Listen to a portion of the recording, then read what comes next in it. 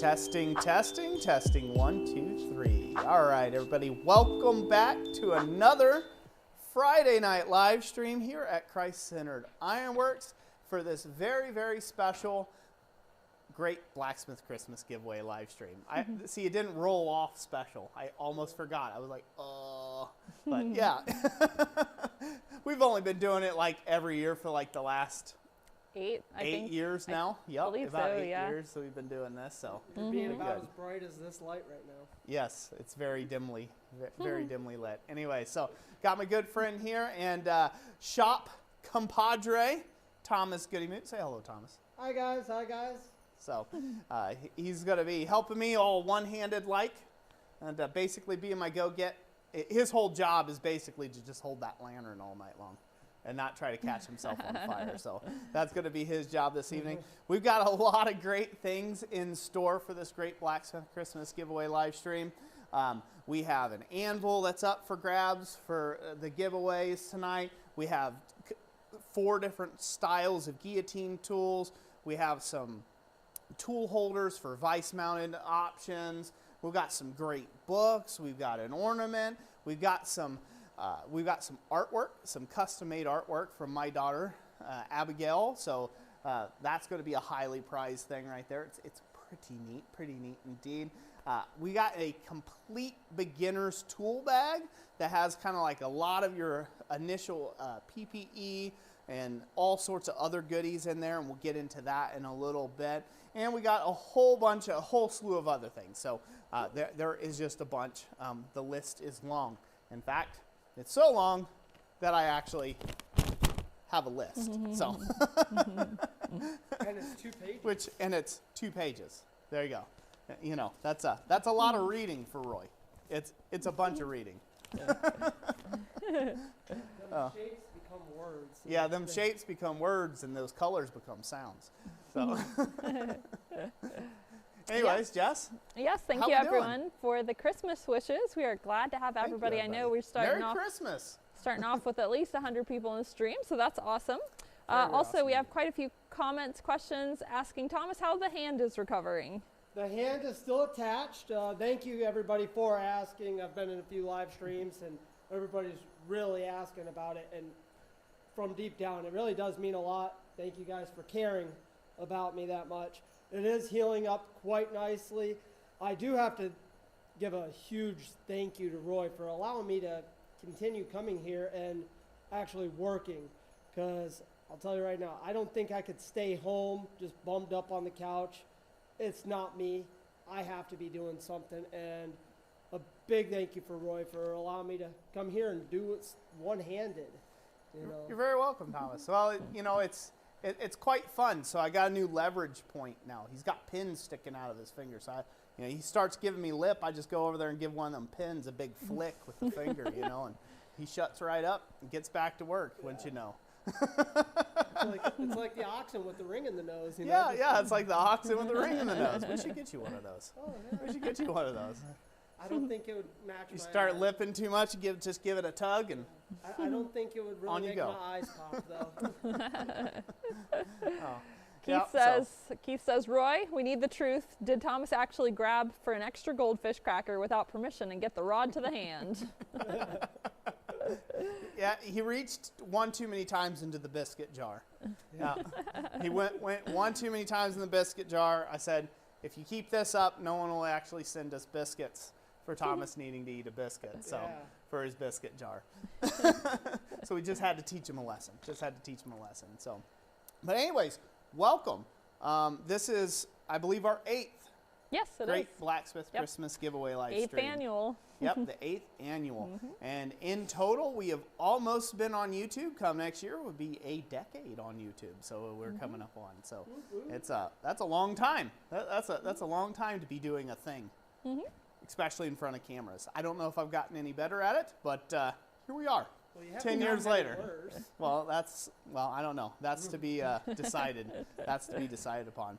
So for tonight's project, we'll talk about that. I'm going to start off with something that has always fascinated me about blacksmithing from my very moment one, from childhood, and that is I'm just going to make a simple scroll.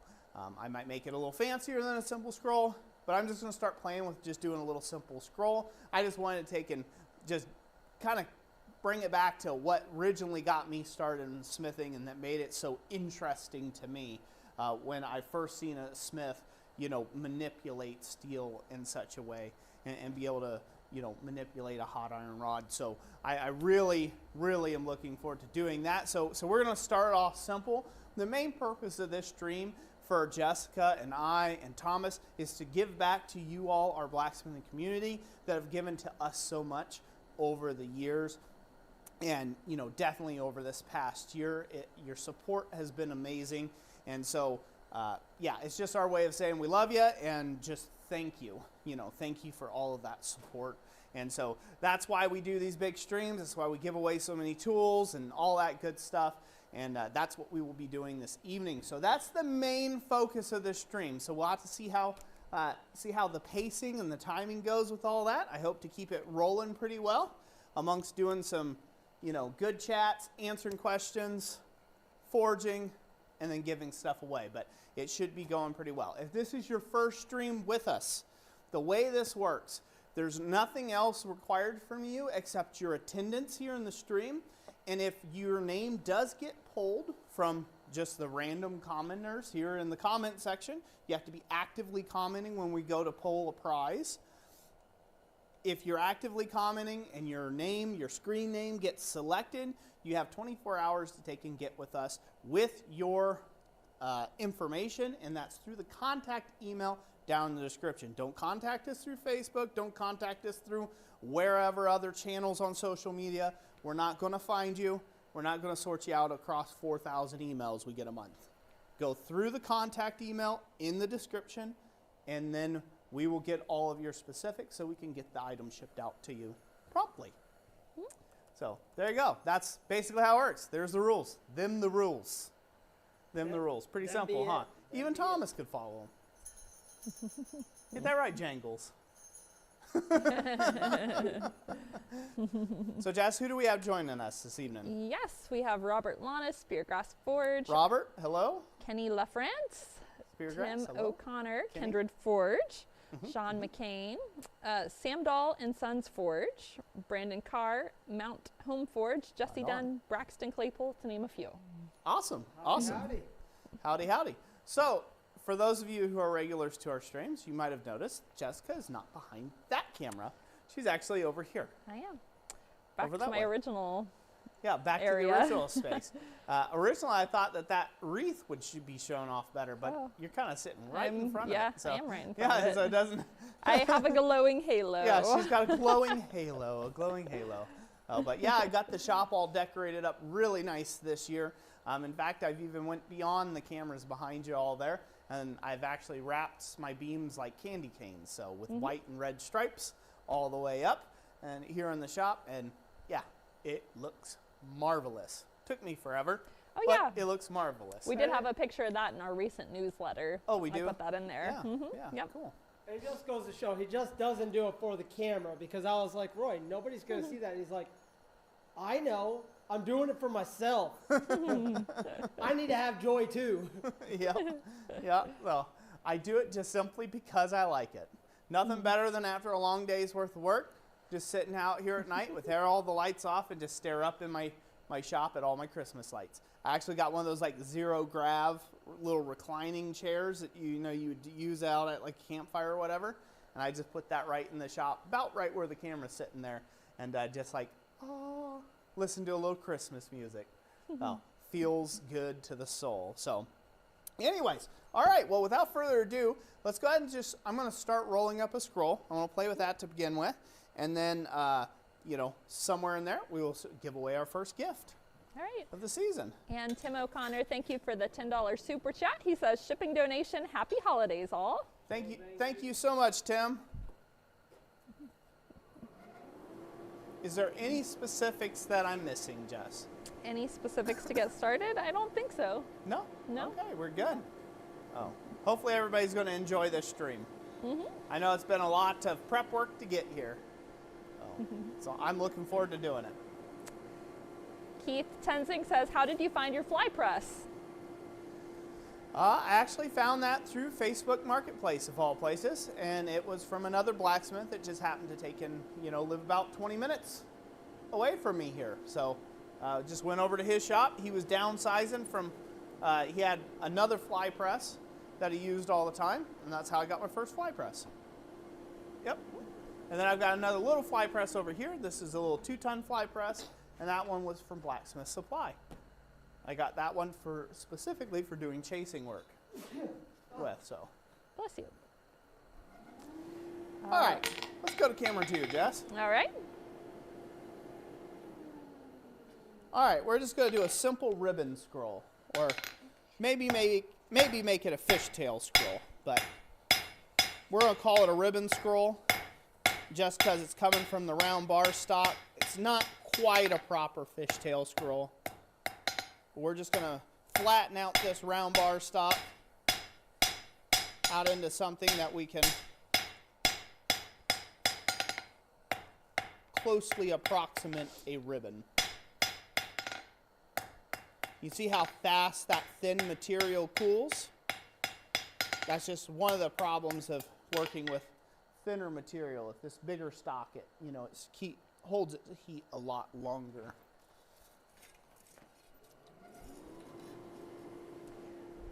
Michael, right? We actually had some snowfall last night, so there's some snow. You're not really seeing it behind the guys, but in the corner over here by me, we have a little pile of it. It's like a little 1-foot pile. So she's got a 1-foot pile there that she could possibly pelt me if I don't behave. Potential snowballs. Yeah.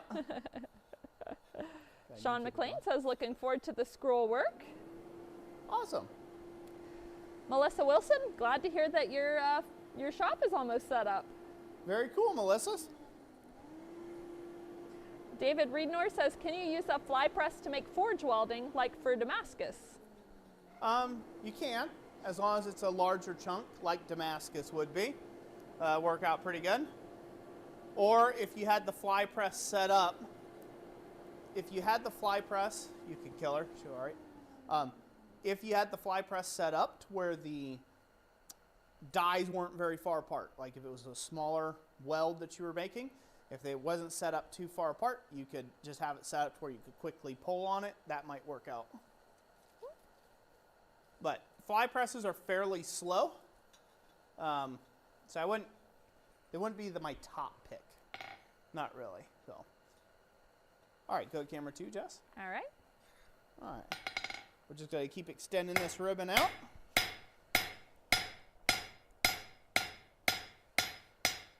This is where I call it a ribbon scroll because it's not quite a proper fishtail scroll because it doesn't have the large fish shape to it.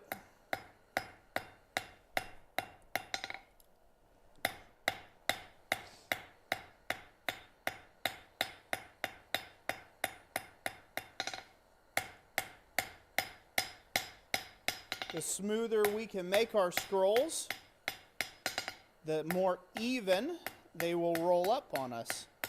If you have a bunch of lumpy bumpies on your scroll work, you're going to have a bunch of kinks once you go to bend it. So if a bunch of lumpy bumpies in your surface of your material, you're going to have a whole bunch of like little square corners that are going to appear when you go to roll up your scroll. So, and that's bad. We don't want that.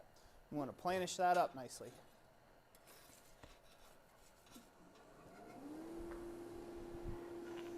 What else we got, Jess? Yeah, we have, let me turn on my camera. There we go. All right, Stephen Padilla says, I am a fan of fishtail and beavertail scrolls. I like them both.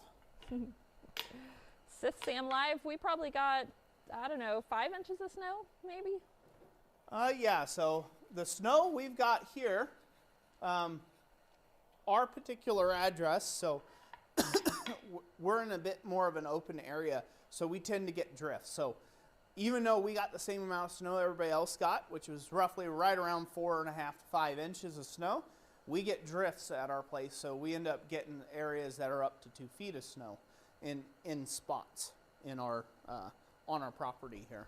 And so There's a place right here behind the barn that's got a good solid 18 inches of snow.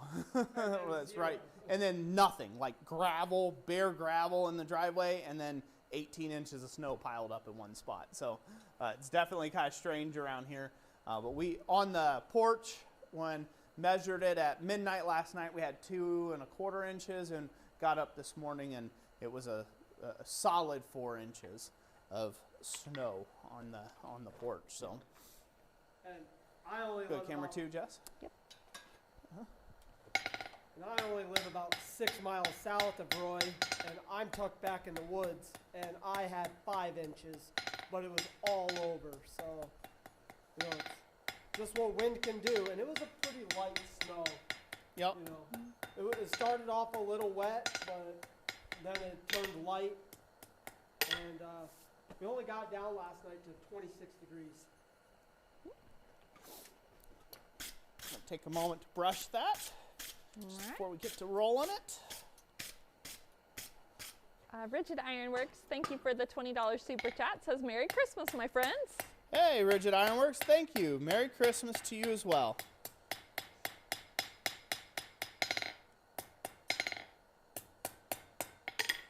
Nice.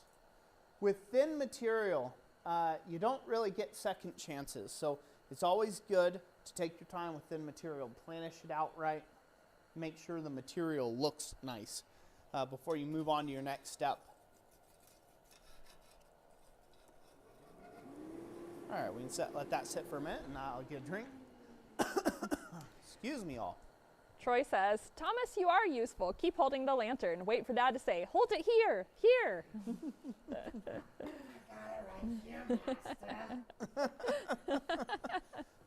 This is the weird I work with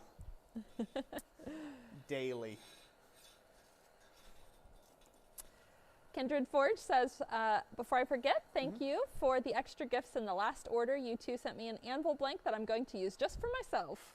You're very welcome, Kindred Forge. Thank you so much. Thank you so much for the support. And that's one thing I actually enjoy when packaging up your guys' orders. You guys order from us through www.blacksmithingblanks.com. But I was just trying to do a self-plug there. Yeah. But when you guys do order, though, I actually gain enjoyment of picking a free item to give you guys to see, like, oh, you got this, and oh, let's see what else you might enjoy. And, you know, I really like when you guys comment back, hey, you guys gave me one of these, I want more of them. And I gain enjoyment out of that. Yep. So. And he does a pretty good job at picking stuff out for people. And remembering people, too, as well. So, you know, you're like, oh, I think I gave them this freebie last time. So, although there are a lot of people, sometimes we give away repeats. But it's free, right? You know, it's free. What's that old adage? Beggars can't be choosers, right? At least that's what I've been told. Oh.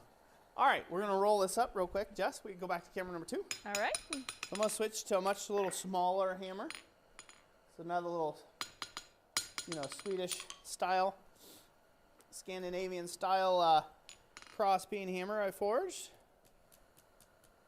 We're just going to keep rolling on out. Now, do you see how I'm not doing really anything special to this?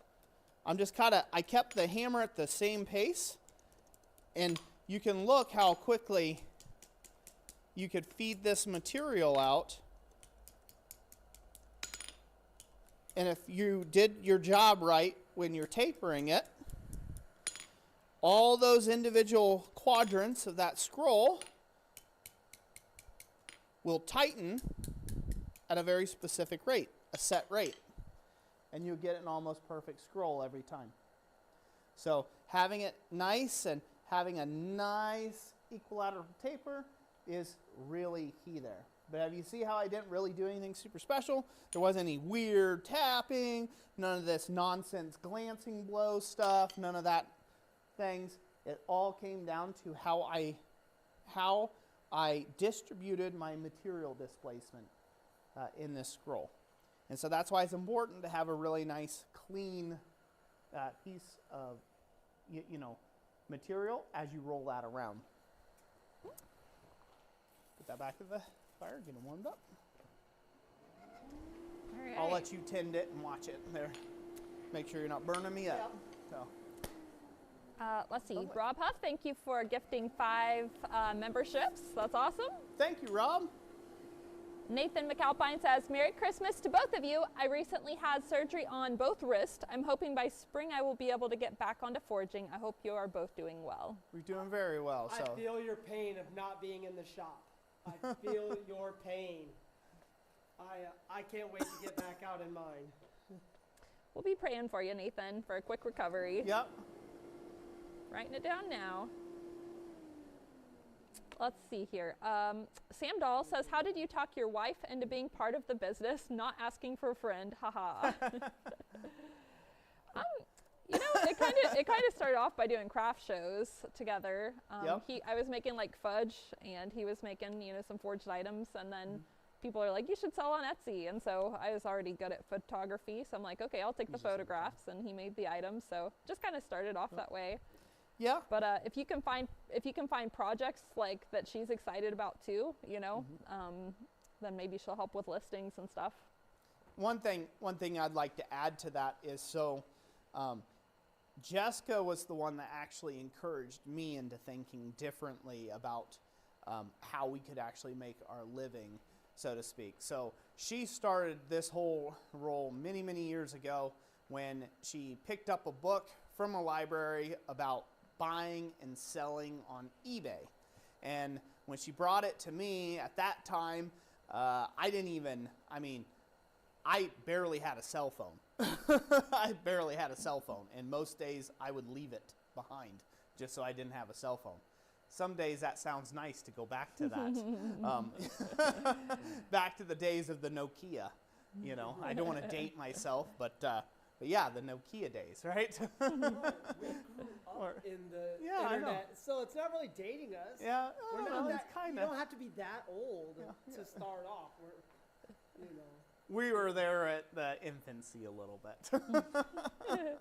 So anyway, when she brought me up to this idea, she's like, hey, I think I'd like to try this and, you know, buy some stuff and turn around selling on eBay.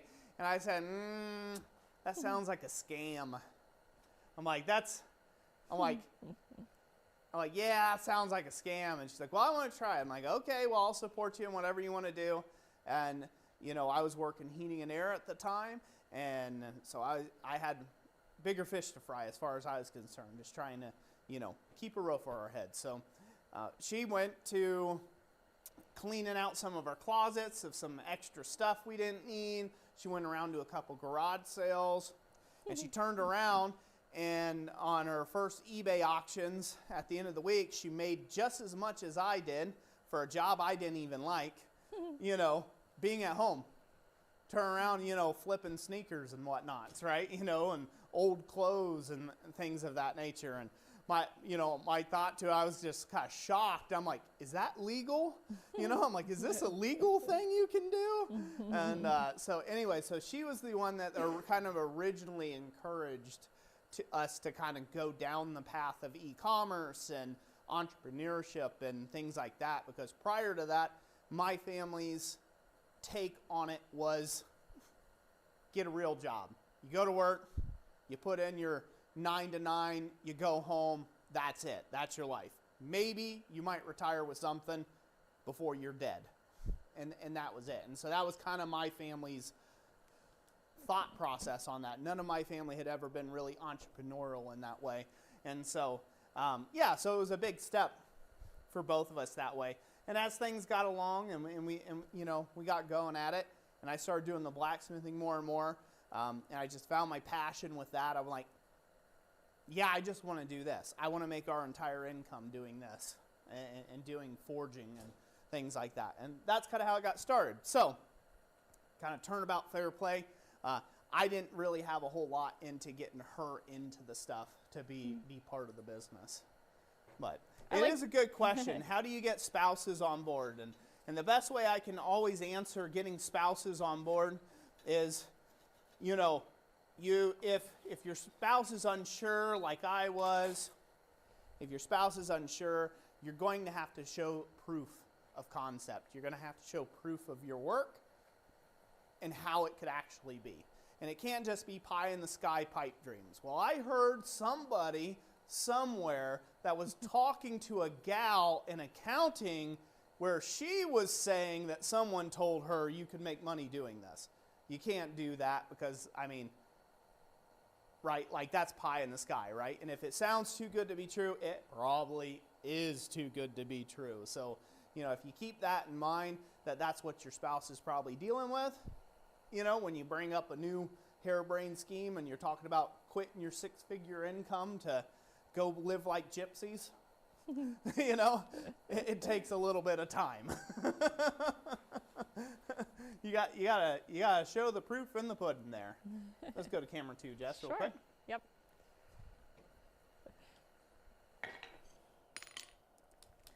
Some of the people in the comments are talking about how their wives are, you know, on board in different ways in their enterprises. Neil Zagrin says his wife's on board. James Haas says, I blacksmith and the wife makes jewelry. My favorite thing to do at the beginning was to look up stuff for Roy to sell. I liked it's kind of like SEO at the beginning, is before I knew what SEO was. But my favorite thing was not liking anything she looked up. Yeah, he did. I'm like, look at this. This sells so good for this shop over here. And he's like, nah. I'm like, but come on. Like, but these 9 people make this thing. I'm like, yeah, but I don't want to be normal. I don't want to be like those 9 people. He does that to me too. That's their products. I can be like, hey Roy, we should make this, and he's like, eh.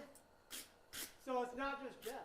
Yeah, but I did get to take that information that I learned there and I turned it into the Blacksmith's cheat sheet, which is like 50 items that you guys can forge for anybody else who doesn't know what to sell. I mean, I researched 50 items that you can make and sell with pricing and keywords. So we've got that ebook over at our blacksmithpdfs.com.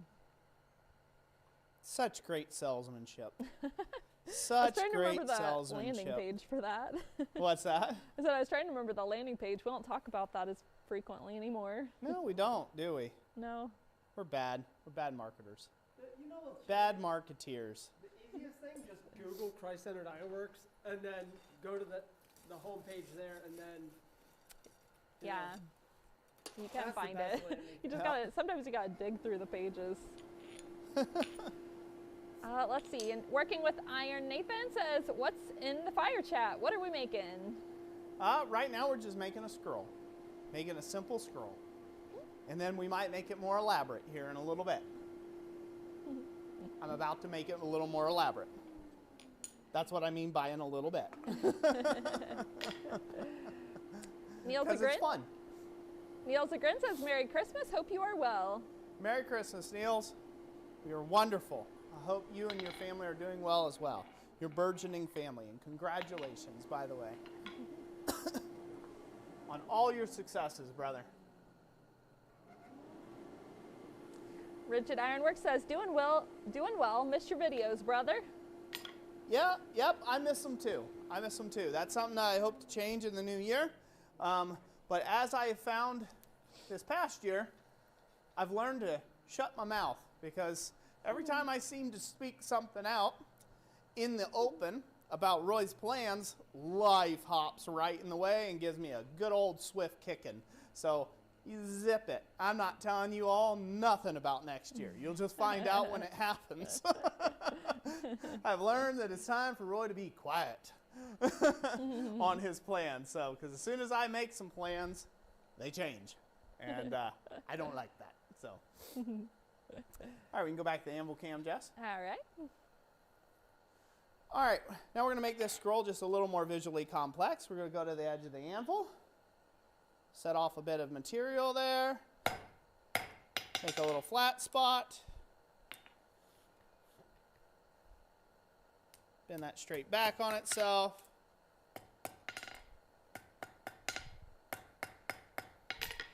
Why? Just because we can.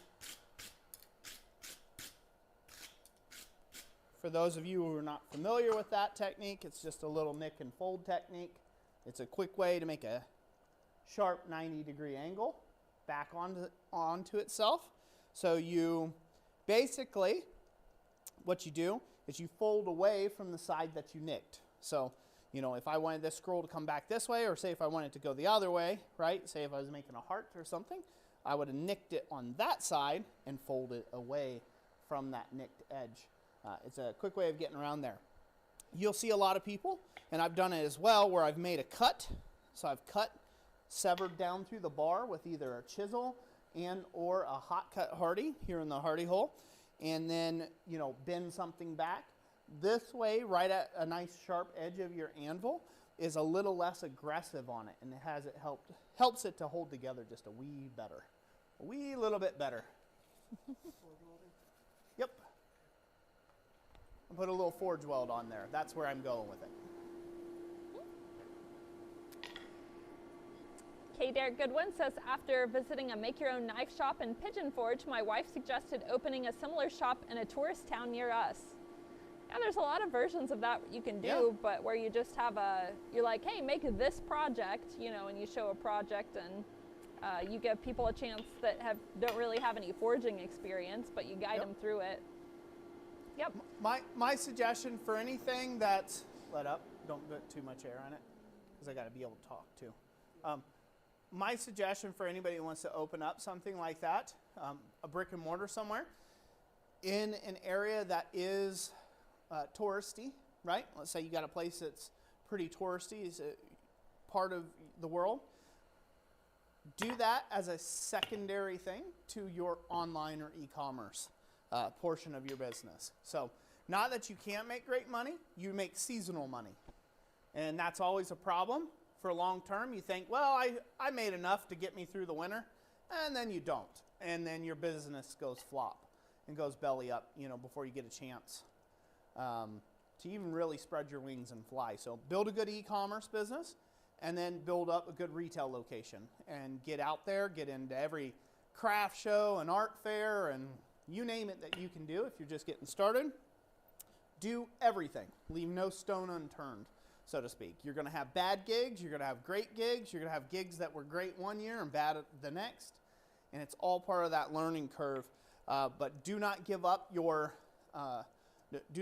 an online presence for something that's just specifically in person, because unfortunately, in-person stuff is hit and miss. So give it some more out of there. And one thing that might go good one year might not go very good the next. Yep. Seems to always be the case.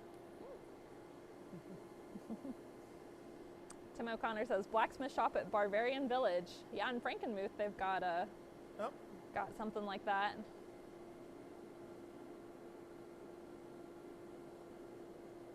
All right, camera 2, Jess. All right. You got me a little hot there, but that's okay.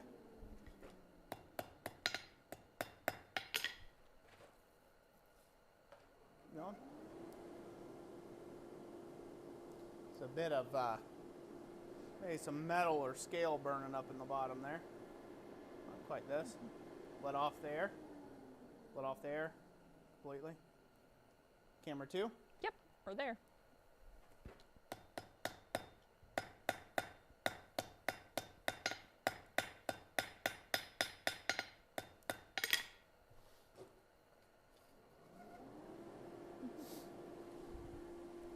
Going to forge this, weld this up real quick. See if we can do it with all that air we're dumping into the box.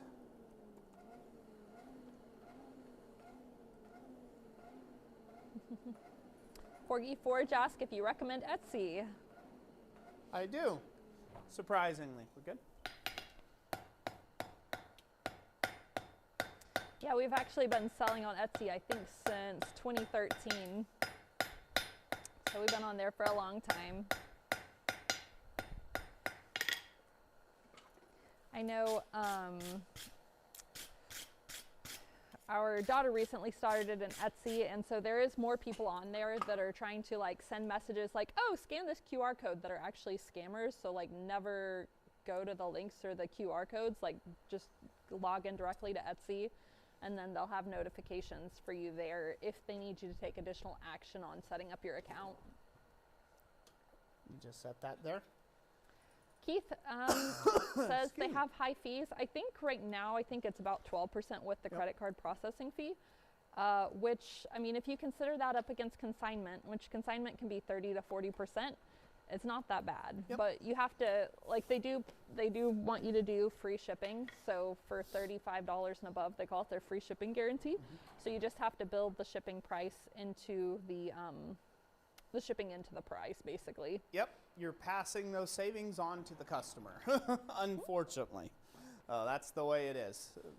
It's kind of actually a bad look on Etsy for that specifically, because they have forced all creators on their platform to specifically, you have to take and offer free shipping, or they're not going to recommend your products. And that's specifically straight from Etsy. You have to offer the free shipping or they won't recommend your products. And which is bad because, right, if you have to offer free shipping, then you have to set your shipping price to the furthest destination possible that you might ship that item. And so therefore in the US, depending on where you're at, if you're all the way on the East Coast, you have to set it for the price to ship it all the way to California. If you're in California, you have to set it for like as if you're going to ship it clear out to New York City, right? And so you have to take and play that game, so you're always overcharging on shipping. You're always overcharging on shipping, and then you have to add that price to the item itself. So it just makes everything super expensive.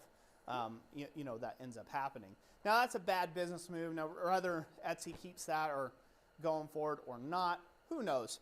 But for people, I will recommend people on this when it comes to the internet, and this is something that Jessica and I have quite a bit of experience with. Think of every place you can list your item as another place of metadata. It's another place that Google can collect information on your business, and it's another pointer finger pointing at your business, pointing at a particular product. Because you say, to heck with Etsy, I'm just gonna, I'm gonna become to the top of Google search results all on your own. Not happening, Jack. You're page 14,402,000,000. You're never gonna be at the top front of the thing. But you know who is there? Etsy and their products. They spend millions, tens of millions of dollars every year on ad placement so they can be at the front of Google search results when you Google something like hand knitted scarf. Well, guess who you're going to see within the first page? Etsy. Mm-hmm. Makers that make hand knitted scarves on Etsy. You know who you're not going to see? Some little old granny Tildy that's got really great scarves that she's been making for the last 70 years, right? You're not going to see her scarves on the front page, even though they could be far superior and everything else in its brother. You won't see them at the thing. So it's just a numbers game. You don't have enough money to buy enough ad space to be up at the front. So you align yourself with somebody who does have enough money to put the ad space up in front. So simple business like that. So even if you don't like their fees, even if you run it at a bit of a loss, Etsy's still a good way to go to take and get marketing out there around your business. Just the way it is. Keith, we started off with eBay, mainly reselling stuff, but eBay is like the garage sale of the internet. It's not really the best place. Like with Ironwork, normally you're trying to sell somebody like this is a luxury item. It's not an item you need. So eBay is not really the greatest place. You can sell there. Royce first sold his first, 6 or so tomahawks there back in the day. Yeah, you're good. We used to sell on some other websites too. We also did Amazon handmade for a while, and we got some sales there with copper bowls, but after a while it kind of dried up and we didn't invest any more time in listings there, so we ended up pulling our listings off of Amazon Handmade. And then also there was there's one other place we sold, I can't remember. They had a strict timeline, so you couldn't do any big jobs. Oh yeah, and so we were getting really big jobs days. that needed to do multiple months, and they had like a 30-day window that you had to have the item shipped by. So, and that was just creating all sorts of havoc and headache, because you'd be right in the middle of the job, and then Amazon would just pull the plug for you. So yeah, that didn't work out. That didn't work out the greatest for us. specifically. So. David Henderson said he talked to one consignment store and they wanted to keep 70%. That is outrageous. I've never heard of any places 70%. You should giggle at them to their face. Yeah. Bull giggle to the face on that, and then just walk out promptly. Consignment is real difficult because a lot of times they have you sign agreements that, you know, watch it, dude.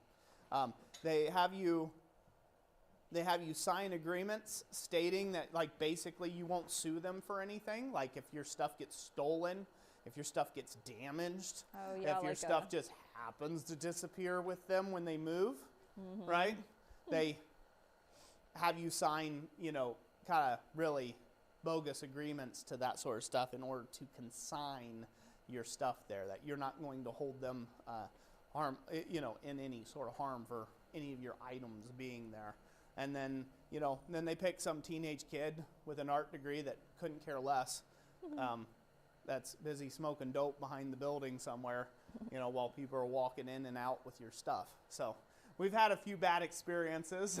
Yeah, we've lost some items. To say the least, you know, and nothing hurts more than an item that you've, you know, spent 15, 20 hours into, have it just disappear and no one knows and no one sold it and and you're just out of luck, you know. So nothing hurts worse than that at a consignment store, especially for their fees. So, and usually consignments between 30% to 40%, so, which is yikes, right? KT, yes, we got the shop sided now, so we are less snow in here. We're in relative comfort. Yes, relative. Sometimes, if it's blowing, it'll still get in on the anvil and stuff, but not nearly as bad. Roy doesn't have to shovel walkways inside the shop anymore. Well, I don't think it's too bad, and unfortunately, I can't really, like, zip up. So, I mean, I just got a T-shirt and just my hoodie. My whole front end's open, and it's not bad in here. Not too hateful. Comparatively to outside, where the wind's a little whippy and cold. The most Midwestern thing you can say. It wouldn't be too bad if it wasn't for the wind. Yeah, it wouldn't be too bad if it wasn't for the wind. Oh, all right, hon. Yeah, are we gonna? Good questions, good stuff. Things going? Yeah. All right, well, I got that scroll kind of heating there. I'm just gonna let it sit there. But I think we ought to give some stuff away. We should. I mean, this is what the people come for. It is. For us to give things away, isn't it? It is, yeah. Give people what they want. No, I'll give them what they need. They do need it. Which is a good stiff talking to.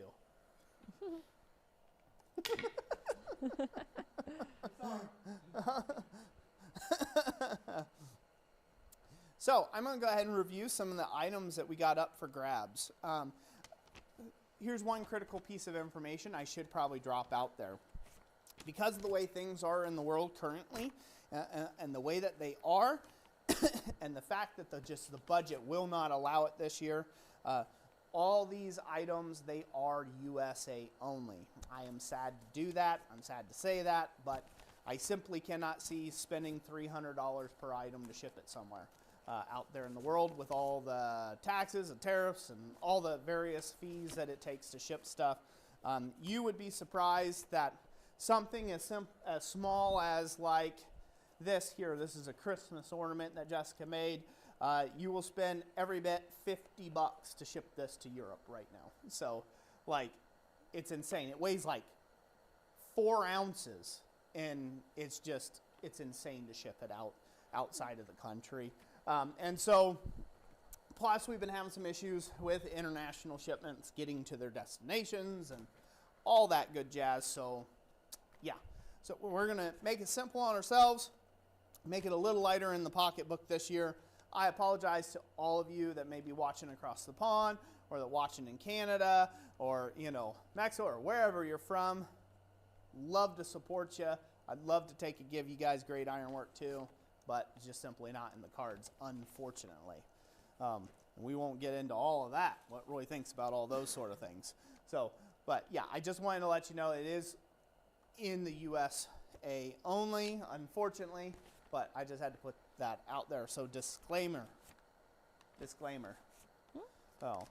All right, so some of the items that we have, these are items that we're donating from Christ Center Ironworks and blacksmithingblanks.com. So I've got a Doyle anvil that we'll be giving away here real soon.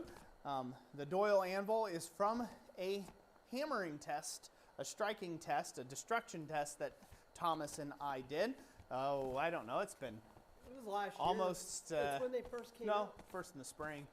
Was it this Yeah. year? I think it was spring of this year, I thought. I don't know. Time's been flying. It's been hard to keep track. I don't know. It might be even a year ago. Yep. Yeah, it could have been a solid year ago. Yep. It's when they Plus a little bit. Anyways. When they first came out. Yeah. So it's a very famous anvil. Let's say that. It held up remarkably well. There's some dents and stuff in the surface. If you're really particularly perturbed about those, you can always grind them out. But anyways, I want to take and ship that to somebody. So we'll be giving one of those away. We'll be giving away a double bay guillotine toolkit, a single bay guillotine toolkit. These are the type that have a lever on them. They are a new product that we released this year, at the beginning of this year. We're going to be giving away a full treadle hammer kit this evening at some point with air assist and heavy hammer upgrade. So it's literally this one right here, like what you guys have seen me use in quite a few of my videos. We make those in-house. We're going to be giving one of those away. I'll be giving away a C-frame guillotine tool of our old style, an A-frame guillotine tool of our old style. I'm going to be giving away an Uncle Buck's Forge vice-mounted tool holder. That's where you can drop a bunch of hammers and tongs in. It's like a little rack that you can mount to a post and then put your post vise on. And then I'm going to do our style, which is a concentric style of vice-mounted tool holder that you can do the same thing with, just a different thing. That'll be a different stuff. Thomas brought some great beeswax that he melted up himself for the live stream. He'll be giving those away. So that's all the items from us. I want to take a moment and acknowledge some of the great Blacksmith Christmas giveaway items that came in from you all out there, our supporters. And a lot of you have sent stuff out, and it is amazing to have such community support around these things. We really couldn't do it without you. So make sure you give everybody a round of applause, in the comment section for these. But Possum Sausage Forge, he ended up sending in 3 different items, which is super awesome. He sent in some titanium 3/16 flat jaw tongs. He sent in a stump anvil made from axle shaft, and then also a 3-leaf divider. So a pair of 3-leaf dividers, forge welded from mild steel, and they have hardened springed tips. So that's going to be awesome. We'll be giving those, and those will all be things that we'll be giving away separate, so people will get a little bit of Possum Sausage's work. And I believe he's here in the stream tonight as well. We'll be giving, as well as that, Speargrass Forge. You've probably seen him in the lives before, and he might even be in this live stream, I'm not sure. Yeah. Yep. Which I'm going to have to ask Speargrass. One of these books aren't mine, right? We have one on the shelf. Okay, we have one on the shelf. Yep. All right, these So are yeah, two two to of give them. away, correct. Yep. If I am wrong, comment somewhere that I am wrong. But we have, as far as I know, we have 2 Practical Blacksmith annotated editions. I'm going to just grab one of those right now just to show it off how thick of a book it is. This thing's massive. Go to camera 2, Jess. Yep. We're going to have 2 of these to take a giveaway. Really awesome book. Really well done. That's a honker. That's a long bathroom read right there. Guaranteed to send the wife and the kids to the next county to find a restroom. That's not occupied. So anyway, so Speargrass Forge sent that in all the way from Australia. So thank you, Speargrass. We really do appreciate you. We also have a stamp holder with tool stamps coming in from Robert Lannis at Treadle Shed. It's going to be awesome. I can't wait to show that off. So thank you, Robert Lannis, for that. We have a 2-pound rounding hammer that we'll be giving away from Athol Ironworks. Thank you, Athol Ironworks. Really appreciate you. Thank you for that. Also, some of our favorite people. We have 2 bottle opener blanks, 2 coffee scoop handles, 1 single piece coffee scoop blank, and a knife from a concrete saw blade that we were sent by Bar Run Forge. And that's from Troy and Eli at Bar Run Forge. Great people. If you haven't seen their content yet or anything like that, you should check them out. They're right here on YouTube and all sorts of socials at Bar Run Forge. You can find them. And so thank you, Troy and Eli, for sending that up for the giveaway. And then you didn't put the name, but I believe I'm correct in saying it's from Dave's Iron. Yeah, Dave's Iron & Co. Dave's Iron & Co. So Dave's Iron & Co. really stepped up in a huge way for us this year. He has a complete starter blacksmith tool bag.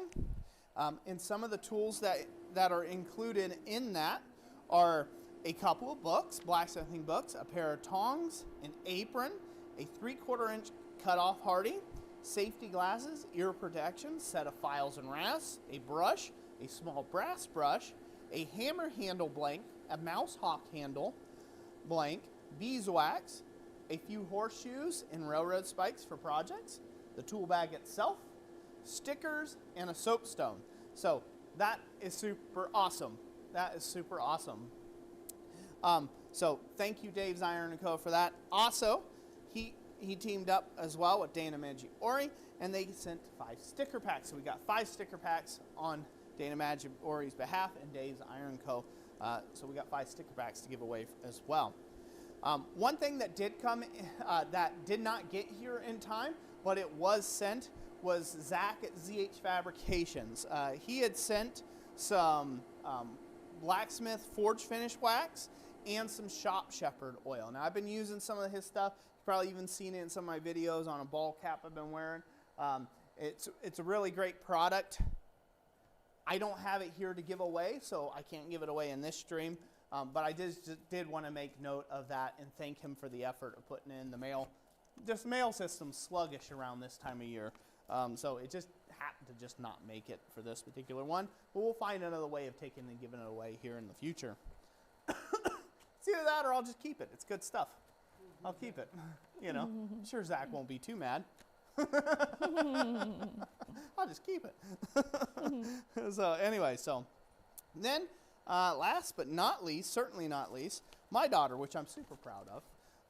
My daughter Abigail, she has a Snapdragon Flowers and Tongs original watercolor painting by Flora and Phlox Designs on Etsy. So that's a little plug for my daughter's Etsy page where she does a lot of paintings and things like that we're helping her get started on. So what was the name of that Etsy page again? Flora and Fox Designs. Flora and Fox Designs on Etsy. I want to show that off just because I'm a proud papa. So I'm going to show that off real quick. And then also Jessica had a enameled ornament. So let's go to camera 2, Jess. All right. Maybe I can show that off good enough. Yeah, there you go. A pretty little piece of artwork from my daughter. She especially likes doing flowers, so she has like a custom flower listing where she'll do whatever kind of flowers that people request. And then I'll show off the ornament from you. Might as well. All right, while we're there. It's a simple enough, since we're there. Yep. I enameled a batch of those last year, and that one was left over. And that's enameled on copper, so that's glass on copper there. And this one was a leftover. Very lightweight. So if you got one of them cheesy, chintzy Walmart Christmas trees, you're in good shape. It won't weigh it down. It won't weigh it down. Won't keep it from blowing away in the wind. Yeah, there you go. Trolley Downs is my favorite. So anyway, so that's all the items that are up for grab, you know, basically this evening. So pretty great stuff, and I think we should go ahead and give something away. What do you think we ought to give away, hun? Well, let me see here. I mean, if we just start with the tiny titanium flat jaw tongs, it's at the top of the list. Yeah? Titanium flat jaw tongs? Is that at the top of your list? It is, yeah. It's not at the top of my list. Where's the top of my list? Maybe on the... Oh, are you considering... Okay, that's the top of your list. Yeah, Okay. I mean, we could start with either page. It doesn't matter. All right. So we're going to give these away. I wish I could take and show you all how lightweight these bad boys are. These things are insanely lightweight. Like like it's kind of hard to fathom. So they are just like feather lightweight tongs. It's really cool. Titanium's kind of an awesome material, and I'm just super excited that we have these from Keith Bear. He put so much effort into them. I really do appreciate that. Those are super lightweight. They kind of make me want to. I have some titanium laying around. I kind of want to make a pair now, just because. I mean, heck, they're just really nice, really nice. They weigh maybe.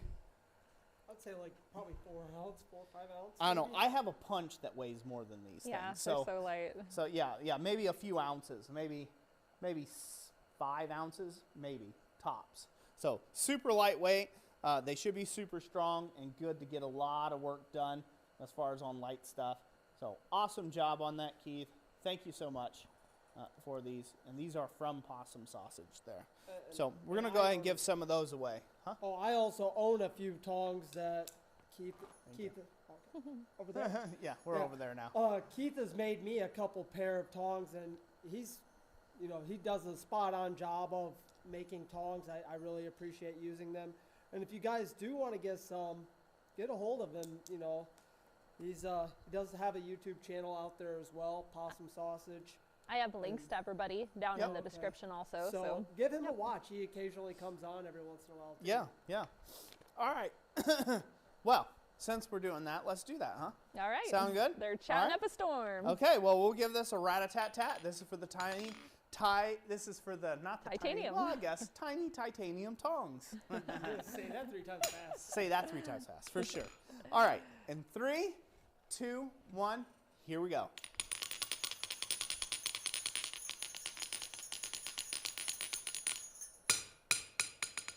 Who do we have, Jess? We landed on 410 Forge with titanium flats, baby.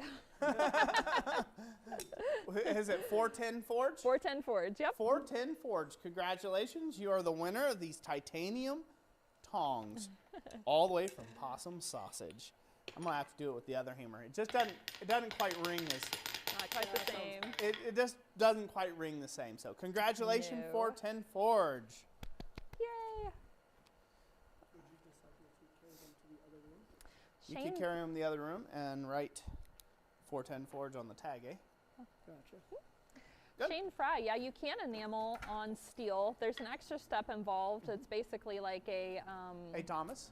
It's like when a you're in there, mixture can you get me of. some, I'm trying to remember the exact tissue name of it. paper? Thank It's you. basically a mixture of enamel with, I think, salt and clay in it that basically helps bridge the gap between the expansion rates of the steel and the enamel because they're a bit different. So it kind of like is the middle road there. So I have done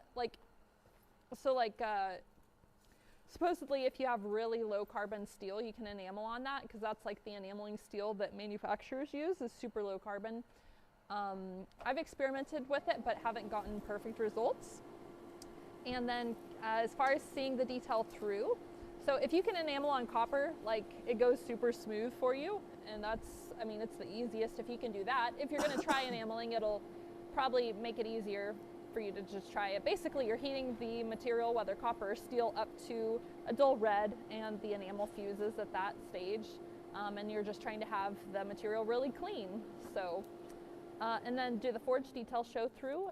It shows through best with translucent enamel. There's 2 kinds, opaque, which you can't see through, and then transparent. So, and then I've purchased my enamel from Thompson Enamel. They've been around for a long time. They have a lot of colors and you get consistent results. Excuse me. All right, honey, we ready to give something else away? Yes, yes we are. Okay. Yeah, thing's got so much scale on there now, I'm going to have to throw a little of that dirty F word on there. Some of that flex.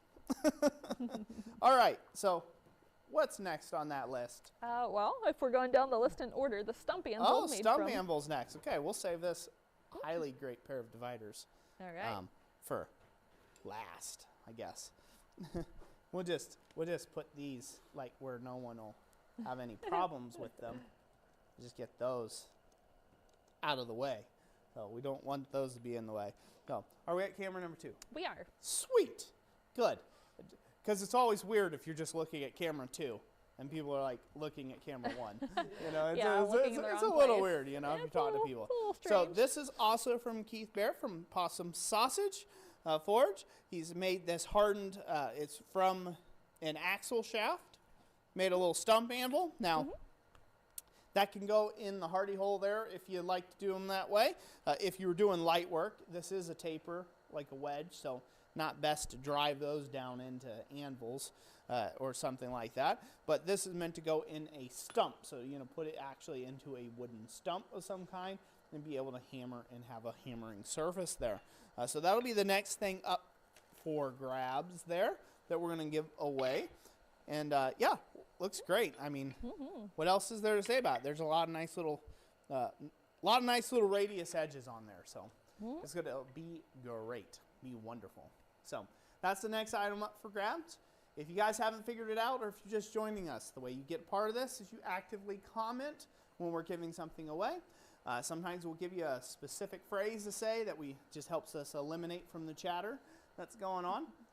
So for this one, and in honor of Thomas, Stumpy. You got to say Stumpy. Stumpy. Going for You the like that one? Stumpy. I love it. You like that one, Jangles? Good. Jangles like it. Stumpy. Stumpy Jangles. Yeah. I'm glad I still got to keep it. But So, all right. So, so for this catchphrase, we're going to pull one person at random from the comment section that's commenting, and she'll draw a random name here in just a minute whenever I'm done ringing the anvil. All right, we ready? Yes, ready. Set, and go.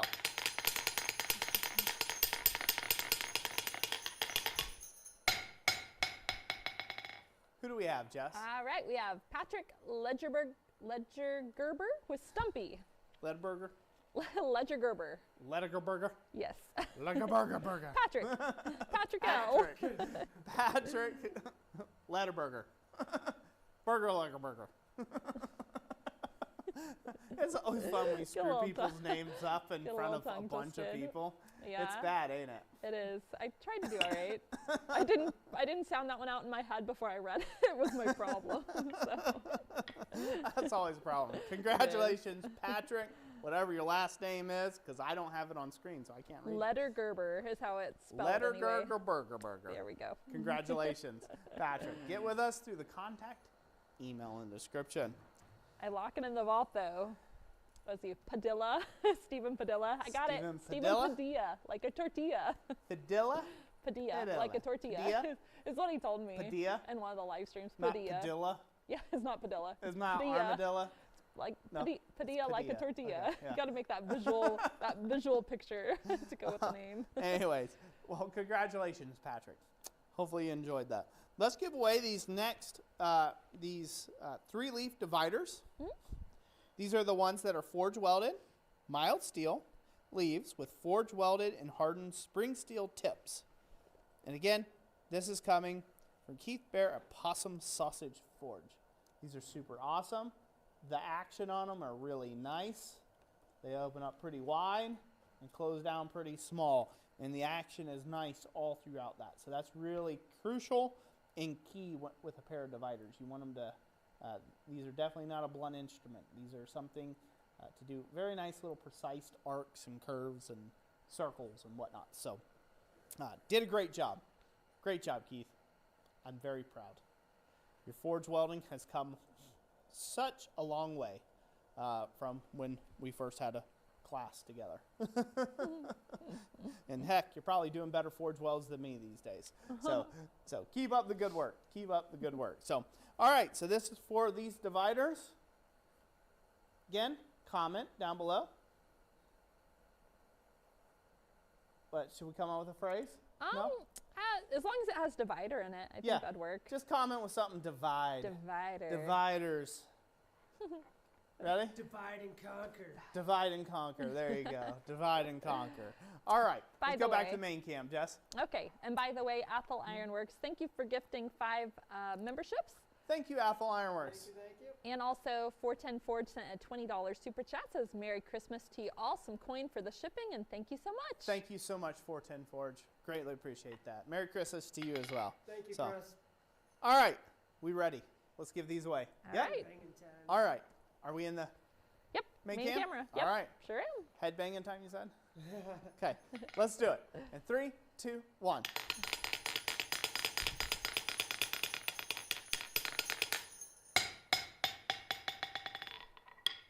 Who do we have? All right. With Divider and Conquer, we have Lobster. Divider and Conquer. Lobster. Lobster. Congratulations, Lobster. Lobster. Like a lobster. What's with the shrimp on the Barbie? A lobster bisque. Congratulations. Get with us. Contact email in description. Nice. Oh, by the way, did we mention it earlier? We will be announcing the winners for the Christmas sweater ornament contest also during today's we did not live announce stream. that earlier. So I know I've seen a few names floating around that participated, so just stick with us. Stick with us and we'll go over that. Yeah, it's a big stream. We didn't announce that earlier. That's an epic fail on my part, ain't it? Oh, well, I mean, there's a lot to remember. It's so bad, Jess. So bad. So bad. Such little time. Oh, Speargrass says if we're willing to, he's willing to provide a copy of his book worldwide. So that Okay, way, awesome. because I mean, I believe that's fulfilled by Amazon. So Yeah. yeah, we can do that, Speargrass. So I'll make that. I will write that down for number 3 and make that worldwide when we go to do those. The magical pixie powder in here. Magical pixie powder. It's Roy's secret magical pixie dust powder. BoucherWag77 says, can you anneal wrought iron? About to try forging it for the first time over my holiday. Any advice is appreciated. Can you anneal Can you anneal it? Yeah. wrought iron? I mean, it doesn't harden, right? Because it has so much. It never hardens. You can normalize it, or I guess it's annealing. Basically, just heat it up and let it cool down real slow. Tuck it in some ashes, and it's not. You're not really pulling out hardness, so to speak. But if you pick, you're not doing yourself any good unless you pickle it afterwards. So if you're going to do like cold forging with wrought iron, you can heat it up, pretty hot, cherry red, something like that, and then you can stick it in some ashes and let it cool. The only thing you're doing there is maybe helping the grain structure just a little bit on it, be a little less stressed out, and then pickle it. So generally, if you just pickle the wrought iron, it'll be pretty soft to the hammer blows and whatnot. So, but yeah, usually you don't anneal soft materials. So, not really. You're not annealing them in a way. Not in the way like you would do copper, right? Copper work hardens, and so therefore it gets harder and harder and harder, and then you have to heat it up and anneal it basically, and quench it, and then it softens back out. But you don't really do that on, wrought iron, because wrought iron is never hard to begin with. So, yep, let's get some heat into there. I'm going to do some more forge welding on that.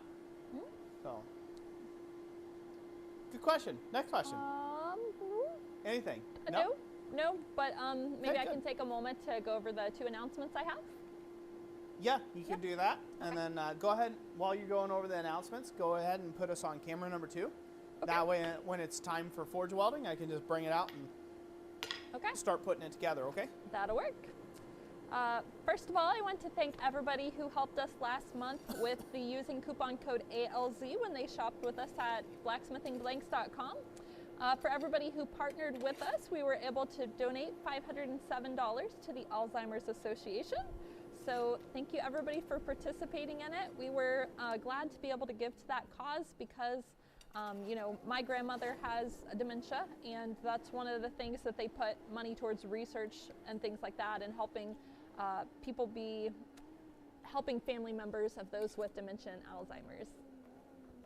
And also I want to let you guys know that we are doing free shipping this month. So If there's anything you're wanting to get, like tools especially, it can save you a lot of money if there's any tools you're wanting to get with us, because they are heavier. Just get it hot. That you can get free shipping in the US if you shop with us and use code FREESHIP.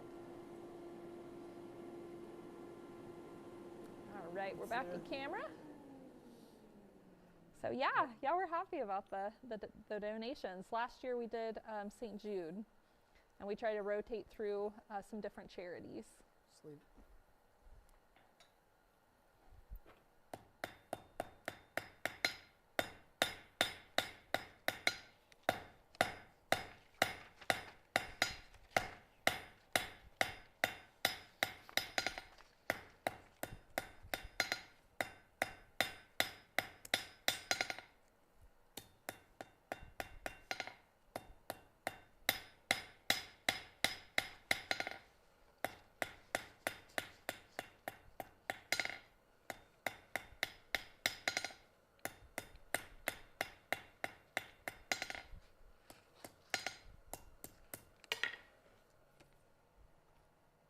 Got a little bit forge welded up. Looking nice.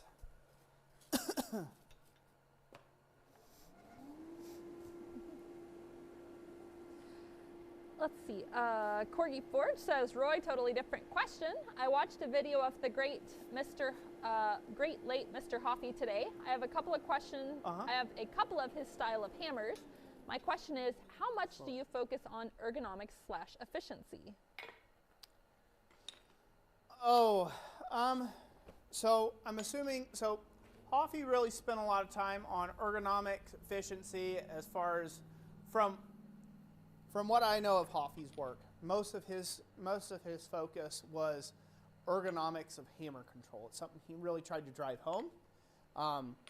He had a particular style, and the way that he did it, I never found that style to be particularly pleasing to me. It never really was never my leaning, so to speak. So I didn't really get into that way of hammering. A lot of what he says makes sense. So like, you know, having the least amount of contact with the part that's doing the pounding and beating is obviously going to be good for your body. So the Hoffy technique is very valid when it comes to that. As far as how much does the focus I put on efficiency and things like that, it really just depends. So nowadays, I focus more on doing things that are things of antiquity, right? So my main focus has been on French Baroque ironwork, specifically Baroque ironwork of the French styling or leanings, just because it's very, it's just lots of leaf work, lots of, you know, flamboyance, lots of just in your face ostentatiousness of it all. So I really enjoy that type of work. And with that type of work, efficiency isn't such an issue. It's kind of like it's not efficient work. Its very nature takes a really long time per piece to create anything. And so with that being said, I don't really look at any efficiency when it comes to that. Now, when I first got started in smithing and when I was doing it for production, when I was doing a lot of production smithing, I put a main focus on efficiency. But that kind of got really drawl real quick, because what you realize is eventually you have to either become a machine or you turn everything to be done by a machine. And so therefore efficiency in the blacksmith shop eventually leads to mechanization of all your processes, fixtures, jigs, arc welding. That's the end road of being the most efficient possible, is you being as hands-off as possible and let a machine do the work perfectly each and every time. And so that in blacksmithing, whenever I get to that place with a product, I would tend to pull away from that product and come up with something different that was new territory and you know, not a great way of making a ton of money being a you know, professional blacksmith if your aim is to do things production smithing. So when it comes to efficiency of that, like how you orchestrate in the forge and stuff, currently I don't put a lot of effort into the efficiency side of things. I am naturally efficient with the years of experience that I've put into the craft. So there's a certain things that used to take me what felt like eons, might have took me hours, takes me mere moments now. But that's from a lot of experience, a lot of time in at the anvil.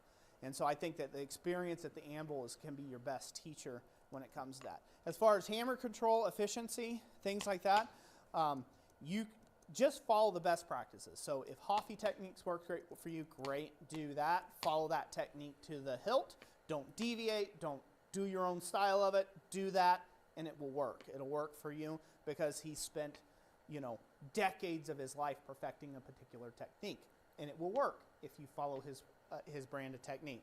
If Brian Brazil's method, the Brazil method of doing stuff, if that is your bag, if that's your baby, then follow his technique. Don't parrot it. Don't try to do something else and call it.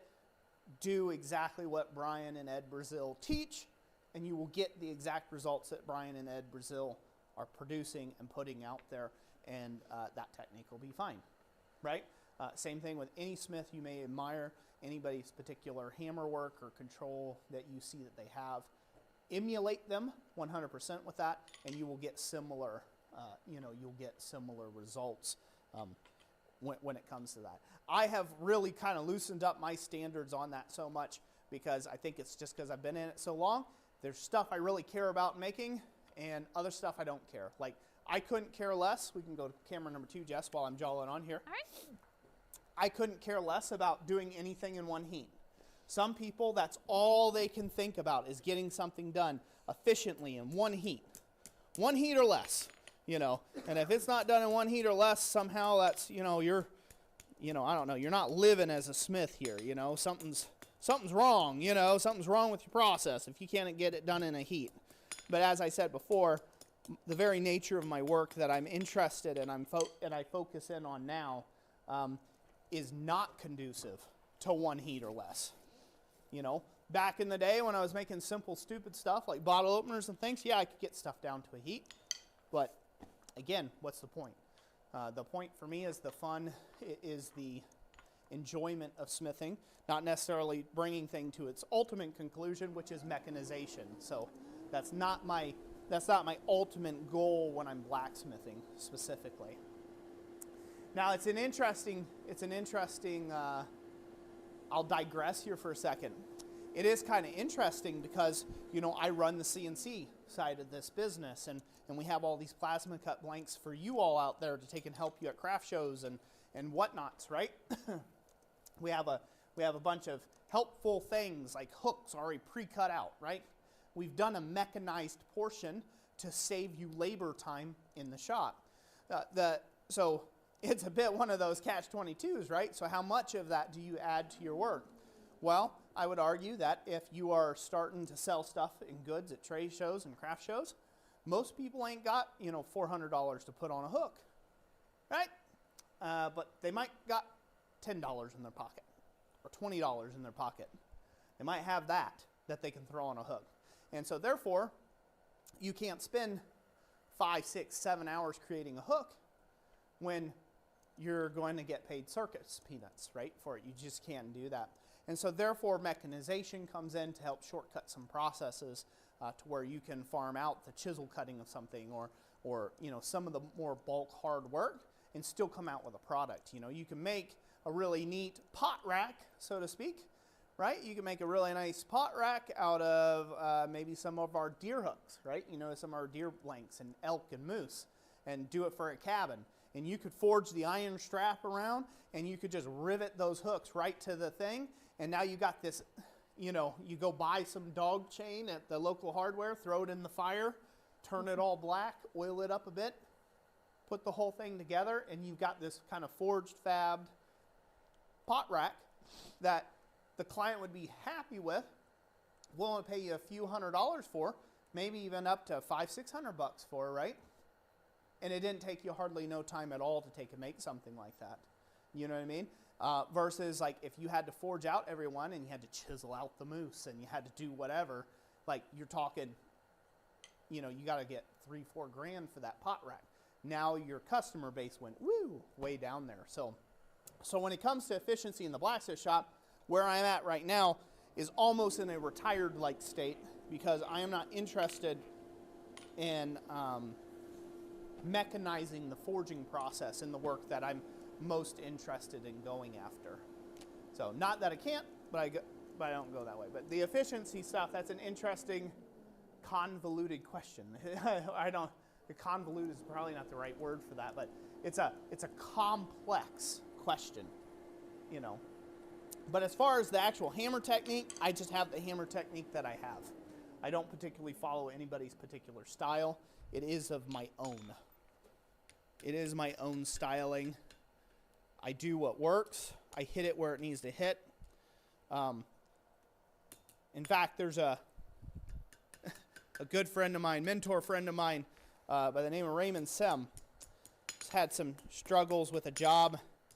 I just couldn't pull off the last, 50% of this job. Okay, this is going to want to go wonky while I'm busy running my mouth here.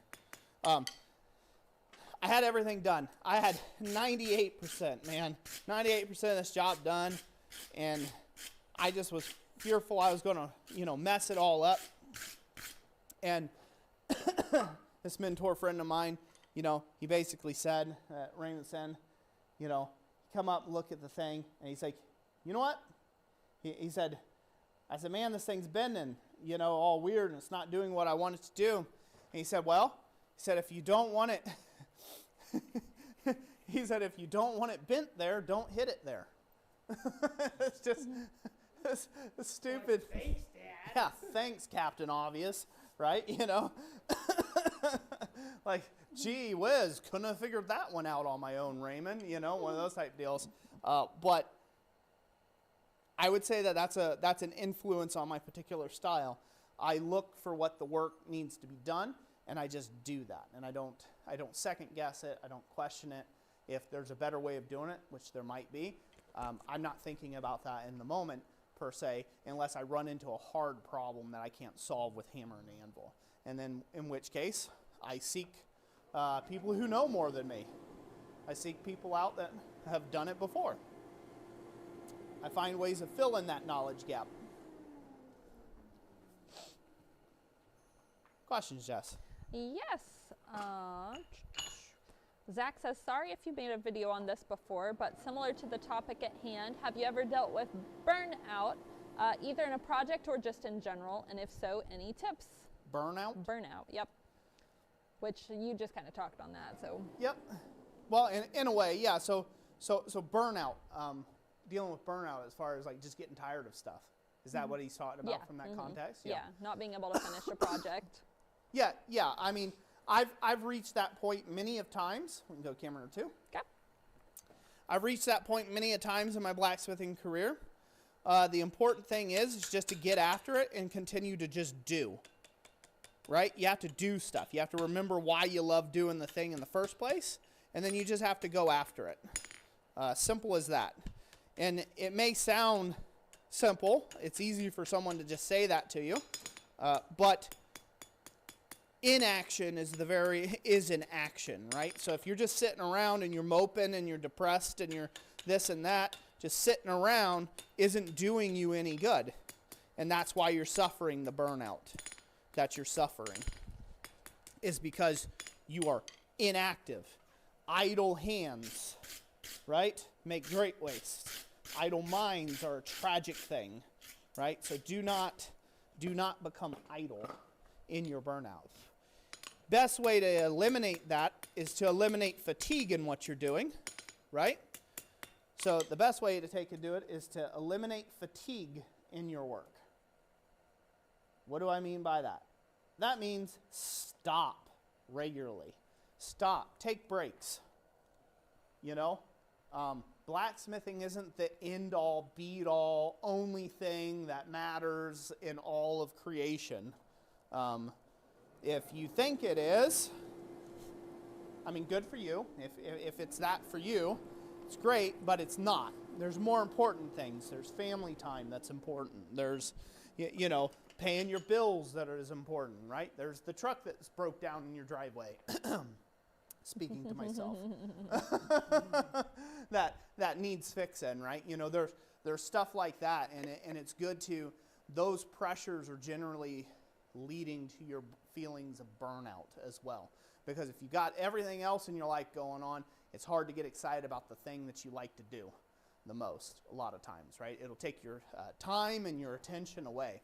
And if I've been honest, and if I be honest, I have been suffering from some burnout from YouTube this year. YouTube, this was a kind of a particular hard year for me in the YouTube space. I have more videos out there on blacksmithing than anyone else on the internet, and actually most channels combined. And that's just a factoid. That's not me bragging. That's just literally a fact. And so usually I will do, between 200 to up to about 350 videos in a year. And that's been my usual, plus live streams. And this past year, I don't think I posted more than 20 videos, and collectively. and so, yeah, so I've been suffering from a bit of burnout when it comes to YouTube videos. Excuse me, I have to, the nose is running. So one of the things that was a trigger for that burnout for me was I invested my heart, money, and soul into a particular project, which was an ice anvil project. And I thought to myself, I worked it up in my mind, that it was going to be the largest video of this year, maybe even this century. And the response I got for it was meh from people. No one really cared about this thing I thought was going to be really good. And it took a lot of effort. It took so many hours to film. It just took so much work.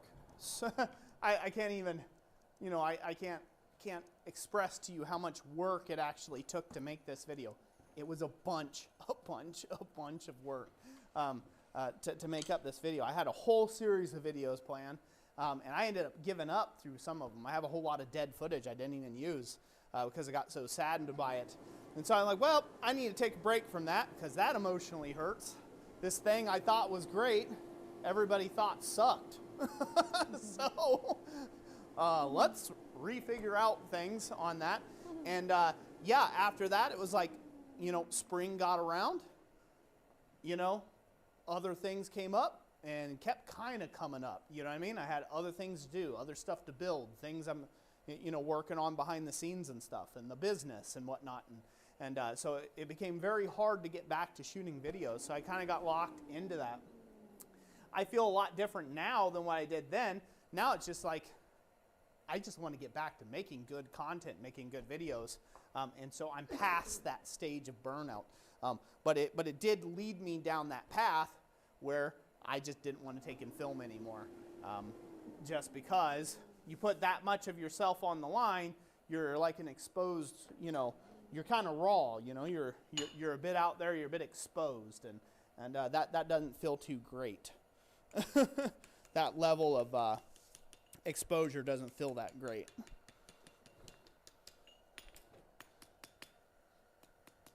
But yeah, so overcoming burnout is it's a difficult thing because it's different for everyone. It's not, I can't give you the one-all-beat-all answer when it comes to that. But idleness is not your friend. Get busy doing something, even if it's, I don't care, if it's out in the shop, man, and you're really regretting, you're really loathing doing this job for whatever reason, man, just go out and start sweeping the shop. Why? 'Cause. That's why. Just 'cause. Don't even look at the thing. I don't even care what it is. But get out there, start getting onto one thing, that'll lead to another, that'll lead to another, that'll lead to another, that'll lead to another, and before you know it, you'll no longer have the burnout that you have now. And that's a fact. And that's how you do any job like that. Approach the simplest, smallest portion of it, and go after that, and eventually that'll build you your confidence where you can take and do it more and more and more and more. And before you know it, you'll be like, burnout what? Oh, let me cool. Here, can you cool this off, Thomas? The whole thing? Yep, just all in through there, yep. John Brunel says, did you drug Stumpy? He's awful quiet back there, and so on Thomas leg. Well, the man over there is just yakking away. It's kind of hard to get a word in edgewise. He's afraid of me flicking that finger. That's what it is.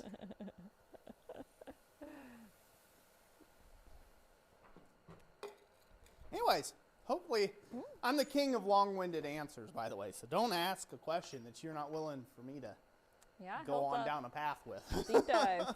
He'll start those Roy rants. Yep. 410 Ford says, I love your honesty and vulnerability. What's that? Oh, 410 Ford says, I love your honesty and vulnerability. You're very welcome. We're all human, right? Yep. So, I mean, what else is there to be honest? You know, it's all we got. Be honest with each other. Support each other. Because we're all we have, right? At least that's the way I look at it. Matt West says, the ice anvil was beautiful. Loved the blue backlighting. Oh yeah, it was really a lot of fun. It was a lot of fun. Great, you know, that burnout I felt about that was my fault. That wasn't on anybody. That wasn't on the community. That wasn't on YouTube. It wasn't on people around the globe. It had nothing to do with anybody. It was my fault. I put too much stock in something that didn't matter, ultimately, at the end of the day. If I wouldn't have cared as much, or if that would have just been an average video for me, I just wouldn't have cared. But got too focused on the number of it. I just worked it up in my head like, this is going to be amazing. It's going to be epic. Everybody is going to lose their minds on this video, and it's so cool. And it was blowing my expectations. And I wanted to keep the thing around. I wanted to just keep forging stuff on it, you know, making cool things. I'm making a point about preheating your anvil. No, Olga is not preheated either. You know, I was just doing all the things I wanted in it. I was fully expressing myself creatively on that video. Jessica and I both were. We were working hard on that, and it was a great thing. But I just got caught up too much in the romance of it all, and I was expecting everybody else to get caught up in and that was the key word there. I was expecting other people to feel a certain way about it when I should have just been happy with the thing I was making, and that was it, right? Yeah. And so because of that, suffered a lot of burnout from that. It led to a series of things, a cascade of effects that ended up stopping me from making as much YouTube this year than what I would have liked. And then it was just, oh my God, hard. It's so hard to get out here and find time to make YouTube content. It just seemed like the day I would be like, yep, tomorrow I'm going to get up, I'm going to put my boots on, I'm going to get out there, I'm going to make some YouTube videos. And then the plasma bed was having issues, and the whatever, the mail didn't post, and some email because, you know, whatever, they, you know, it was always something that just like got right in the middle, like, oh, you thought you were going to do that. Nope, not going to happen. Life stepped in, right? Life got in the way. And yeah, and then it just, again, a cascade of effects, you know. So that's why I said at the beginning of this stream, I said I'm not going to let anybody know my plans for the next year because I'm not speaking them out into existence. I'm just going to act on them and not talk about them. I'm just going to do it. So, oh, let's go to camera 2, Jess, real quick. Yeah, right? Because I need to stop loving to talk and I need to start giving stuff away. Otherwise, we're going to be here all night long. Yeah, we've been going for nearly an hour and 40 minutes. An hour and 40 minutes. Holy snipes. That's a long time. Uh-huh. So you can see we're making it a little more ornate. Yep. Making it a little more interesting. So we're going to scroll this back the other way. I love scrolls. That's how it is. So.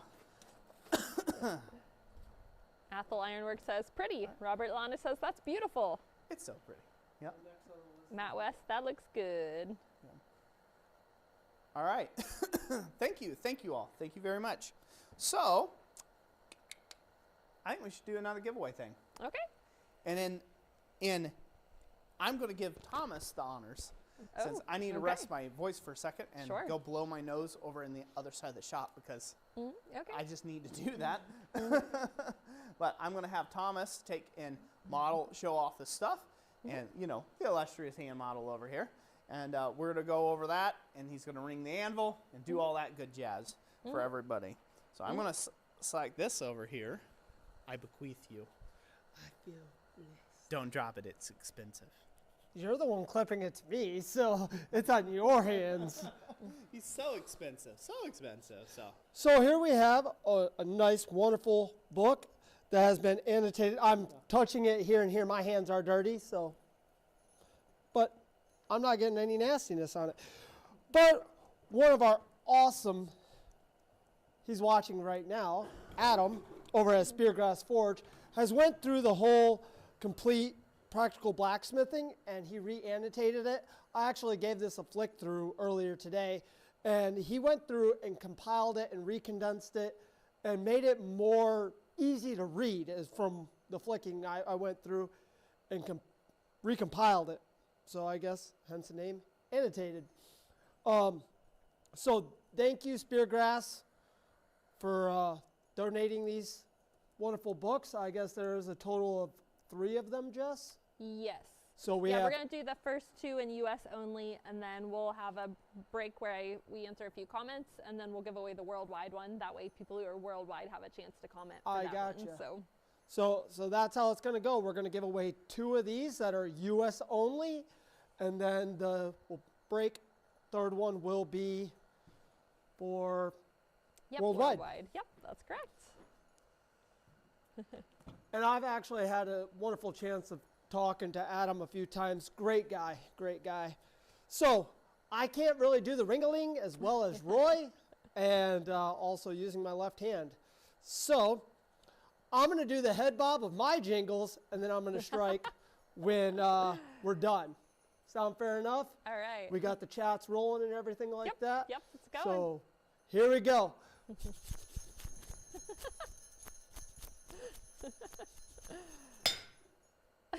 There we go. All right, that one we have David Reednor with Practical Blacksmithing Book, please. There we go. Well, congratulations, David. Oh, we need to have some like hardcore metallic music or something going on. And here we go for the context. second one. Headbanging commence.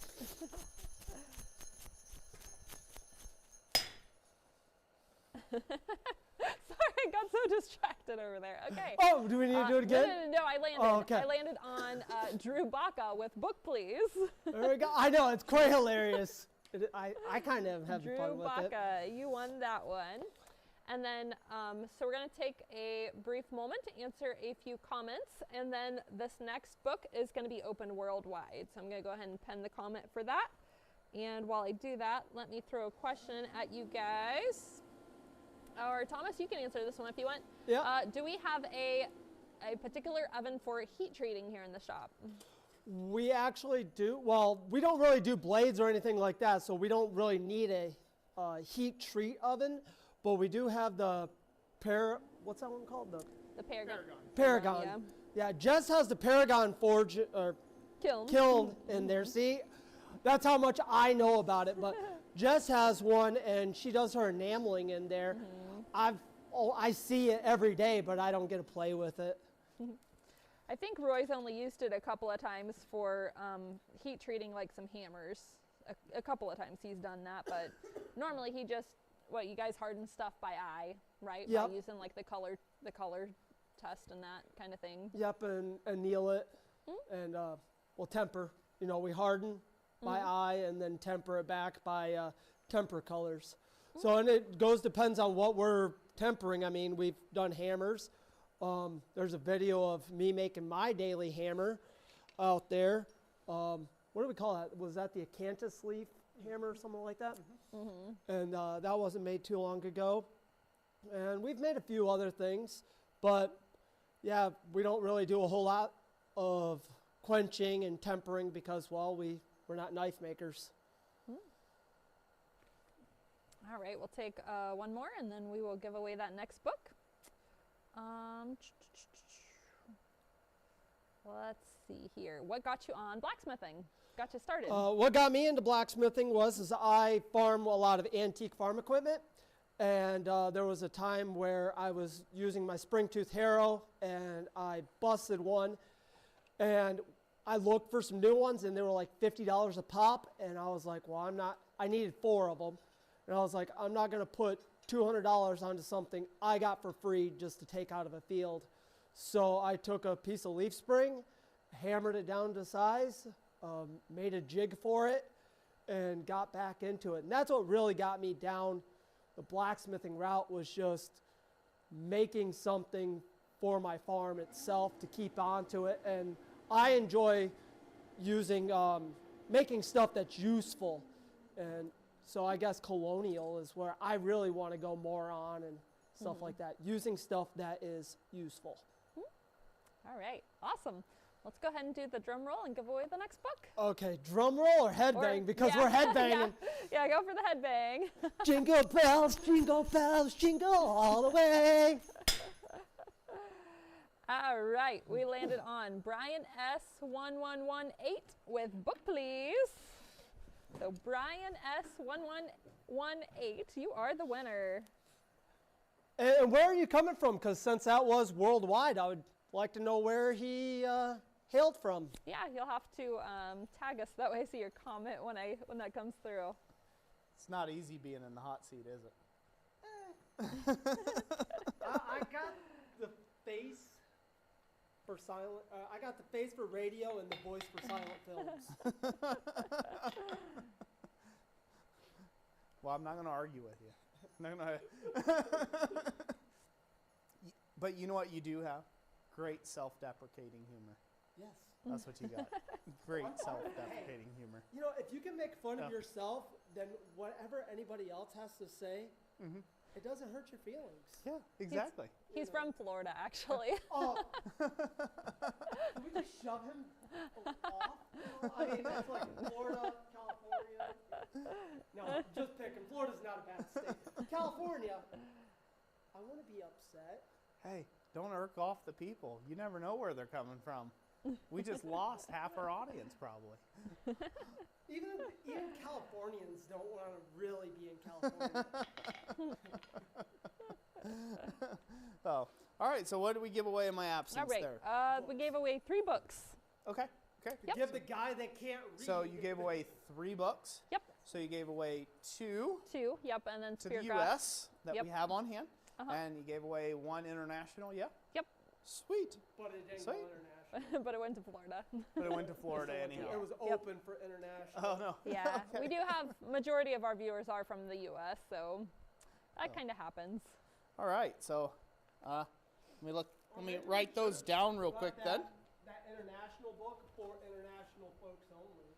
Oh, that would have been, that would have been an interesting Okay. way of doing it. All right. So, the next thing we should, I want to give away, Jess, is this stamp holder, Okay. tool stamp holder from Robert Lanis. So, we'll grab that up real quick. This is a pretty neat bit of kit here. Try to get this open. Just go grab one that's All brand new. When I saw this, Robert, I Nah, was it's brand like, new. We'll that open would make stuff so easy. I've been, actually my recent projects, I've been stamping Bible verses onto crosses. And so I probably made 60 crosses where I'm like stamping, the Bible references in 1 letter at a time. And I saw that, I'm like, that would be so easy. So yeah, this is a really handy tool for anybody who does a lot of stamping. We'll leave it up to Harbor Freight to put the thing in upside down in the box. The box is right side up, but it was upside down in the right side up portion of the box. That's quality. Have you noticed they never have them in alphabetical order either? Nope, never in alphabetical order. So, all right, let's go to camera 2, Jess. Yep, we're there. Are we there? All right, so this awesome little tool here came in from Robert Lanis, or the Treadle Shed. Super awesome dude. Love Robert Lanis. He's a guy who takes almost all of my critiques and all of my advice and acts on them and goes right out and makes some really cool ironwork. So can't say enough about him. Love the dude. So thank you, Robert, for this. Greatly appreciate it. me and Jessica both were like, ooh, well, maybe we'll just keep that one. So someone's going to luck out really big time with this. So the way this thing works, there's a screw in here, the thumb screw. You can take that out.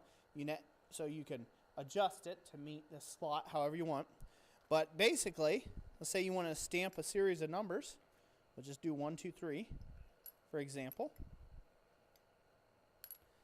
We'll put 3 in there real quick. You just put your 3 numbers in there. So you want to stamp in 1, 2, 3. You tighten up that thumb screw till it touches those pieces. Holds the stamps nice and tight together, as you can see there. Put that on your piece and give it a pop or a press, and boom, you got your 1, 2, 3 in there. I lined those out backwards, but you guys get the drift, right? 1, 2, 3.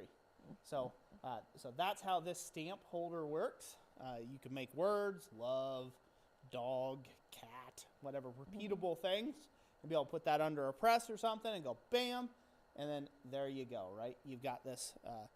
You've got everything marked at one time versus having to hand stamp and get each letter lined up nicely and square and true and plumb to each other in the right spacing. So this thing will be a great labor saver to anybody who does customized things for people. So that'll be a great labor saver. So which can be a great seller if you sell online. Yeah, great job. Anniversaries, dates.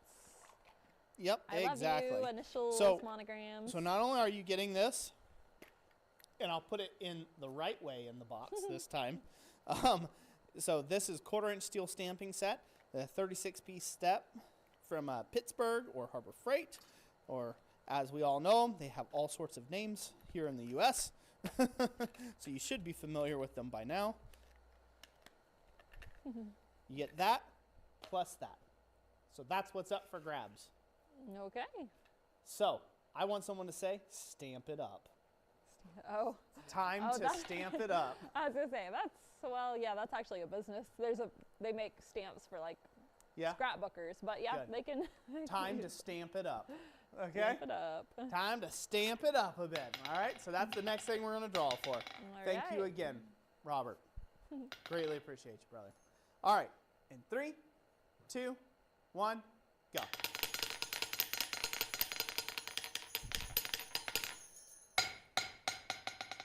Who do we have?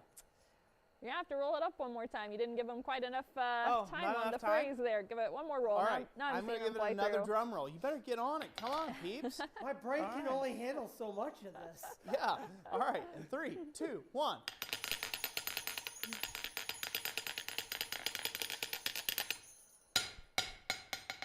Who do we have, Jess? All right. We have Lenny LaFrance with Stamp It Up. Lenny LaFrance. Lenny LaFrance.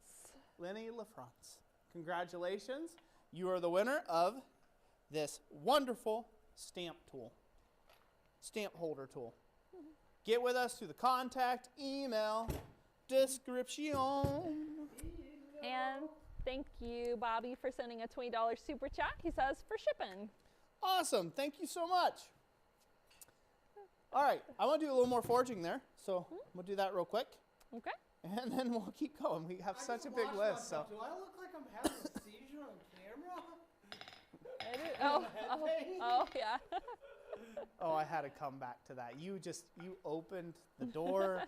I'm going to pass. I'm going to pass because people are going to think I'm mean.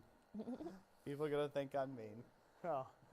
But yes, you look like you were having a good time there. Yeah. You look like you were having a good time. Thanks. Thanks, bud. Looks like you were letting them inner demons win.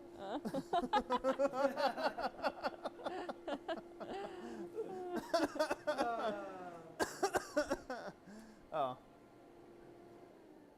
It's funny because it's true. All right, to the anvil, Jess? Yep. To the anvil, Cam. To the anvil. All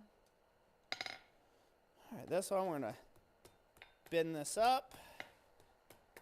About right angle 90. Try to get that upset.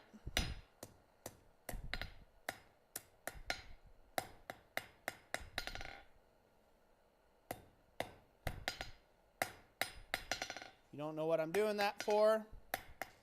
This is one of the simplest ways to make a snub end scroll. Should probably, you know, we're working on such small stuff.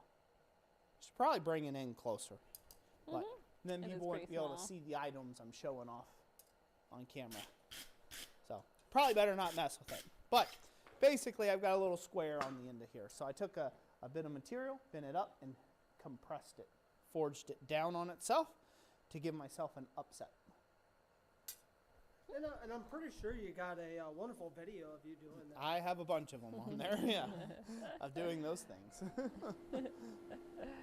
Brass Skull says, Thomas, love the hat, my friend. Thank you, thank you. I'm the only one that was crazy enough to wear one. Hey, I'm crazy enough to wear this hat. You know how many looks I get?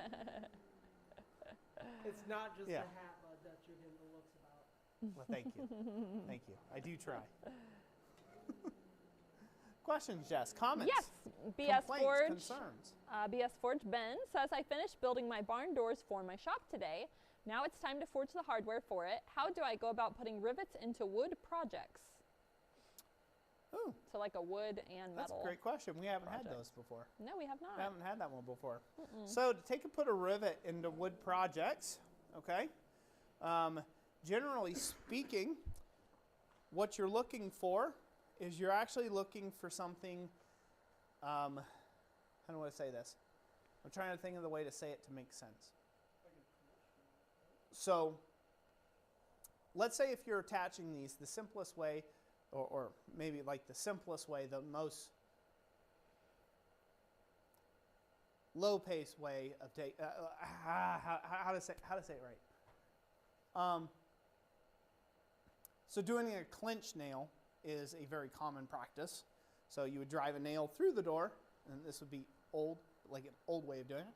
You drive the nail through the door, and you'd clinch it on the back side. So you basically roll that tip back in on itself and hammer it back into the door, kind of like staple it to the back of the door. That doesn't make your hinges very serviceable, you know, so they're just kind of there, you know, until you spend a lot of effort to get them off there. The way to take and do something through wood, so rivets expand when you upset them. So you need to do something that stops that expansion. The easiest way to do that is a shouldered rivet. So basically what that means is the material goes through at one size diameter, say, let's say it's 3/8 of an inch, the rivet is. It's already got a head on one end, the show end on the outside of the door.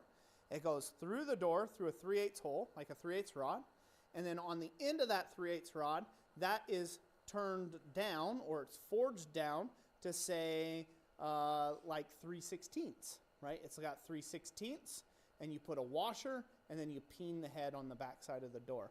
And then that way, this doesn't. You hold the whole thing together, but you have the added benefit that you didn't expand that steel inside the wood, which would cause the wood to split. So that's how you do a rivet through a wooden door. So you've got to have something to beat that head against. So that's where the washer comes in, because that takes the place. That's, you know, that distributes that compressive, the suction, you know, that compressive force. It distributes it back onto the wood. So you got to have a little washer that you know, small little tenon on the very end of your rivet goes through, and then you peen that over, and then that joint is a compressive force. It's just squeezing the door, but it's not expanded inside the actual door itself, the wood. Because if you try to expand a steel rivet inside the wood, it will split every single time. So, and it'll never get tight. So, because wood will expand at a faster rate than what the steel can keep up with. So, anvil cam, please, Jess. Yep.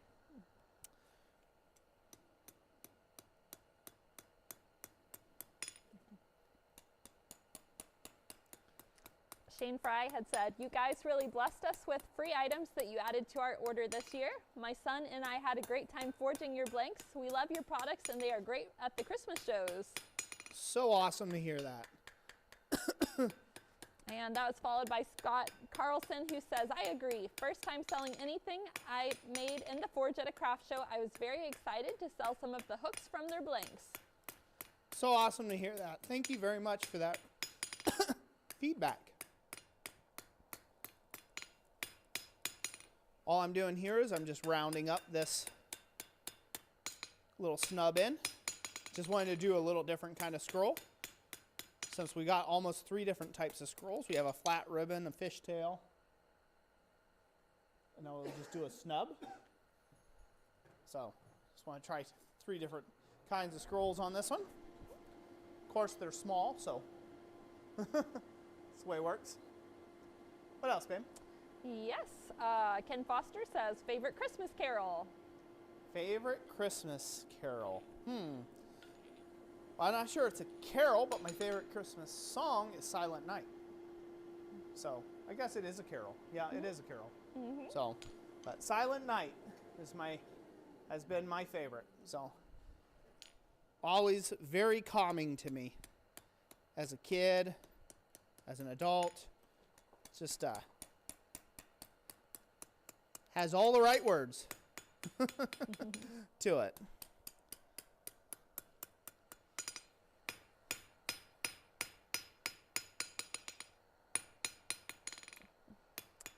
Keith Tenzing says, I am working on setting up a nonprofit shop for veterans and first responders.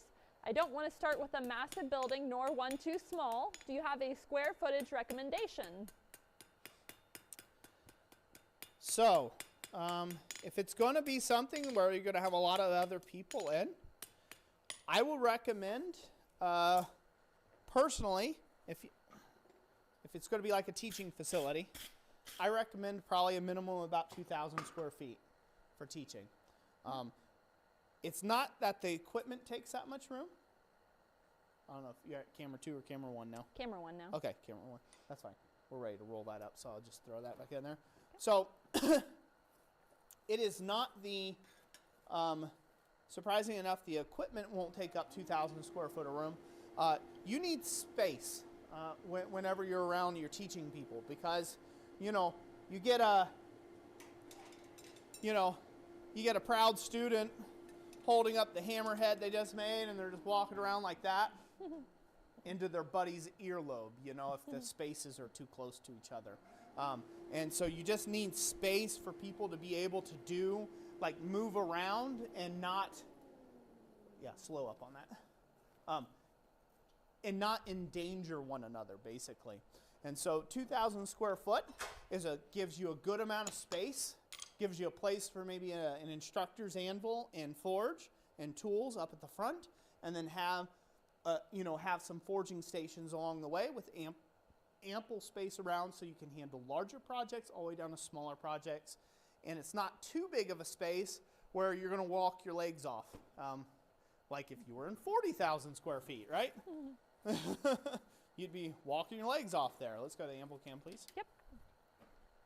So that would be my suggestion as a good starter. You can go less than that. Just be mindful of however many students you're going to end up having, right? If it's smaller, if it's a smaller space, you just can't have as many students. Yeah, my question is, like, how much area would you say per smith? Then that can be like, how much space does one smith typically use? About 200 square foot. Per Yeah. smith? Yep. The average space per smith, in my opinion, Thomas asked a great question, what's the average space per student? 200 square foot.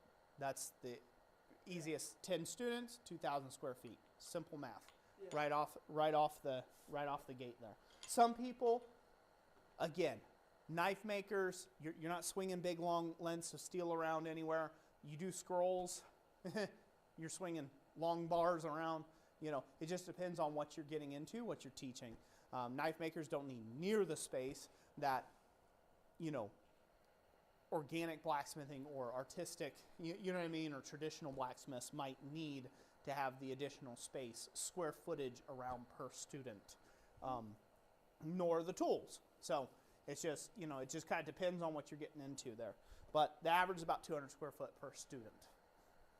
That's So. why I was just asking, because if somebody's like, I found a, Camera 2, an Jess. 800 square foot, Mm-hmm.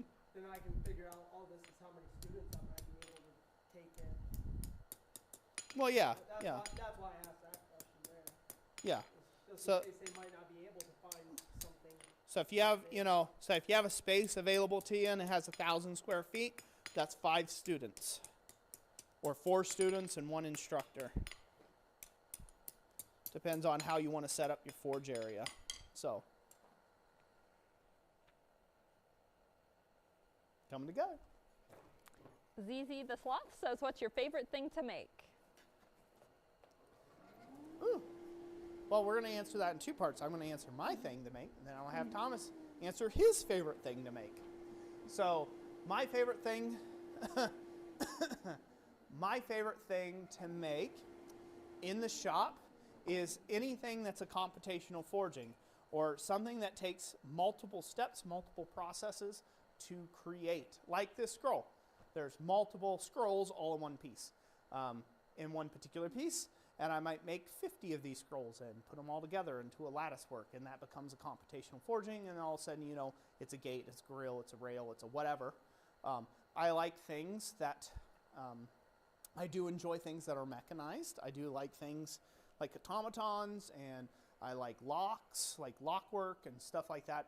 So I like anything that is more complex than a single component to make. So it's a broader thing than me, because I'm beyond making just a bottle opener now and being like, yay, I'm happy with that. Like, no, I'll make a bottle opener, but that bottle opener is going to be inlaid with something that's going to have a ruby in it and have some other thing and whatever, and 14 forge welds later, and it's this mechanized thing, right? So I like things that have, computational forging in them. So has a lot of pieces. And so my work that I'm most interested in doing, that I like the most, is Baroque ironwork. So French Baroque ironwork, because, well, it has the most amount of pieces of any ironwork I found. Thomas, your favorite thing? My favorite thing to make is actual useful items is what I like doing. I think I mentioned that earlier. But stuff that could actually be utilized is where I enjoy making my ironwork.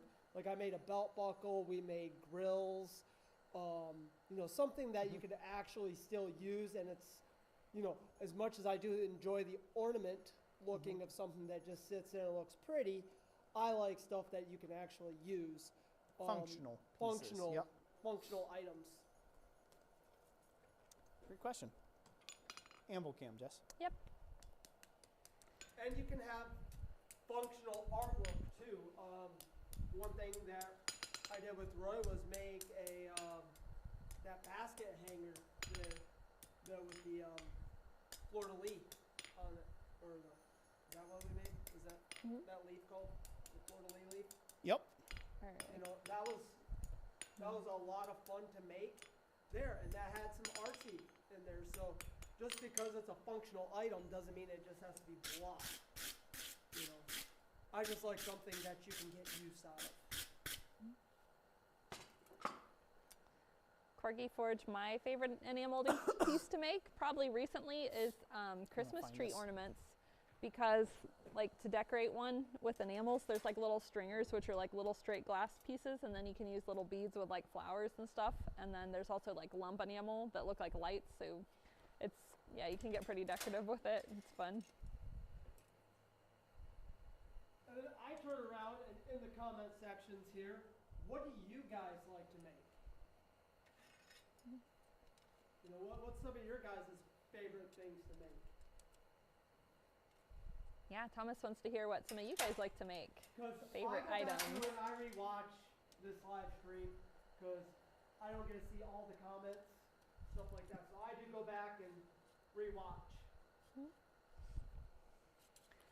While Roy's playing with that real quick, one thing, if you guys want to, thing that myself and a few friends have going on is monthly blacksmith challenges, and it's just to have fun in there. If you guys are interested in doing that, you can hit me up on Instagram, Thomas Goodymove. Let me know that, hey, I'm interested in joining in on these blacksmith challenges, and we'll chat and I'll get you added up.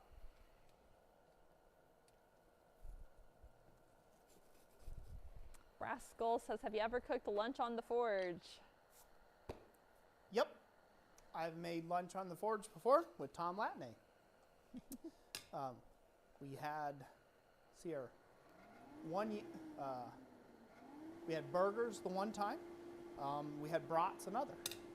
That's pretty great. But now doesn't Super Tom tasty. use actual charcoal? He uses charcoal. Yep, he uses charcoal. Rob Huff says, I love making S-hooks. Guessing there's a bit of sarcasm there, Rob. Well, you are an S-hook making machine, Rob. Make a mighty fine S-hook. I'm lying. I have no clue if Rob makes S-hooks or not. I'm trying to make him feel good about it anyhow. Mark Wojcinski says, early American / colonial things. Cool. Amble, please. Yep. Rich Butela says, split cross pendants. You know, I've never made one of those. I really need to do that. We've been at a quad state demonstration before, and they did a giant one. They had like a whole team that worked on making one. It was probably from like 3-inch thick square bar. It was huge, yeah. That's a day's worth of work right there. Yep, a lot of them. There's quite a few strikers on that one.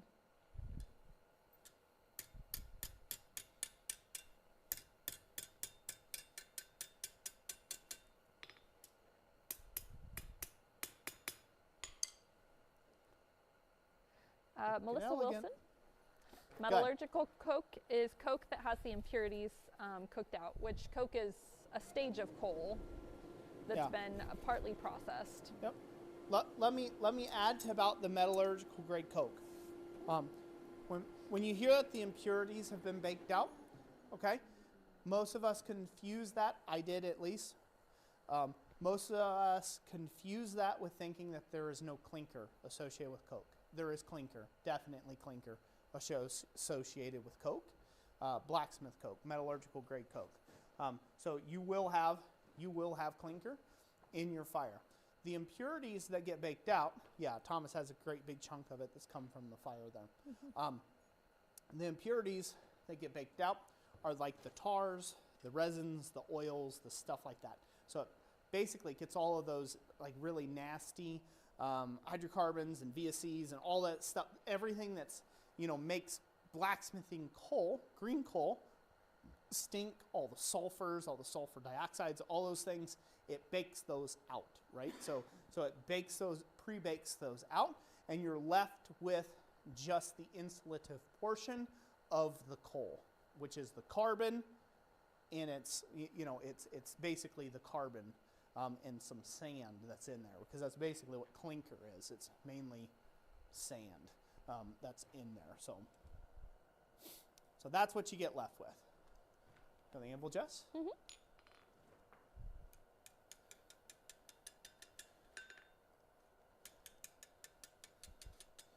So I was kind of, when I first bought coke, I was kind of depressed. I'm like, oh, well, this would be great. I won't have to deal with clinkers anymore. And I was sorely mistaken. I'm like, gee whiz, what'd they put in here? A used bicycle or something? I was not so happy that it was leaving massive clinkers in the bottom of my fire pot. So, because I thought it wasn't supposed to do that. But it most certainly does. What do you think? It's very nice. Is it whimsical? It is whimsical. We could imagine that for like a sleigh runner or something like that. Yeah. Yep. Yeah. Or decorative bracket against the Bracket. wall somewhere. Mm-hmm. Coke is not like that. charcoal. Charcoal is wood. And Yep. coke is coal from the ground that's thousands of years old. Yep. I cannot go out and make coal. I can't. But I can go out and make charcoal. Mm-hmm. Mm-hmm. So there's the things right there. Coal gets turned into coke, but it's well beyond us ever making. Yep. Go on, babe. Next question. Sure. Corgi Forge says, have you ever heard of a place where you can buy bog iron to do colonial smelting? Bog iron to do colonial smelting. Nope. Smelting's not my thing, so never heard of a place, and I'm not a good person for that. Although Thomas wanted to try some smelting this evening. I don't know if we're still doing that or not. What do you think? It's up to you. I mean, we got. Well, we'll do that after this. We'll do one more. We'll do another giveaway segment, and then we'll try to pour some copper ornaments. We'll see It was how the goes. failure from last year, and we are going to try to fail again, but less so this year. We're going to try to suck just a little bit less. Just a little less. All right, Anvil Cam Jess. All right. Want to finish this off?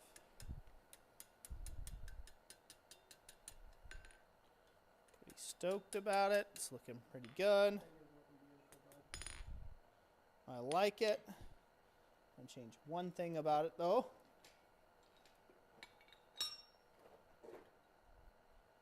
This one will make it come back and follow that curve a little more. There we go.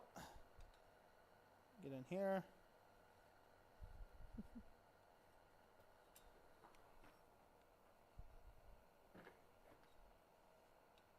So some people call using bending forks cheating, but going back to the whole thing about efficiency, I do what works. Unconcerned whether it takes this heat or 50 more heats from now. I think I'm just doing what the project requires. I think the only people that call it cheating are the gatekeepers. Everybody else just wants to see the project done. That could be. Rich Butella says, do you have a plan for this, or are you just making it up as you go? I'm just making it because it inspires my soul to make more. That's it. Full stop. I don't need any other reason to make it. No. It's a shape, it's a form I'll keep on hand. I'll liable put it on a rack or something of that nature, put it up somewhere high on my shelf, then I'll look at it and it'll remind me to make some pretty things in the future. So, but literally I just wanted to make it to till I'm pleased. That's it. There's one part here I'm not happy with, and I'll change that. There's this part right here. It just kind of ducks in just a little bit too much for my liking. So I need to bring it out a bit more. But we started with a pretty simple scroll, didn't we? And then we kind of ended a little bit different than what we planned on. But that's all right. Like I said, it pleases my soul. It's kind of like the Pokemon scroll. It keeps evolving. It keeps evolving, yeah. Questions, Jess? Keith Tenzing says, what size hand blower do you have on your forge? The hand blower I have is Champion 400. It's on the forge. K247 says, how large a stock is the maximum size for hand forging? In my opinion, for hand forging, maximum size is 5/8 of an inch. Beyond that, you're really not very effective. You know, you get into 3/4 inch, 7/8, 1 inch, you're just not very effective at hand forging that. You can for a while. Not that you can't hand forge bigger material and work it down and break it down. A real great person for that to watch is like Brian Brazil's methods on that to break down large pieces of bar stock down smaller. Slow it up, Hal. Slow it up a little bit. There you go. Just let it heat up from there. I don't need a ton of heat. There's some great methods there to take a breakdown. You know, break down big chunks of material down to smaller sizes. But the reason why I say that you are largely ineffective beyond 5/8 of an inch is because it requires you to do quite a bit of shifting about, quite a bit more labor. You kind of have to change a lot of things about how you hammer and the way you work at the anvil in order to move large material like that.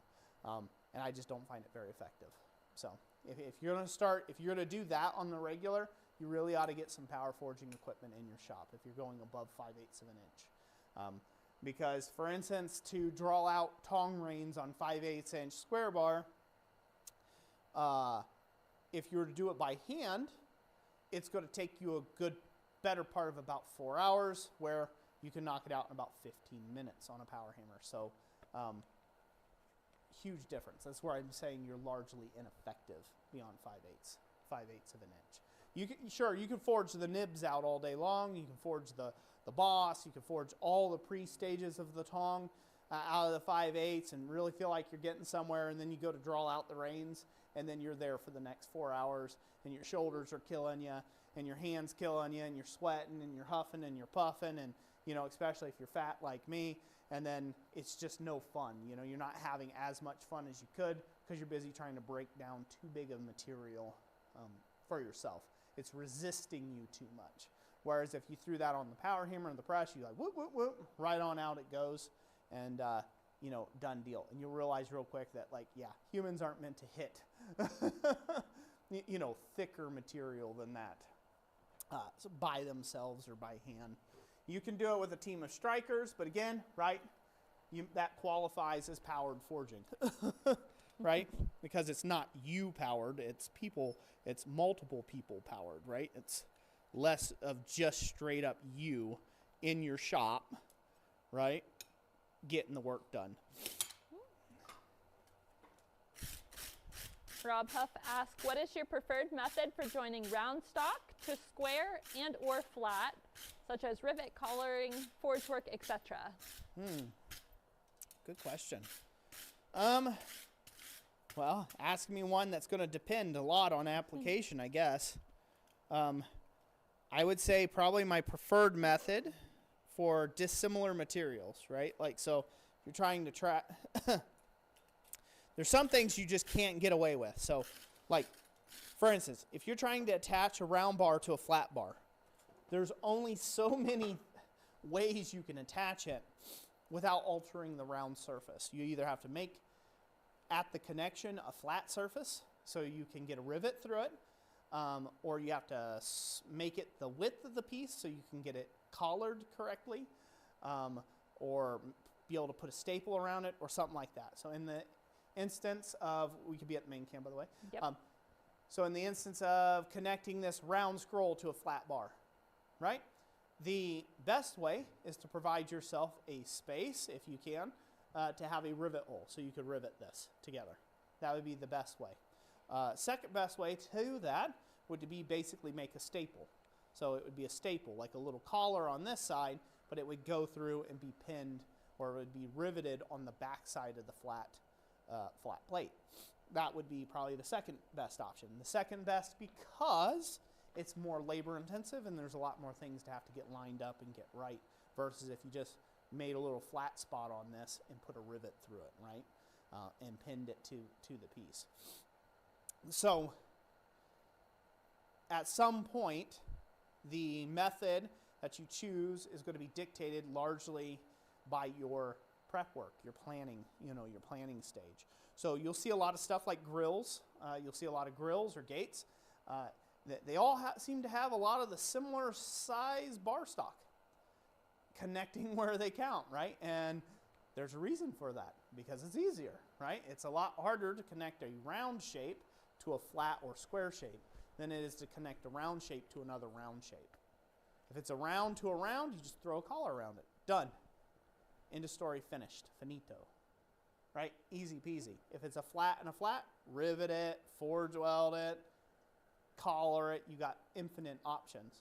But when they're dissimilar sizes, so you got a 3/8 bar going on a, 1/2 inch thick by 2 inch wide bar, well, now it's more difficult, right? Like now it becomes a lot more difficult to figure out how to actually attach that.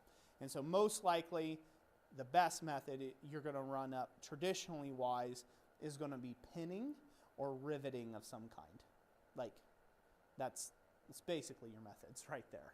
That's your only go-tos when it comes to that. As far as the best attachment method of multiple pieces is to make them into a new piece and forge weld them together, because then it's going to be stuck permanently and forever. You don't have to worry about a fastener at all. As long as you're skilled enough to put the weld together and whatnot, it'll work out good. But you could take a square bar And you can take a round bar and you can forge weld them together and then reshape them to fit on a flat bar that you've got connecting to, and or rivet through or collar through that flat bar. So a lot of ironwork that you see out there, a lot of the stylistic choices of it is almost dictated by your capability of making it, right? The feasibility of putting the pieces together in the long run. So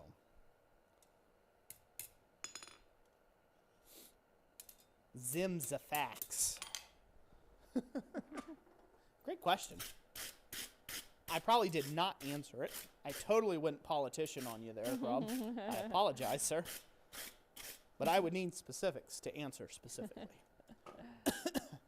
As not to talk myself into a corner. Let me cool this off, buddy. Yes, sir. Buddy. He's been dubbed Lantern Boy. Lantern Boy. Lantern Boy. Get on it. Robert Lantern Lannis Boy. says, I just want to put some change in Thomas's pocket for some reason. The main reason why I'm actually holding it, it is a nice hand warmer. Oh, cool. Keeps the digits warm.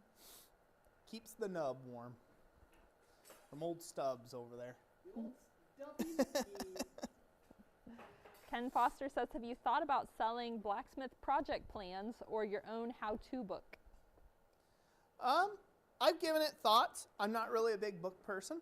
I like reading them. I'll read them once. You can read. Yeah, I can, surprisingly. Oh. I like referencing books. So for specific information, I don't really like reading cover to cover.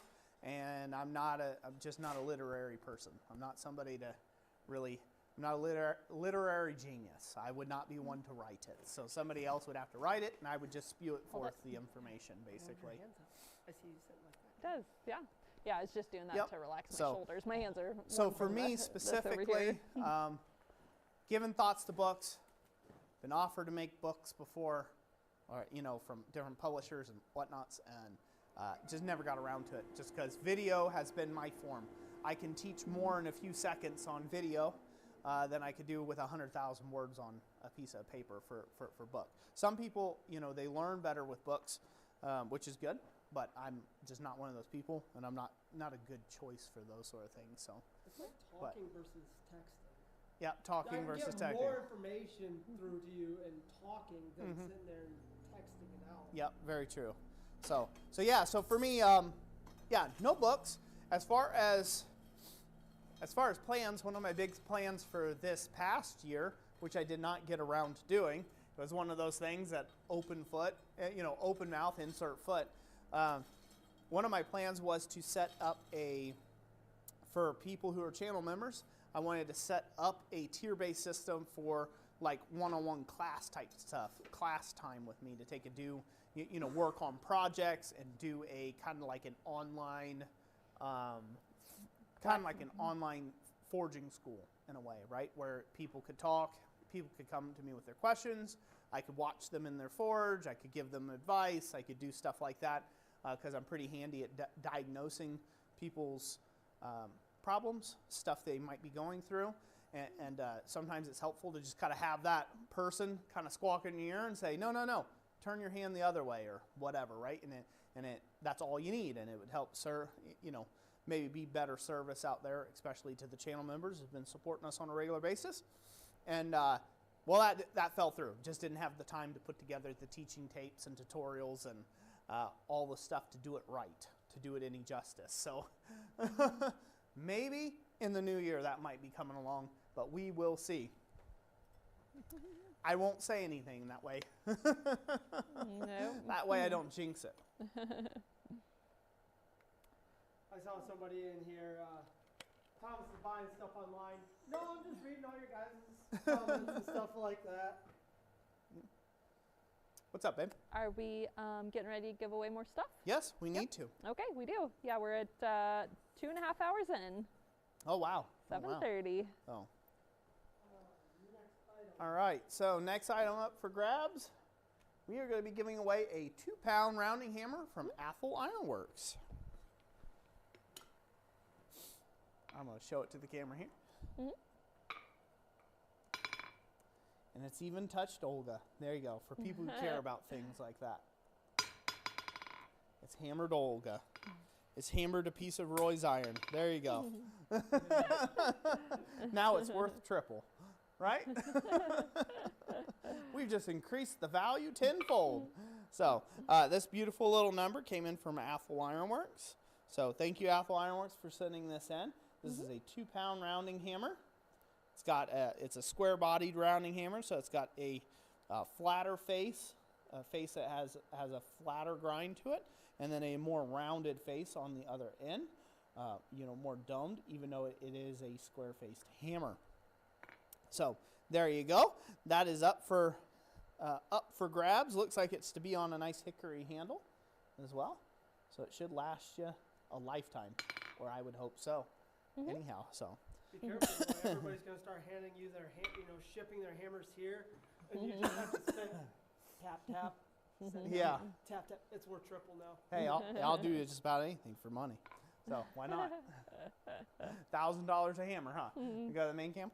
All right, so that's what we're going to be drawing for, is this beautiful little 2-pound rounding hammer from Athol Ironworks. Thank you, Athol, for sending that out. Athol Ironworks, greatly appreciate you. All right, we ready? Yes, we are. Okay. Are they commenting? They are. Okay. And 3, 2, 1, here we go.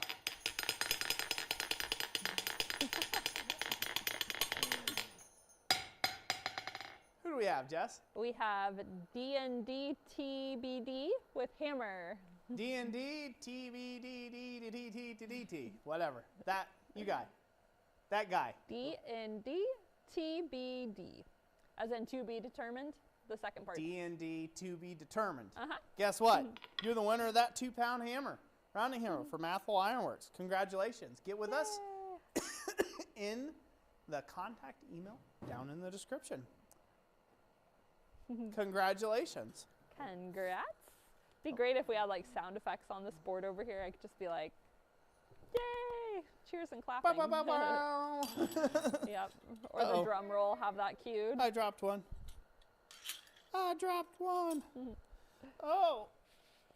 there we go. Old man. Oh. All right. So next up for grabs, we're going to go ahead and give away. Go to camera number 2, Jess. Yep. We are going to give away some of these great blanks here from Bar Run Forge. So. You're going to mess it up. Yeah, Forge. F-O-R-G. Yep. So we're going to give this away. This came in from Eli and Troy Roush at Bar Run Forge. You can find them right here on YouTube and all across socials. So you're going to get 2 coffee scoop blanks here, 2 handles for coffee scoop blank. I'll probably throw in some copper coffee scoops in there for you guys, just for the heck of it there, to complete those. He has a full body coffee scoop here blank that we're going to be giving away. He has a couple bottle opener blanks here for you as well. And then last but not least, to get you all set up for the new year, boom, right there, the one and only time you might see a knife in Roy's hand, right there. What's a blank? Oh, well, it's a blank, yeah. Yeah, I guess we could serve all of that.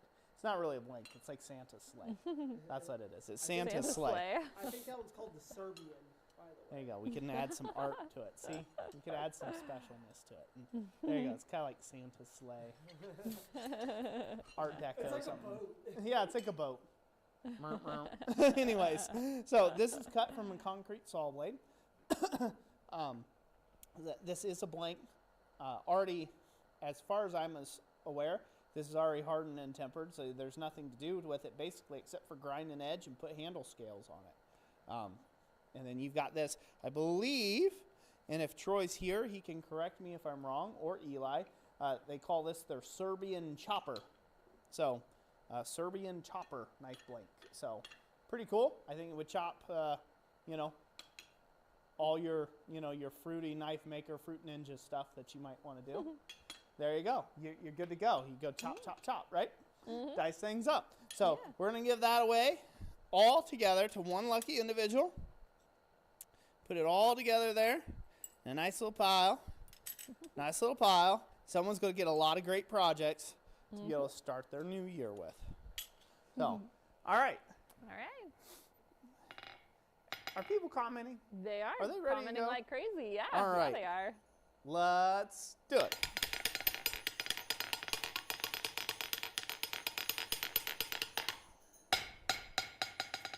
Who do we have, Jess? All right. The next winner is Adam Bowen with Blinks, please.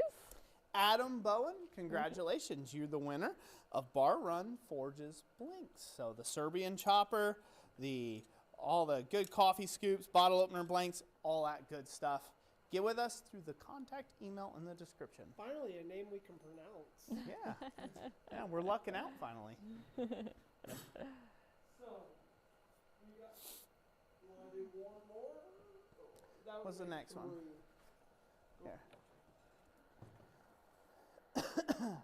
Okay, we're not doing that one.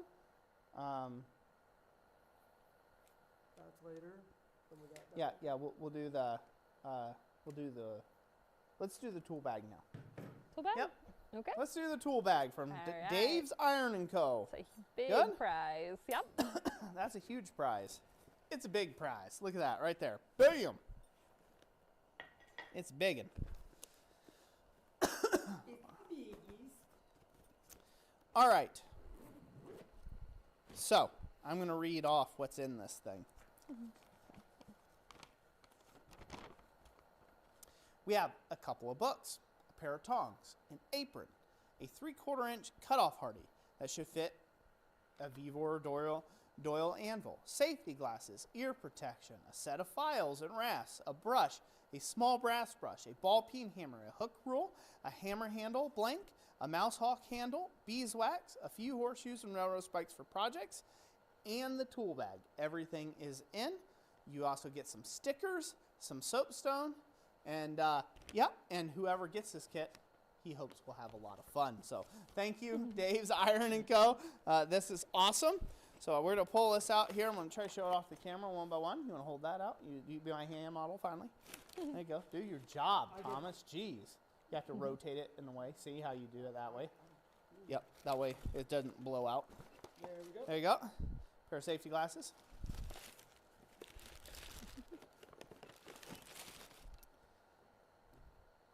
Blacksmithing Basics for the Homestead by Joe Delarode. That's one of the books. Pretty awesome. I actually own this one. Professional Blacksmithing. This is actually a really good book. This one's pretty good. A little controversial, but good book. Actually, own that one. Yep, by Donald Streeter. It's Professional Smithing by Donald Streeter. He does a lot of stuff in this book about white smithing, really. He does a lot of like whitesmith work in here, which has to do with like ladles, spoons, soups, forks, that sort of stuff, roasting forks, things of that nature. This is a good one to have. So that one's came in there. If I'm thinking of the correct book. Set those out of the way. Yep. That one's the horseshoes, railroad spikes. Yep, so here's a sample of horseshoes. Those dirty, filthy beasts. Got those. They are beautiful and majestic. You know what? I hope They're you get- dumb and make great glue. Anyways, here you go. A railroad spike. I hope you get reincarnated as a centaur. Here's a railroad spike so you can nail that booger onto a horse. Send him straight to the glue factory, right where it belongs. And there's some horseshoes themselves. So you got a whole bag of those. And here, a leather welding apron. Bam. Get you a little apron action going. Let's see here. You have, do not get brushes wet or handle wet. Really? It's a wire brush. Butcher block brush. I just read that. I read that like that was something important, but it wasn't. It's just a warning label. Yeah. So a nice butcher block brush. So this way you can scrub that on. It's got really nice, thick, heavy bristles on it. Actually, this is what we use on Roy to rub him down with. Scrub off all my calluses. Woo! We have an entire file and rasp set. That's all part of the starter kit.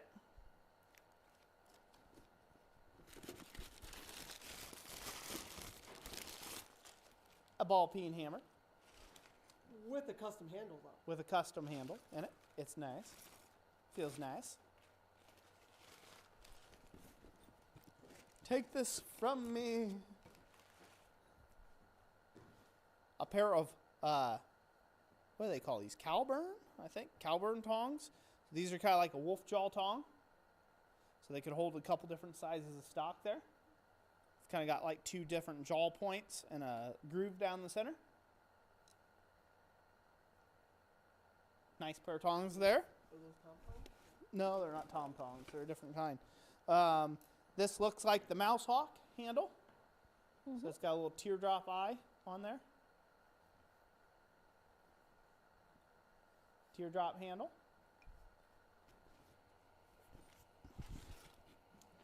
We have a hammer handle blank. So when you snap that other one, because you got a little too aggressive, you can make yourself a new one. Maybe a little bit longer. With the smiley face. With a smiley face on it. That's special just for you. We have a hook rule. Pretty neat. For all your measuring and things. It's like the gift that keeps on giving. It does. It doesn't end. There you go. Got a hot cut Hardy. With a 3/4 inch shank. Take that, please. Last thing. Oh, you also get one of those do not eat packets. Yum. You got that in there. It tastes pretty good. They, Not as great as a green crayon. they taste like color sound. Yes. You got a little brass brush for fine details. In here you got your stickers.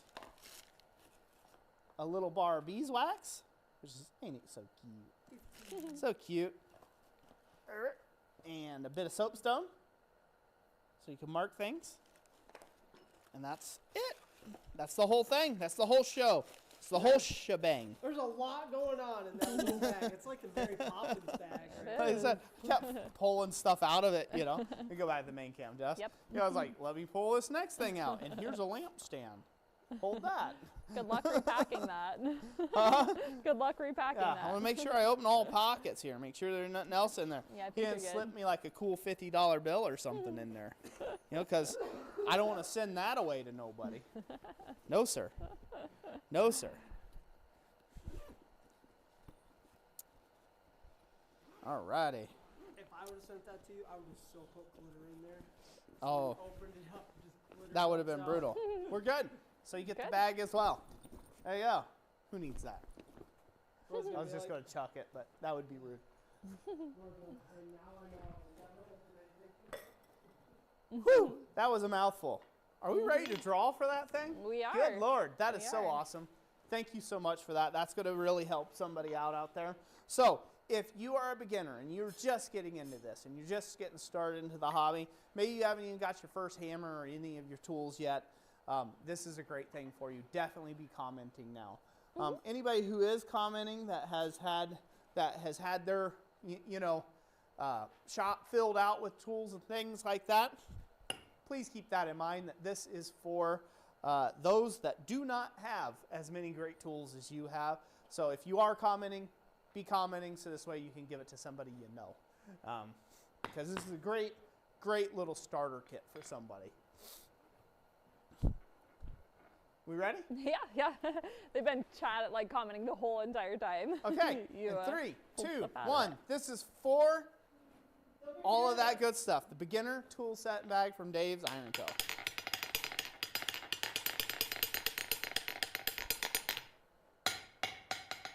Who do we have, Jess? We landed on Sith Sam Live with Bag of Tools. Sith Sam Live? Yep, Right? that's correct. Yep. Sith Sam Live? Congratulations, you're the winner of the bag of tools. Bag of blacksmithing tools, starter tools. Thomas? There you go. Put all that in there. Congratulations. That's awesome. Yeah, it's been over the last several years that we've been doing these giveaways. It's really awesome to hear the stories from, you know, we've given away anvils. We did Year of the Forge. We did Year of the Swedge Block. And so it's just awesome to hear when those tools really went to somebody who was just starting to build their shop, and so it meant the world to them to be able to start making different types of projects, because now they had a tool available to them that before they didn't. So Sith Sam Live, to reach out, the full description down in the description towards the bottom, it tells you how to email us. Basically, you know, confirming your username, your actual name, mailing address, age, that kind of thing.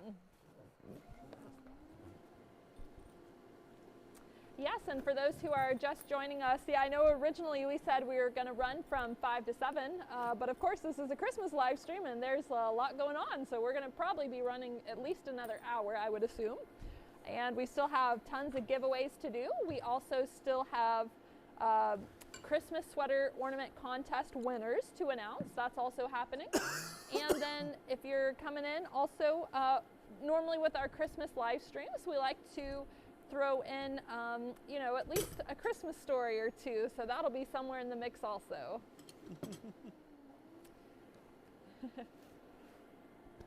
Corey, we are no longer in Ohio, we're in Michigan, and it's pretty frosty up here.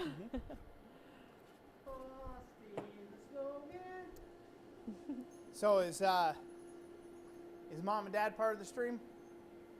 No.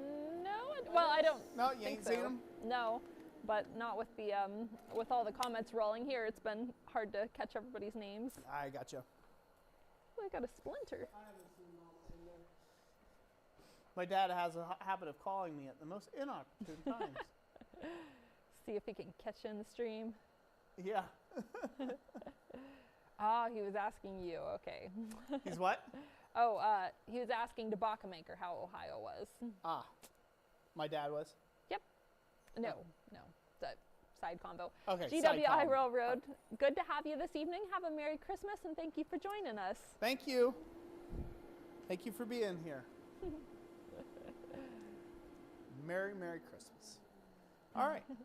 Next things, right? All right. We yeah. good? What's next? I'm sure there's loads of comments, but There we got to course we is. got to get through some of these giveaways here.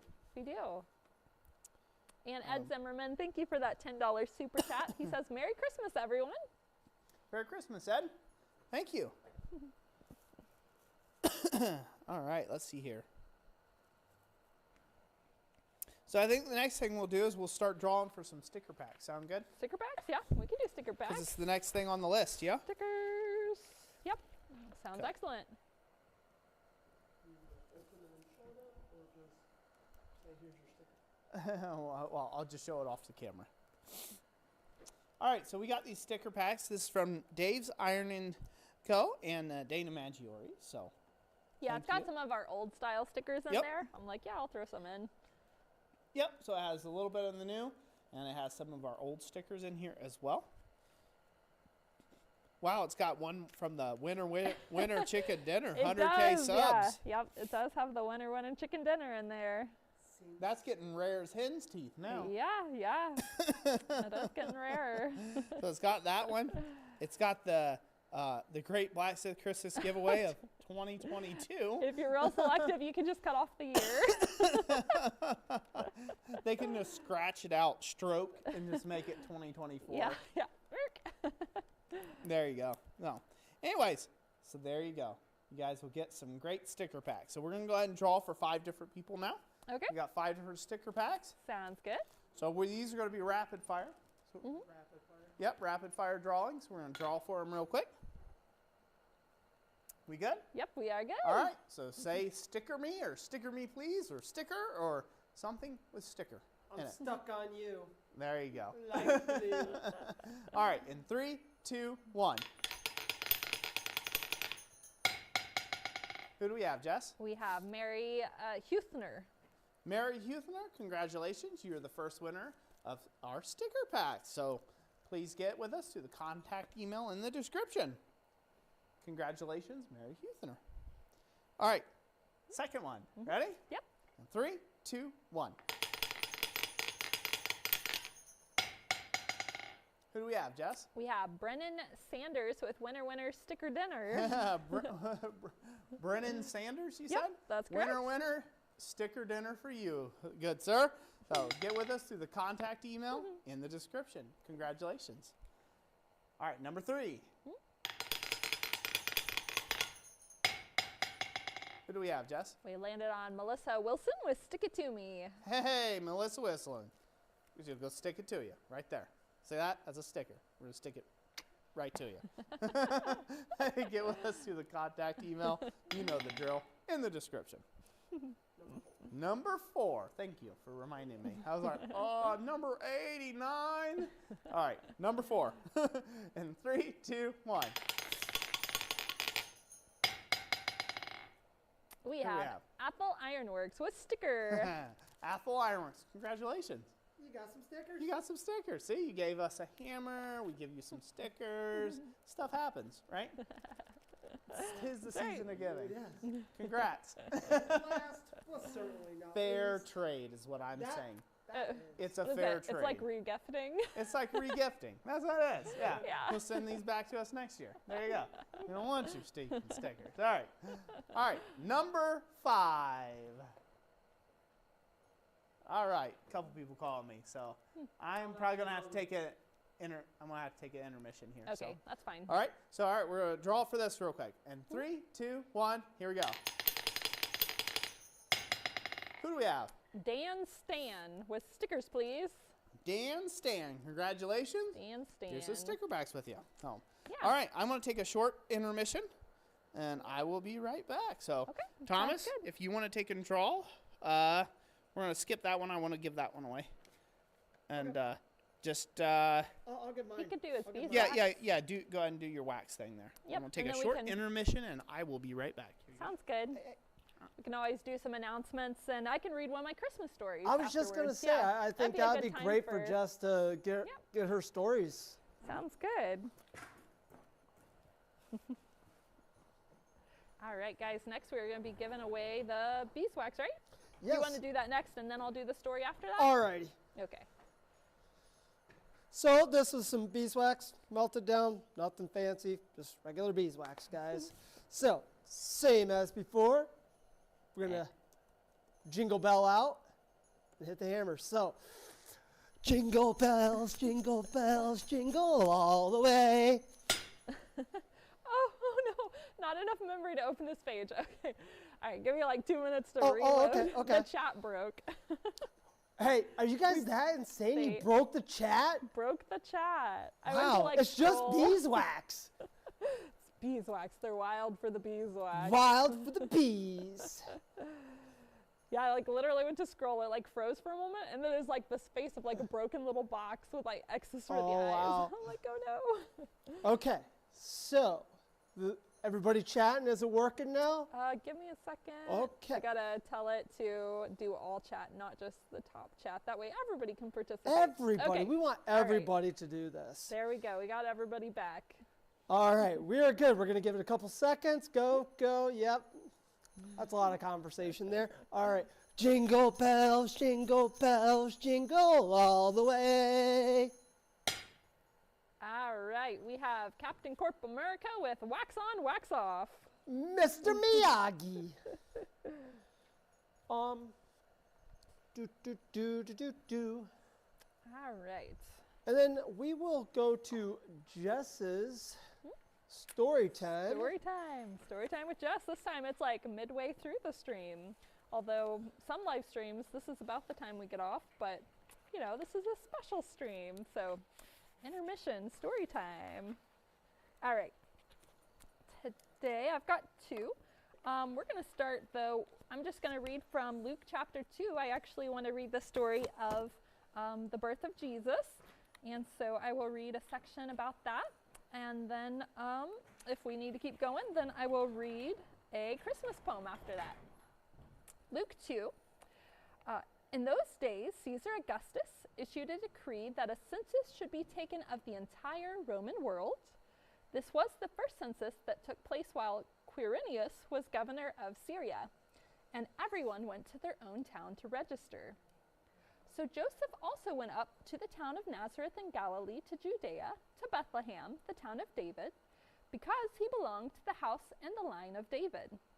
He went there to register with Mary, who was pledged to be married to him, and was expecting a child. While they were there, the time came for a baby to be born, and she gave birth to her firstborn, a son. She wrapped him in cloths and placed him in a manger because there was no guest room available for them. And there were shepherds living out in the fields nearby, keeping watch over their flocks at night. An angel of the Lord appeared to them, and the glory of the Lord shone around them, and they were terrified. But the angel said to them, "Do not be afraid. I bring you good news that will cause great joy for all people. Today, in the town of David, a Savior has been born unto you. He is the Messiah, the Lord. This will be a sign unto you. You will find a baby wrapped in cloths and lying in a manger." Suddenly, a great company of heavenly hosts appeared with the angel, praising God and saying, "Glory to God in the highest, and on earth peace and goodwill towards men." When the angels had left them and gone into heaven, the shepherds said to one another, "Let us go to Bethlehem and see this thing that has happened, which the Lord has told us about."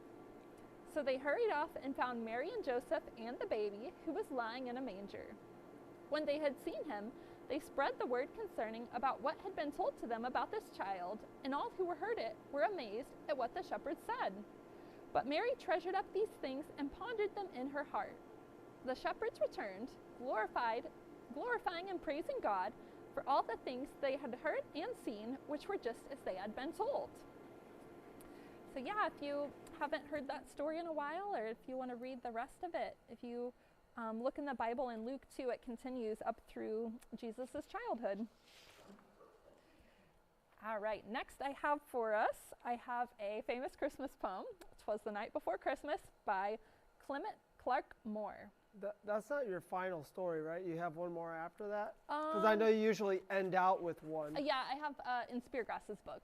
Yeah, okay, you do have the final. I just didn't know if that was going to be like the final closing. Yeah. And you're like using it now. Yeah, no. "'Twas the night before Christmas. 'Twas the night before Christmas when all through the house not a creature was stirring, not even a mouse. The stockings were hung by the chimney with care, in hopes that St. Nicholas soon would be there. The children were nestled all snug in their beds, while visions of sugar plums danced in their heads. And Mamma in her kerchief and I in my cap had just settled our brains for a long winter's nap. When out on the lawn there arose such a clatter, I sprang from the bed to see what was the matter. Away to the window I flew like a flash, tore open the shutters and threw up the sash.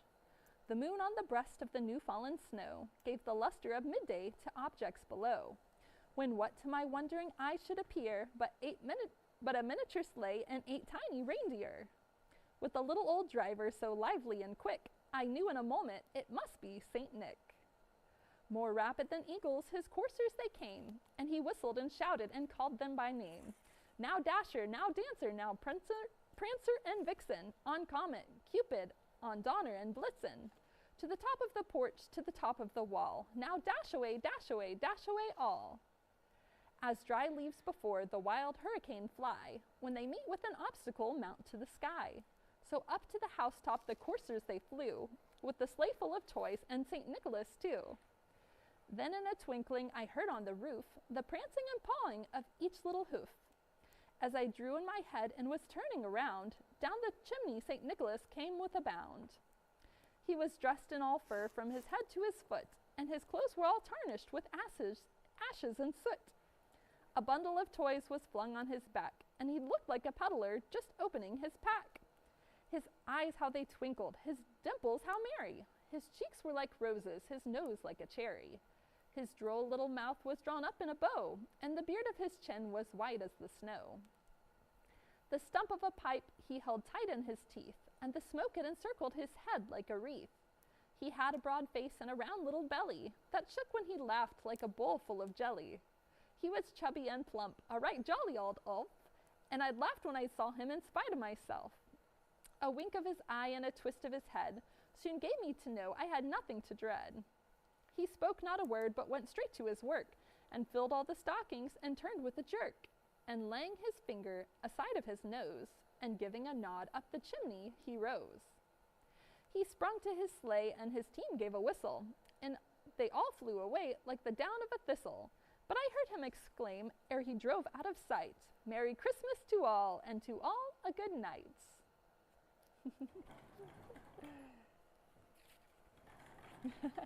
Beth Fry says, I wonder if we can make some coursers for Santa. I don't know if that's a help or a hurt. I still think it's a help. Step on this, get some heat. Oh yeah, I'll still need this.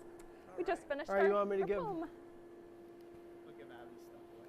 You want to give that away? Okay. I just didn't know if you wanted to get warm for a second by doing that. And I do will. something else. Hello, hello, I'm back. Hopefully everybody can hear me just fine. Thank you.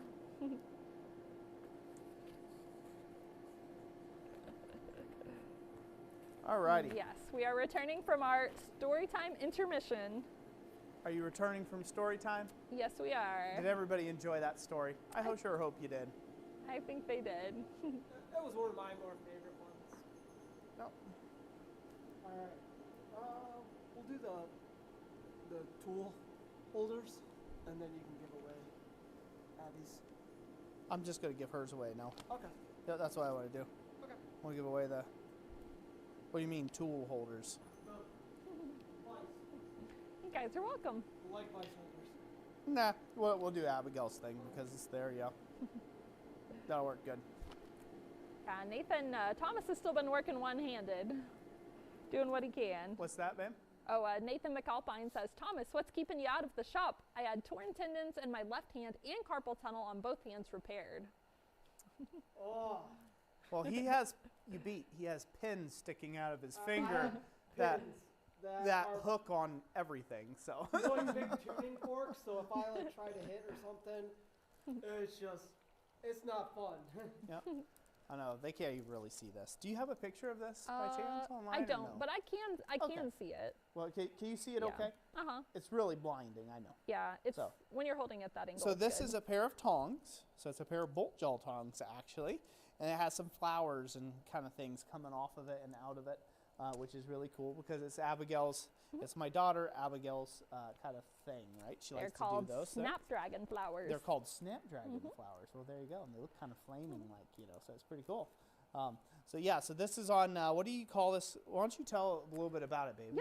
Yeah, So, sure. Actually, let me hand it to you Oh, because I okay. think your light's just a little bit more conducive Okay. for it. So let me hand it to you Here there. we go. Okay. Yep. Here we go. Yeah. Yeah. So this one, so she likes painting flowers, and she was trying to think of something that the blacksmithing community would like. And so these snapdragon flowers, they actually kind of look like flames. They're like orange at the bottom, and then they get more red towards the top. And so I think it turned out really cool. But this is her Etsy shop is called Flora and Fox Designs, and she does all kinds of artwork. This one is watercolor. Mostly she works in watercolor and acrylic, but she's also dabbling around with some digital art and also some. She has some digital downloads and stuff like that, kind of like activity, I think she's working on some like scavenger hunts and downloads of that type on there. But yeah, so whoever gets this lucky piece of art, this is matted, so it'll be ready to go in a frame. And so all you will need to do is choose a frame that fits your house or wherever you're hanging it. So. Or maybe you can forge one. Ooh, Forge that would a be, frame for that it. would be cool. That would be A awesome. frame of tongs. That would be kind of cool. Have you Yeah. like? I mean, even if I've seen people do wrenches and like nuts and bolts and things like that and like welded them into a frame. Yeah. Yeah, I that's think always it'd pretty be neat. Pretty cool to do. Yeah. Oh. All right, are we going to draw for it now, babe? Yep, What do we you are think? ready. So, Yeah. I'll just say I'm a proud papa. Proud papa. She does a lot of work. I'm proud of all my kids. So I've got 3 kids, and they all have their own things they're great at and what they're good at. And super proud of all 3. Couldn't be more proud. So Abigail just happened to donate that one, and that's awesome. So Yeah, Yep. they're all his kids are quite talented We have Addy over there, that's the painter. Ivan comes out here and he does some forge work. Yeah, he's been raking in the dough when it comes to the forge work he here makes lately. ornaments. So, yeah. You know, Annabelle, she Annabelle, and she's the sweetest kid that like I've ever met. Kind heart. I mean, if it has hair, fur, feathers, scale, she loves it. You know, bugs, she loves it. Slime, lizard, cretin, yep, whatever. She is just the any living sweetest thing, girl, and, basically. if she doesn't become a veterinarian, then I don't know what. You know? Yeah. So, yeah, pretty proud of all three. So, all right, I'm going to draw for it. People have been commenting. Yes? They sure are. All right, we're going to draw for the Flora and Fox Designs tongs with flowers coming out of it. Ready? And 3, 2, 1. Dragon flowers.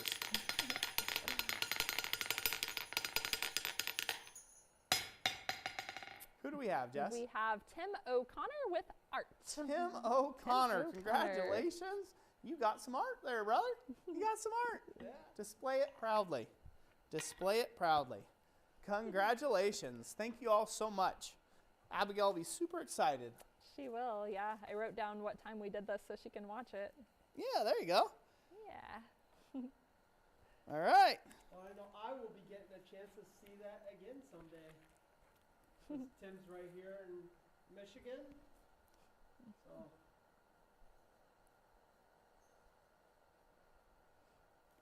All right, got them written down there. Boo-doo-doo. That's one whole list. Gown. Now we just get to the lousy old items from us around here. The one thing that could have saved this, Roy, Uh-huh. the one thing that probably could have prevented this. Shameless self-plug. This. I mean, say you have a great, you know, guy over there striking away that might be a behemoth of a man, and instead of picking this guy up, I could just push a button. My fingers are nowhere near this guy. I wouldn't be in this predicament. I could have pushed the button. They didn't hear half of what you just said because I walked over there by mistake. It was a Well. good sales pitch, though.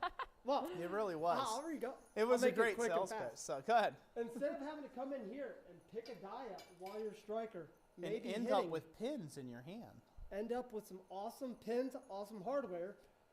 Instead of picking it up, you could just sit here and use that while you're hammering away. I can't use both hands right now, but Boom. Look at that. move that. See that? Hands are nowhere near. Now you got to be dumb enough to put your hand in between the dice to get it caught in there. Yeah. So there you go. All right. You want to become finger brothers? No, no, I do not. I don't like any part of that statement. Digit brothers. Digit brothers. Yeah, I don't like any part of that statement at all. That is our single bay. Guillotine tool, but that's not what we're giving away. That isn't? I thought No. that's what you were going to No, give away buddy. next. No, Roy's No. just going down this list. No, I'm going down the list. Jessica instructed me. She said list. List. Top to bottom, bottom to top, left to right, right to left. You understand that? You get that? You got that? Okay. Good. Well, List, pal, list. list. That's what she says. See her? If mama ain't happy, ain't Oh, nobody happy. I ended up See? skipping over the one thing because I didn't really want to lift it. One-handed. Let's see it. Come on, Stubbs. Oh. No, let me get it. Oh no. Watch your toes. Don't break everything else in the process. I can hug it. An anvil. Put it down. Put it down. It's like having a new puppy. Anyways, not an old puppy. What a new puppy. So we'd stay at the main cam, Jess. Okay. Well, I think. Well, I don't know. Second cam works. We Okay. can go there too. That's Sure. a good presentation. Yeah. Right there. All right. So this is one of the Doyle anvils from the masterful Harbor Frost. As you can see, it survived up pretty darn good for all of our hammer testing that we did on this piece. And I mean, we really laid into it with the sledgehammers That was a on this. 16-pound and Yep. a 10-pound. And it ate every last one of those hammer blows and held up marvelously so. So this Doyle anvil is going to be up for grabs now. We're going to be giving that away to one lucky individual. That is, again, this is an anvil. I have to put full disclaimer. We torture tested this anvil. So we're not making any claims on, quality, it's in structural integrity. We torture tested this with heavy sledgehammers, striking full force with nothing underneath them, straight direct blows to this. So I have to put that out there. As I said, this was an anvil that I would never sell to somebody. This is something that I would give away at some point if somebody wanted it.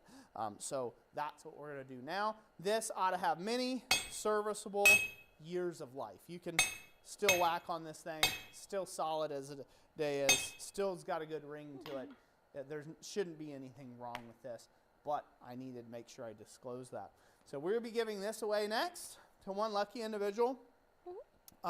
It's at this point in the stream. I haven't said it enough yet, but I do want to make mention of it before everybody goes clicking away randomly and excitedly for this. But I do really want to say thank you all for all of your support over this entire year. And over the last 8 years we've been doing these. It's not possible to do it without the help of you out there. Our supporters, our channel members, the people who buy blanks with us, the super chatters, right? The people who are resharing the content, the people inviting their friends to subscribe to the channel and grow the thing and get it better. It is not possible to do this. It's one of those things where it's just like a revolving door. It's a one hand feeds the other. You have to, you guys put in, we give back out, and it just creates this cycle of giving, and that's what we really like, and we just would not be able to do this without you all. Our streams and our giveaway lives, things like this, would have to be a lot smaller in order for us to handle it off of the YouTube budget, because the YouTube budget is like non-existent. It's non-existent. I know it's hard to believe with a big channel, but it's just the way YouTube is. I am not Mr. Beast. I'm not, I'm not a big, popular, famous YouTuber. I am of a small niche of a niche of a niche on YouTube. So we do not make that kind of coin to be able to do this. So we are a community-supported channel and funded. And so give everyone a round of applause. If that's been you, just take a moment and feel a little bit of pride in that you've been supporting us all this year and been able to allow us to do stuff like this. It really is. It's all you. It's not us. We're just returning, right? We're just returning the blessings that we've been blessed with. And I just want to thank you all very, very, very much for that. So without further ado, let's go ahead and give away this Doyle anvil. All right. So, all right. And is everybody commenting? Tapping away? Yep, they sure Million are. miles an hour? Mm-hmm. Good. Just the way we want it. In 3, 2, 1, go.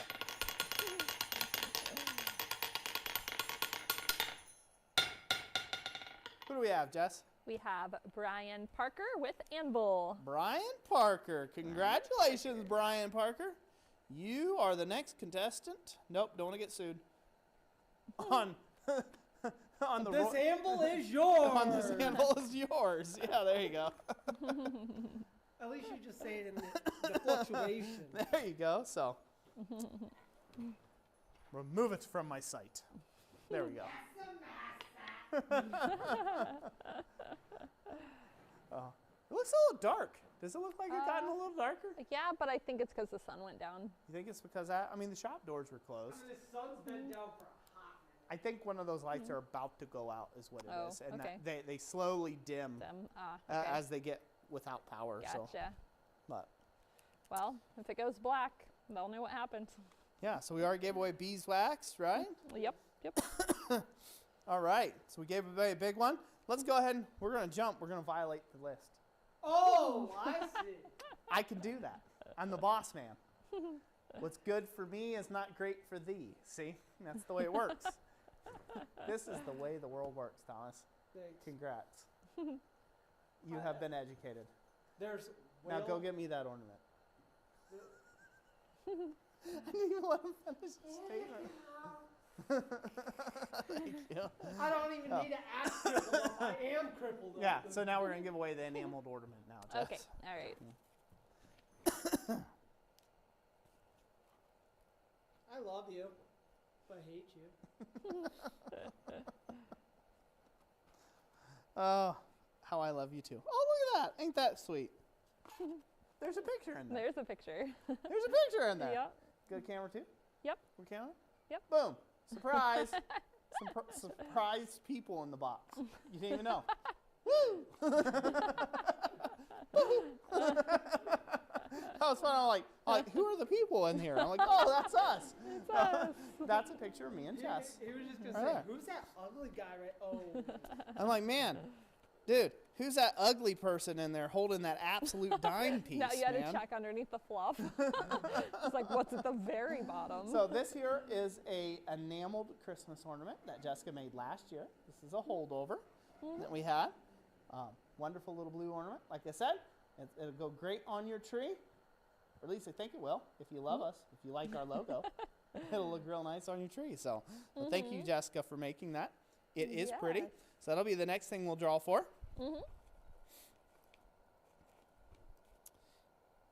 And away we'll go, right? All right. People commenting? Yep, I'm they are done. commenting. Huh? Yep, they're commenting. All right. So this is for the enameled ornament. And 3, 2, 1, let's go.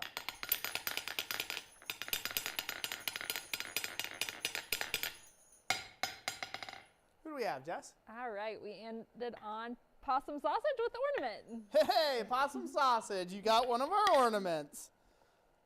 And the second And a person picture. And a picture. Right there. Boom. Those people. put glass over Jess. They're and so then you can just young. aim. They're so in love. And They're the woods, such in a yellow woods. wearing flannels. They're so flannel. It's totally Michigan. Boom. There's those folks you know from up north. Congrats, man. You know what to do. Rob Huff, thank you for the $25 super chat. He Thank says, you, Rob, sir. A little, Appreciate you. a little to offset shipping or a new light. Merry Christmas. Thank you very much. Merry Christmas, Rob. Thank you so much for that. All right. All right. Are we ready? What are we ready for? I don't know. We're going to give away more stuff? Yep. What do you think? Yeah, sure. Yeah? Yep. Whew. It's been a lot of giving away. It has been. That's kind of It's how a all lot of of our giving. Christmas streams are, though. Yeah? Yeah. Yep. It's like rapid fire. It's a big one. It's been a big one. It I am is. glad, though, that I had decided to wear my bibs, Yeah. my insulated bibs. Getting cooler. Yep, because I haven't been, see, it would have been fine had I been working. See, this is just a t-shirt. So it would have been fine had I just been working. I was thinking I was going to do the fire chaps, right? I thought for sure I was going to do the fire chaps. I'm like, because I got to look the part, got to look the look, right? Even though I was doing little simple things. Then I said to myself, you know what? It's awful cold today. Did you say self? These, these Oh. insulated There chaps she are, goes. huh? There it went. See, I told you. I told you. Yep. Oh. Let's see here. Thomas, can you go pull me 2 batteries, please? Did you say self and you knew you were talking Yeah. to yourself because Yep. you had your name on your underwear? I said, self, I want to be comfy. So, so I chose to wear insulated bibs, and I sure am glad that I did, because this has been a long stream. Yeah. It's been a long stream out here in the cold. Yeah. I think it's supposed to be 3 like 11 degrees tonight, too. Oh, yeah. So I think it's probably getting close to that right now. Pretty chill. I put Speargrass to sleep. You put Speargrass When I was Forge? reading earlier, he woke up from dozing. Ah, the sultry voice of Jessica. Light. Let there be light. Ken Foster says, any good hand cream for the cold? Eucerin. That's what I recommend. Eucerin, yep. It's I like can a agree. lotion. Eucerin for when your hands get like cracked and like scaly during the winter. Chap. Oh, really? So Yep. I just use Vaseline. So Eucerin. Yeah. Eucerin. Yep. Vaseline stays greasy on your hands. The Eucerin stuff, it soaks into your skin and you're done. Yeah. I'm gonna have to Yep. Eucerin. ask you Good for that stuff. later on. Yep. Yeah, like my hands every year, like I go to like 90-year-old man leathery type hands, like, They do. and I mean, like Crocodile skin. my hands literally, like the calluses and the palms of my hands, they'll split wide open. They just crack and split wide open. I used to never have that problem, but it gets pretty dry and cold up here, and ever since I moved to Michigan, I've had that problem. My hands cracking out on me. Just because it's a bit drier up here. Our humidity during the winter just plummets. Yep, And because this it's so cold. So Yeah. Yep. Well, the reason why I was asking is this hand right here, since I haven't been able to do anything, all my calluses are completely gone from it. And other than, I'm not getting the oils and, all that just from working. Yep. This hand is starting to like just dry out a little starting bit. to shrivel up. You have a little shriveled I'm hand. gonna have a little shrivelly hand. Yeah. No. You have a little dinosaur hand. If I do, I'm getting a tattoo of a T-Rex on it. You're gonna look like a real lame T-Rex. Is that what it's gonna look like? I love it. So, questions, Jess? Comments? Oh, everybody's- Let's split it up a little Sure. bit. See if anybody has any comments or questions before we go through the rest of these, Yeah. and then we'll rapid fire the rest of them off there and Okay. and give everybody our season's greetings and stuff. So. Sounds Try the good. compliment of doing that, or- A couple of recommendations people are saying. Huh? Debaka says he uses udder balm on his hand. Udder balm? Yep. Udder balm, yeah. Some people use beef tallow. Another good one they say is really good is the Renew lotion, which I wrote down that one. I haven't tried that. And then as far as questions go, let's see. Bev Fry asked, what is your favorite item to create for Christmas season? Favorite item I like to create for Christmas season? I don't know. I guess I haven't made one in a while. I haven't made a Christmas season item in a while, specifically for Christmas. I have a lot of items that are great for Christmas.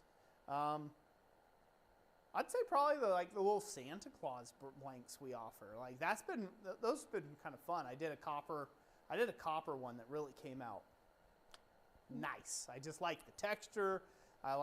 Yeah, it was just a fun project. So I'd say that was probably one of my more favorite things to make for Christmas season. Stuff sells well, like wreath hangers, stocking hooks, things like that. I've made all those before. Those are pretty good. Centerpieces are fun. If you can get somebody to pay you to make a centerpiece for like a craft, a big table, that's always fun because it's leafy and holly and twigs and stuff, and I like the organic nature of that sort of thing. So, how about you, Thomas?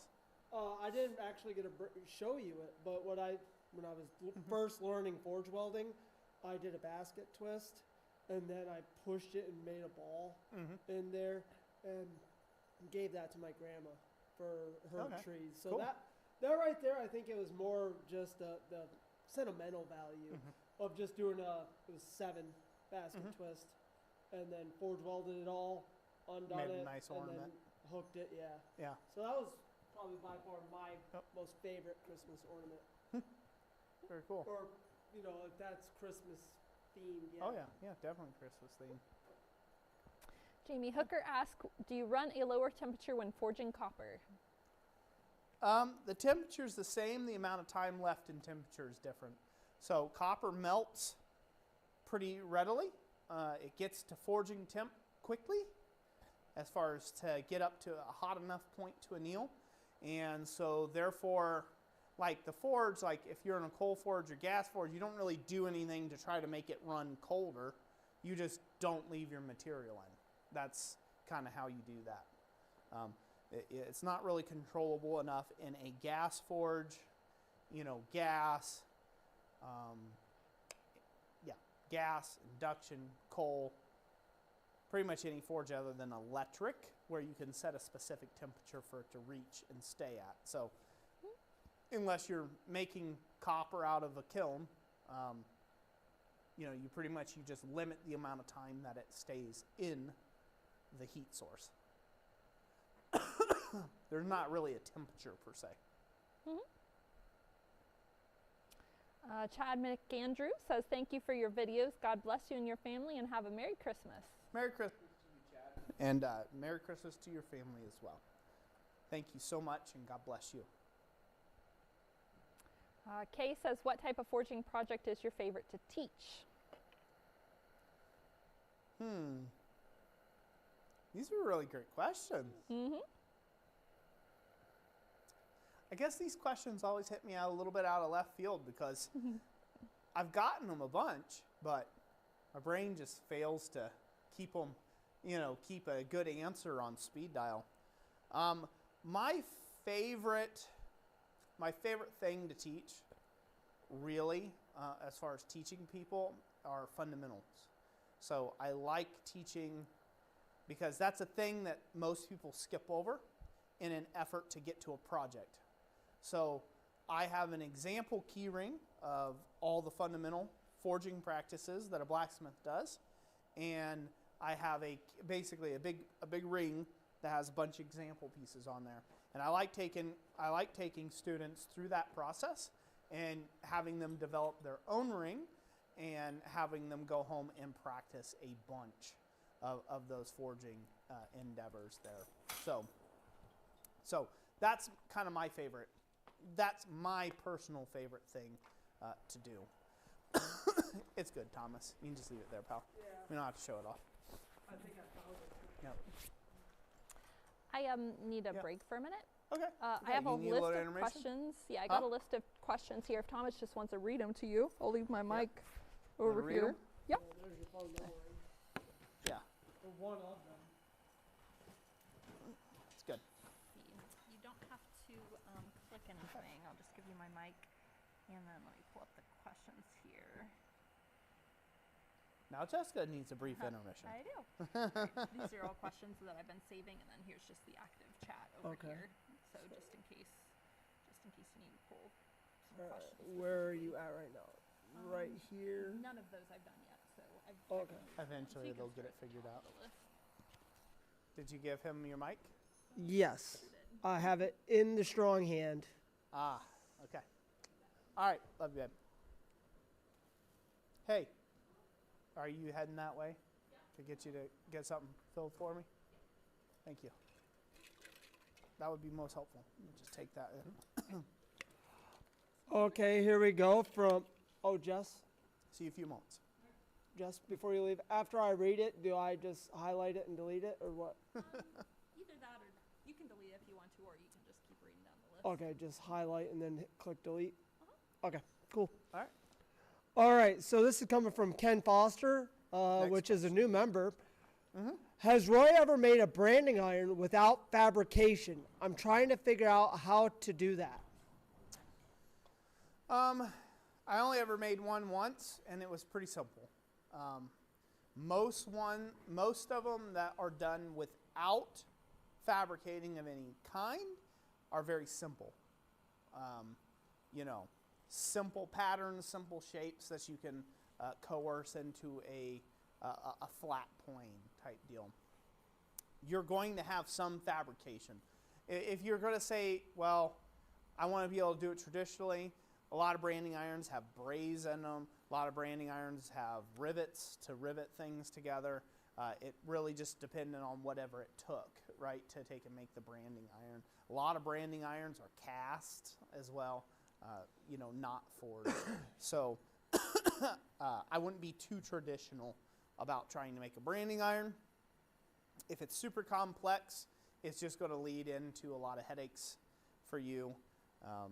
So most of the branding irons I have made have all been a mix of forged fab. So I might fabricate the actual iron portion that goes on. Like for instance, I had a branding iron that I branded my crates when I was selling a lot of skillets. I had a branding iron that I had made. It was all fabricated, and then it had a forged handle. So like all the pieces for my logo and stuff were all fabbed and welded to a plate, and then the handle, I forged up a really nice looking handle and welded it to that plate, and there you go. So it's kind of really hard to make something that's 100% unless it's simple. It has to be really simple if you're making up a branding iron that's all forged. Yeah. So. And I know I made a branding iron. That was one of the challenges that we did. And I will say, to go complete without fabric, without the electric welder, it was tricky. Mine, I just did my touch mark, which is just my initials. And that was tricky to figure out how to get that to all go together without the use of an electric welder. And once again, I agree, the simpler you can make it, then it's going to work out quite well for you. Yep. See, this is where I can't read. Some SAMDAHJ and Sons Forge. So, Samdaj? Oh, no. I don't know. Go for it.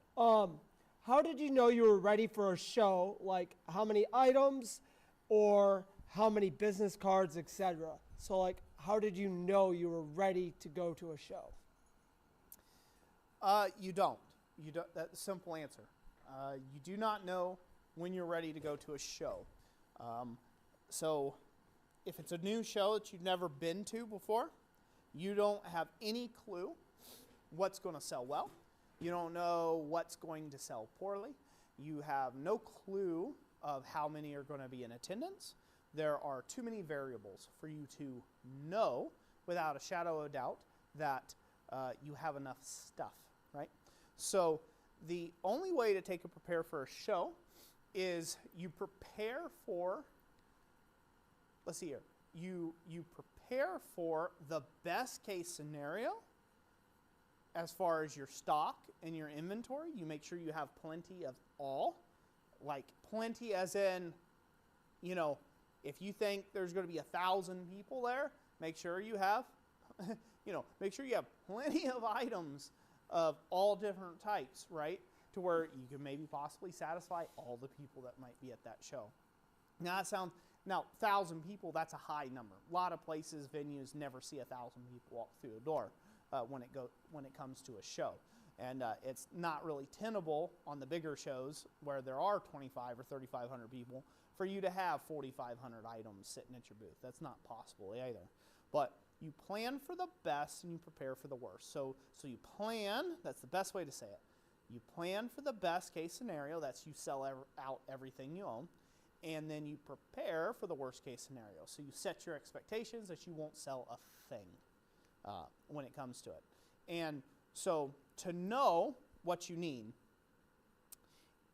think of your items, think of your booth space, think of your reach, the banner you got on your place, the aisle that you're set up in. Think of that as like casting a net into the sea trying to catch fish, because that's really what it is. The wider the net you can cast, so the bigger the net you can cast, in this particular example, right, you have a potential of catching more fish. Your individual items and variety of items is like having smaller and smaller little holes that fish can swim through in that net. So you can catch even the small fish to the large fish. That's going to really vary.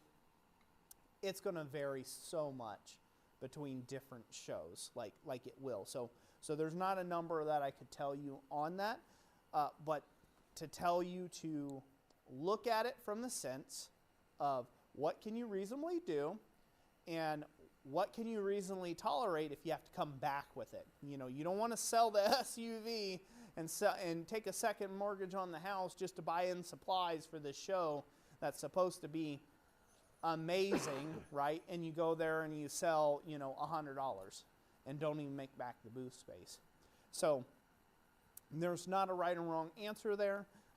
I hope that's not too out there, loofty-goo, but you really want to look at your business, your marketing, the way you go about approaching people, things like that as casting a net. You're trying to create a big sales funnel. You're trying to get as many opportunities to create a sale as you can. And the more variety you have, or the better you are at marketing, the smaller variety of items that you have, the better off you will ultimately be. And so that's how you'll know that you have enough for a show, is by doing. You just have to get out there and do it, basically. So generally, I would say that I would not go to a show without a mix of, say, 10 big items. That means those are like your butter items. You just wish they sell and they will make your day, right? About 25 to 30 like bread items, you know, ones that you know will probably go pretty well at the show. They might be themed, like Christmas themed items or whatever, right? Or whatever the type of show is, they might be themed to that show that you know will probably go pretty well. And then you want to take and have your little snackish items down here on the ends that everyone could walk away from your booth. So, you know, those are like your little dollar keychain type things, right? You want to have something there to meet different price groups, and you'll be good to go. And I would say you got to have, you know, several hundred of those, 200 to 300 little, you know, sub $5 items on your booth space, and you'll do well at a show. That's how you'll know that you are good to go, so to speak, if you need a number. I would like to thank Athol Ironworks. He says that he's heading off to church. Thank you for the great year. God bless you and you all, and have a great new year. Thank you, Athol Ironworks. Thank you, Athol. God bless you. Thank you for the donation to the channel. You know, we really appreciate it. So God bless you and Merry Christmas. And I also would like to thank Brass Skull and Forge and Knife for his contribution there. He said, get Thomas some pine tar for that hand or to help with shipping. So thank you very much. yep. Well, thank you, Jeff, for that right there. We have, it's kind of a twofer here from ZZ the Sloth. Mm-hmm. So any recommendations for a new smith on shop setup? And then the second part to that is, do you have a favorite tool? Okay, so I'll answer the second one first. No, I don't have a favorite tool. If I had to pick a favorite, it would probably be my hammer that I use. Second to that would be Olga. Yeah. Yep, that would probably be it. That would be not my first and second favorite tools there, if you will. To answer the first part of your question, any advice to set up a new shop? So as far as, you know, new shop setup, assuming you have, you know, just a little bit of space, maybe you're in a smaller space, don't worry too much about tooling. Worry about setting up your space to be more pleasant to work in. So whatever that may mean to you. So if you're in a very hot climate, try to set up a shop where you have a lot of free air movement and an ability to put fans through there and get good cross breezes and stay in the shade, right? If you're in a really cold climate, set up your shop to have an emphasis on heating if you can, or making it where it can be cozy and warm and enjoyable when you have time to forge in the winter months. As far as the layout goes, all the traditional ways of laying out a shop that you can find, all the different formulas and setting up the triangle and stuff like that, those all run pretty much correct. So I would say that any textbook example of how to set up your shop is a good starter point for you to set up your shop for any beginner. When it comes to once you find out what you like doing, once you find out what type of tools you like having, things like that, then you can start customizing things to set up. That's where you'll see people who have their shops that are set up nothing like the textbook way. Like my shop is not set up textbook. It's not set up textbook. I have a vise cat a corner from the anvil. I have my anvil here. I have a forge to the left of it. I have a vise over here to the right of it. I have fly presses behind me. It's kind of all just disconjumbled from what that traditional framework may have been, or what that textbook example would be. But my shop is set up for me. It's set up for my productivity. So the way that I like, the way I like to work is the way I set up my shop. But that's taken a lot of years to figure that out, and it's always evolving. So any textbook example, as a beginner, I suggest you follow the textbook example. That's a good start of setting up your shop. So almost every single beginner blacksmithing book out there and things that are out there, you will see a diagram of how to do shop layout. And almost every single one of them are the same. So that's a good starter place. It's the one I started with, worked out well until I finally figured out how I wanted to do things specifically for the way that I worked. And then to that, what about your favorite tool? I already answered that. I did that second one, yeah. I thought I was your favorite tool. Yeah. What carnations? That's what everybody was commenting, like, Thomas was your favorite Thomas tool. is a favorite tool. Ken Foster, thank you for gifting 5 Chrysler Ironworks memberships. Thank you, Ken Foster. Greatly appreciate it. God bless you. Merry Christmas. Let's see, Speargrass says your workshop is partially set for filming too. Yep. Ken Foster says, I try to spread the word about blacksmithing where I can. I'm glad that I have a good place to point people to. Very awesome. Thank you, Ken Foster. I appreciate that. I like spreading the word of blacksmithing as well. Yeah, on the note about filming in the shop, that's a whole nother bird, right? Like, so if you're going to set stuff up, you need space for cameras. Like, that's it. You got to get them out of the danger zone. You got to be able to, get them out of the way when you still got to have floor space to walk in between cameras and things like that. So it does eat up a lot of floor space. Camera work does. Roy makes it look easy, by the way.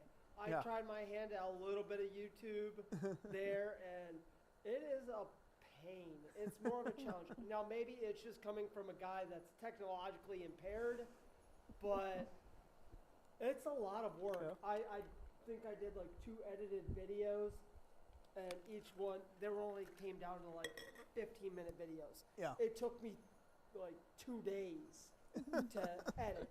So props to anybody out there doing the YouTube, taking videos. I thank all of you guys. Thank you.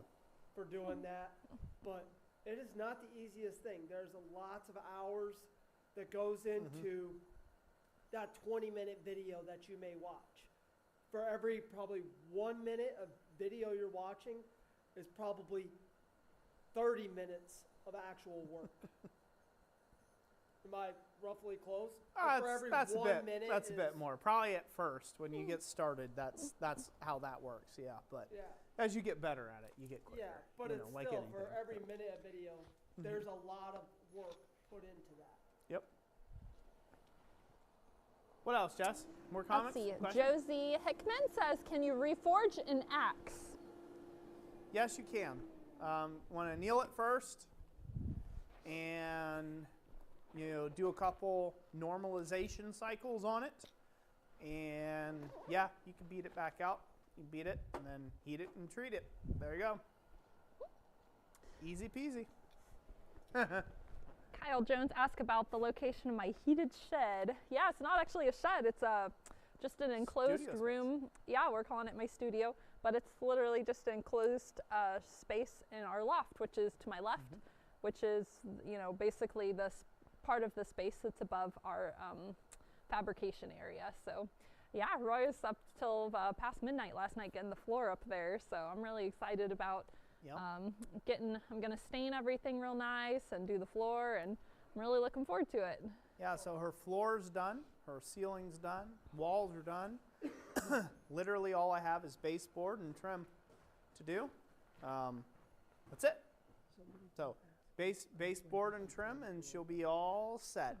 And she'll be able to basically get moved in if she wants, or she can spend all the time in the world painting and staining and any of that other good stuff. So I was happy to get that done last night, but I also overdid it, definitely.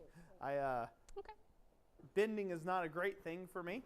Ever since my car accident I had over a decade ago, really flares up that old accident joint whenever I do a ton of bending over, stooping over, and anybody who's ever installed a wood floor before knows exactly what's involved in that. So a lot of stooping over, a lot of bending down at the hips. It wasn't my best task, but I should have quit about halfway through the floor. My back was screaming, and I decided, nope, if I'm going to pay for this tomorrow, I'm going to pay for it all the way. I'm going to do it up front. Yeah, like if I'm going to be hobbled up, I'm going to be hobbled up for a good reason. So I kept right at it. So, yep. Spear grass, I plan on using a propane wall-mounted heater that's meant for indoor use. We actually already have 2 of them. One of them we use inside the house in case there's any emergencies when the electricity's out. And so it works really good. So that's what I plan on using. And then Thomas had mentioned that somebody had asked where to find my work. My stuff is primarily just on our Etsy shop, which is Christ-Centered Forge. And I don't know, I have over 250 jewelry pieces or something like that. Most of my stuff's jewelry, but I have some enameled bowls on there too, and some like little copper pots. So, yep. What can I say, ladies and gents? I married a talented woman. I literally brought, I think it's the Little Harbor Freight anvil. I brought the Little Harbor Freight anvil in and like a bunch of our jewelry blanks, and I'm like, I don't have time to get out in the shop and work on these as much as I want to. So I'm like, I'm just gonna work on like 4 or 5 a day. So that's what I did, and I got like 50 new jewelry pieces made up over Christmas time. Just, we've been so busy with everything. It's been hard to have dedicated time for doing projects, like, you know, fun projects or stuff that you just want to do because you want to try something new. So it's like, so that worked out. Roy's like, you're in here tinkering. Yeah, it's 8 o'clock at night. That's okay. I got a few minutes. All right, let's give something else away. All right, shall let's we? do that. So let's start this next train. I'm getting a little cold. I'm a little tuckered out this evening, but we have 7 more items to give away. Okay. So, all right. so I want to make sure we get through those, and you know, get through a couple more poems, and then you know. Oh, the sweater Call it ornament winners. And we gotta announce we have those. to do we have to do the sweater ornament thing. So for those who have stuck diligently with us to find for those out. who have done that. So, do you want to do that first, and then we do the giveaway? We can do that if you'd like. So that way we don't forget, because I liable forget. Yeah, sure. Yeah. Let me go to our slideshow. So I have. Lead us through it, babe. Sure. Tell us. So the come first stand here part by the heat. here is a slideshow of everyone who entered and used the hashtag Blacksmith Sweater. That was part of the rules. So right now it's just kind of rolling through the different entries we had. You'll see there's all kinds. So if this is the first time you're hearing about this, I'll give you a little bit of context. So this is our 2nd year doing a blacksmith sweater ornament contest. So basically, the main rules to it is it had to be metal, and it had to be an ornament, and it had to be a sweater. Like, those were the 3 things. And so as you can see, like, people took this all kinds of creative directions. Some people did it, a lot of them were in steel. A few people did it in copper also. And then some of these were the sweater ornaments that we have over at our website. And then other people, they just forged or chiseled out their own shape. And so that kind of shows you a variety of the entries. But then, so each year we go through and we select a 1st, 2nd, and 3rd place. And then also this year we have an extra category that we're gifting a title to. That's an additional one. And then also we have a Thomas pick also that he selects one that was one of the other ornaments other than 1st, 2nd, or 3rd place. And he got to choose his favorite from the pile. So here shortly we will be revealing those, and I think that kind of summarizes what the blacksmith sweater contest is. I was telling Roy. Did you talk about the ugliest? We're gonna reveal that. Yeah, I didn't mention it. Reveal the ugliest. Yeah, we're gonna reveal the ugliest. I'll just give you a hint. You may want to have a kitchen wastebasket nearby, close by. Very, very close by. It's hideous. So, and if you guys want to stand behind me for this part, it's on the slideshow part. I definitely want to come stand by you. Okay. We're gonna go stand by Jessica. I want to soak up that heat. Yeah, I want to soak up that heat. Like, well, I got heat over here too. Yeah, I'm gonna come stand right in it. I want to block that path. Can they see us? They can't see us, can they? No, they can't see us. Okay, just the that's slideshow. good. All they can do is hear our smooth, sultry That's right. voices, I can't make that screen any bigger, so it is what it is. All right. So first, we are going to start with third place. We will reveal. Dun, da, da, da. What's third place? Third place. Third Dun, place dun, dun. went to Ron German, and he named this piece. And the stockings were hung by the fire with reckless abandon. And so, congratulations. Yeah, I like his use of kind of storytelling with his ornament. He's got, the fireplace there with a little bit of copper riveted to it and some stockings chiseled on too. Yeah, So- yeah. I like the creativity of this one just because the, just because of all the little fine detail in the background. Because that's kind of what it is. Because the first thing that jumps out at you is you see the little flame up front. You're like, oh, okay, hey, that's kind of cool.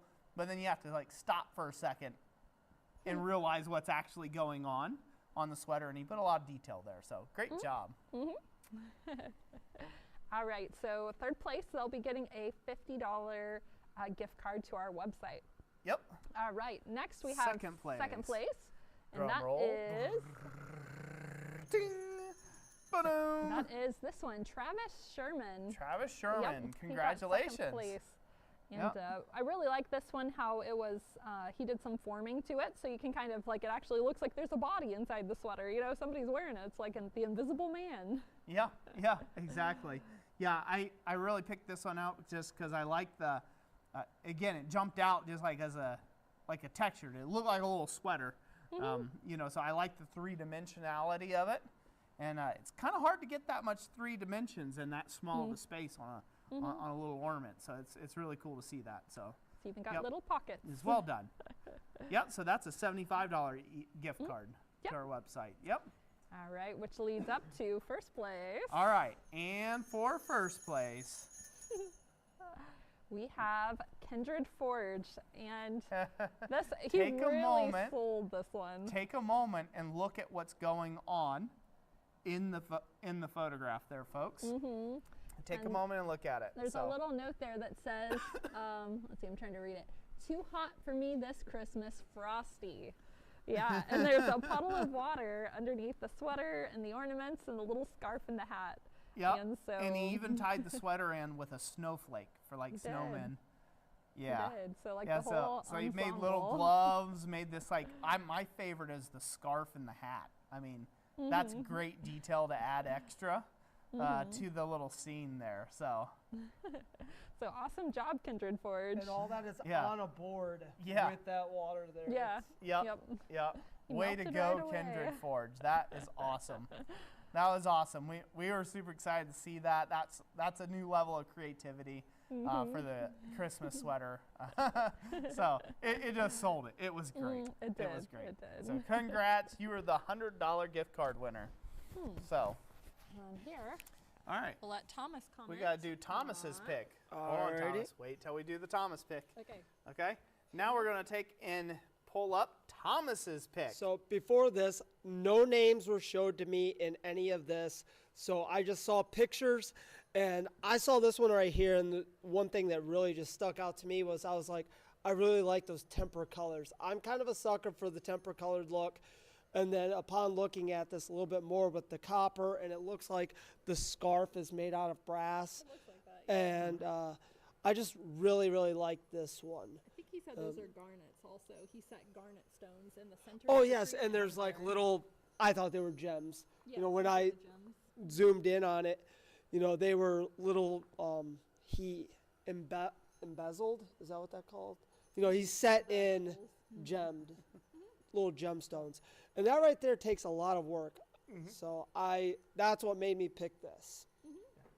Awesome. Yeah, And great work. And also Kindred Forge Yep. over here. Yep, I saw Kindred Forge. Yes, you're very welcome, Kindred Forge. So glad. So glad to be able to inspire. Now, are you guys All right. all ready? Do you have the garbage cans sitting right next to you?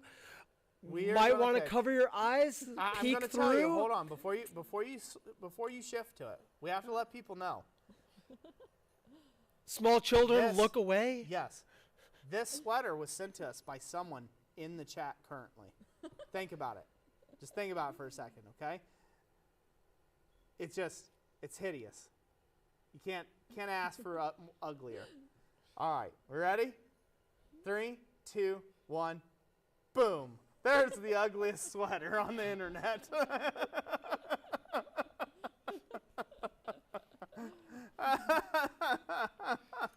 Now the real question is it actually metal under all the sparkles and the pictures? Yeah, we don't know. We don't know. Oh. But it looks like there's the big brother there, and he's holding his very special friend.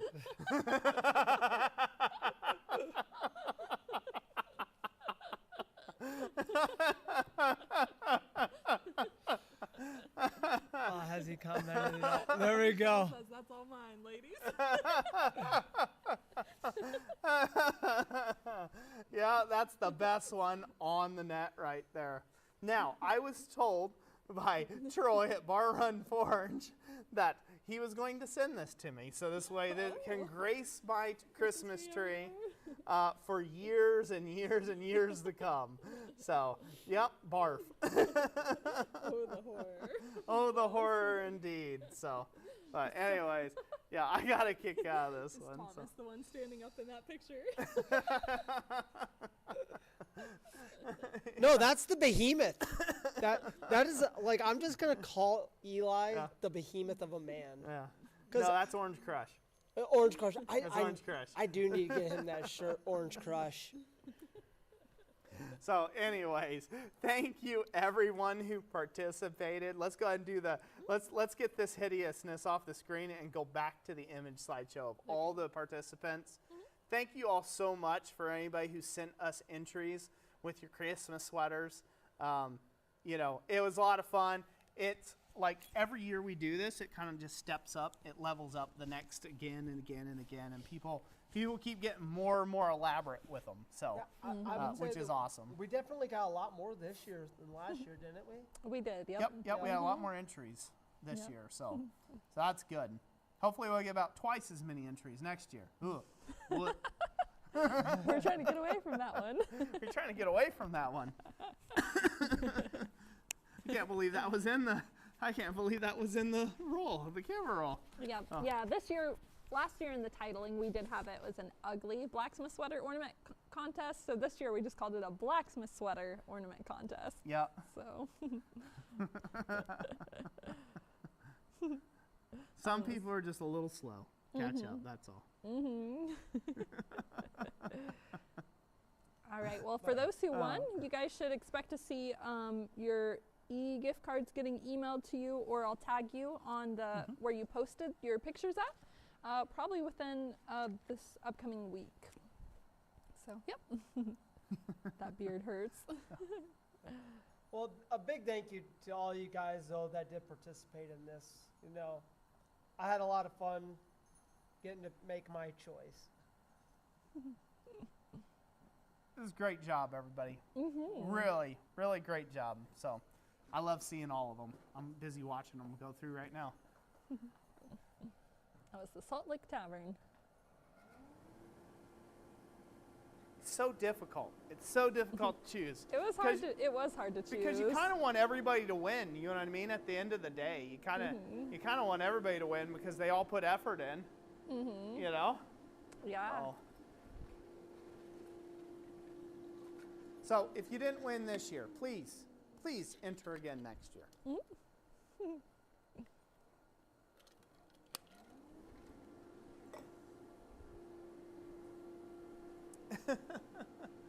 All right. Are we ready? Yes. Continue the We good? giveaways. Are we ready to continue some giveaways? We are indeed.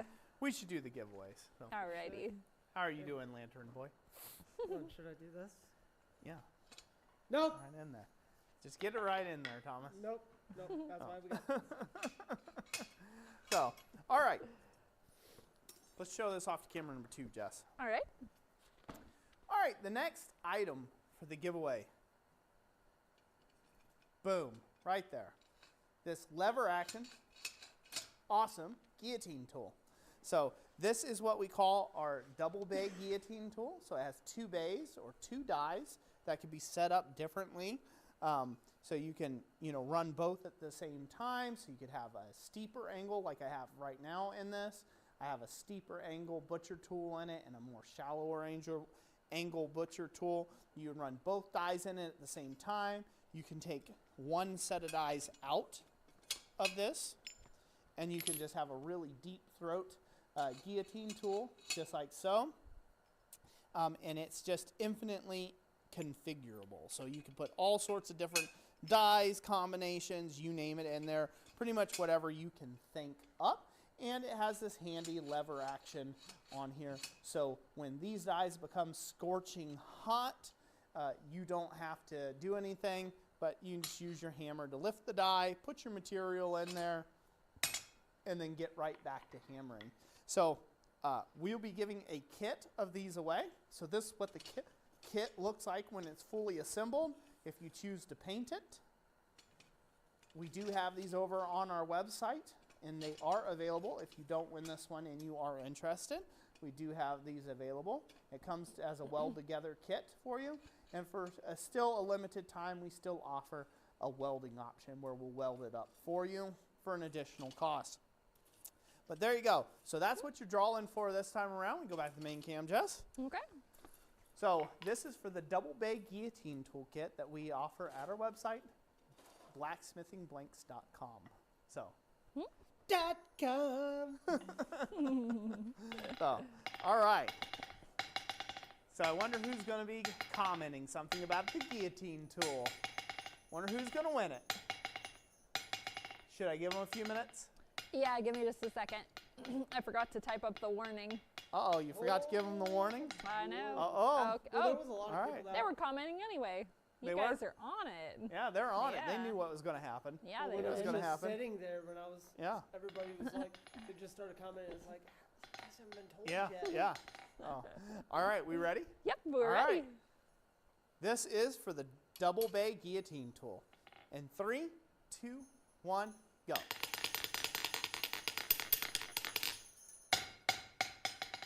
Who do we have, Jess? Let's see, we landed on Lexi Macbeth with guillotine tool. Lexi Macbeth, congratulations. You are the winner of the Christ Center Ironworks double bay guillotine tool. You want to take that out of there? And bring me over the single bay. Sweet. I'll mark that off too. Go ahead and mark it off after you're done with that. I'm good at bossing people around. So And I, bossy. Thomas. Yes, sir.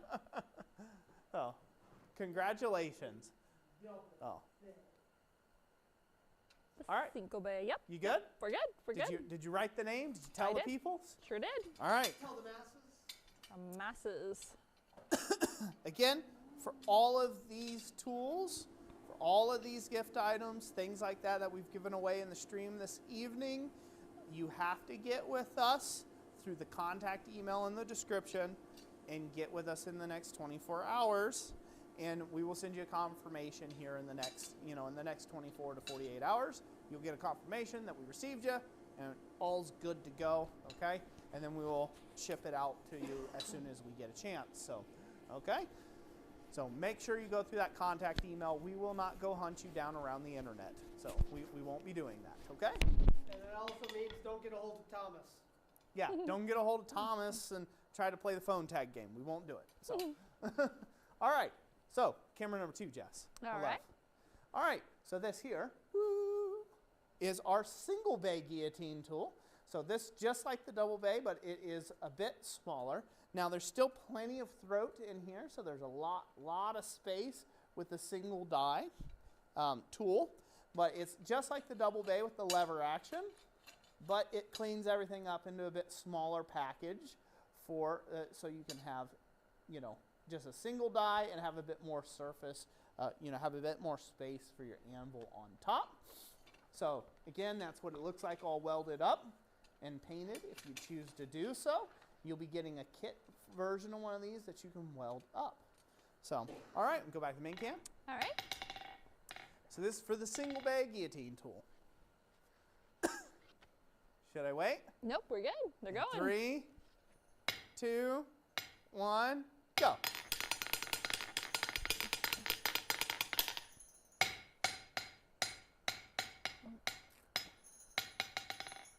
Who do we have, Jess? John Mayberry with a guillotine hand saver. John Mayberry, congratulations. You've got this guillotine hand saver right there. You will now not look like Thomas. You will have the potential to look like Thomas. And that's always a good thing. That is a plus. That is check in the right direction. Can you check mark that off? We want to just keep in the guillotine range. Huh? Keeping the guillotine things, because the next is a big guy. Nope, we'll give this away next. Right here. Jess, Uh-huh. do you have the slide for this? Yep, I do have a slide for this one. All right. So this is one of the largest items we are giving away this evening. This has been a huge success, in my opinion, this year, is this Treadle hammer kit that I offer over our website, www.blacksmithingblanks.com. Wow, that's loud. Yes, .com. If you were asleep, you're not now. So this this Treadle hammer kit, this is a personal favorite of mine. Of course, I made it, I designed it. It's going to be one of my favorites. But no joke, it is a super handy bit of kit to have in your shop. Those who have it and put it together and have made it, and there's tons and tons of very happy customers with those sitting in their shop. So I know you receiving one full kit for free are going to be absolutely stoked and floored when you get to take and build it in your shop. I'll talk a little bit about the kit real quick. So the full package, the whole package, the kit, is right at $1,000 for the whole kit, USD there. And so when you look at it, what it has is it has a 42-pound hammer head that's all fabricated together. It has interchangeable dies, so it has the ability to make interchangeable dies. There is a key and wedged design for making interchangeability of dies, and that's a top piece, and there's a bottom piece that fits in the hardy hole of your anvil that has a 1-inch square hardy shank that goes down. And again, that has a key and a wedge design as well. There is an air cylinder in that full-fledged kit. So with just the press, the tap of your toe, you can send that 42-pound sledgehammer head up and down to hit your pieces with. And it has a ton of flexibility and adjustability based upon your needs. So if you need to do some drawing out work, you can set stuff down to be more set up in a draw out mode. If you're doing a lot of top tooling work where you've got maybe some big tall tools that would have been used by a striker, a team with a striker and a Smith and Striker setup, guess what? You can set the hammer up a lot higher. It has an adjustable pivot point where you can do that. You can use it manually or with the air cylinder at the same exact time.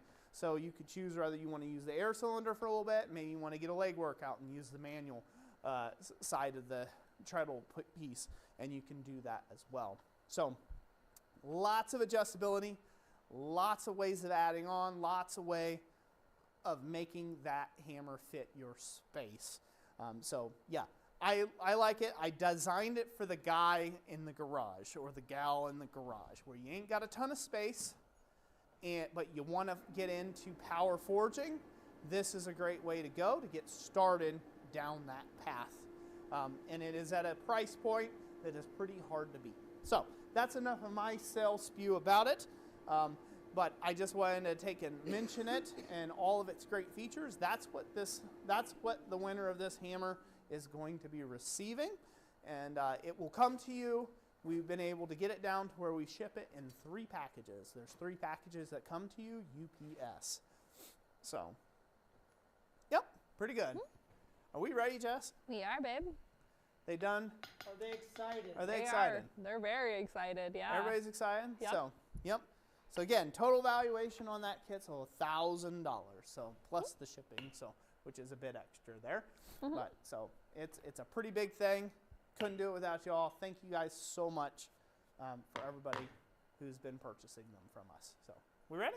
Yes, we are. All right. In 3, 2, 1.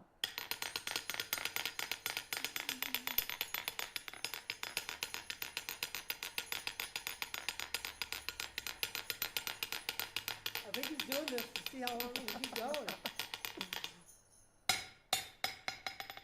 Who do we have, Jess? We have Josh Montgomery with Treadle Hammer Kit.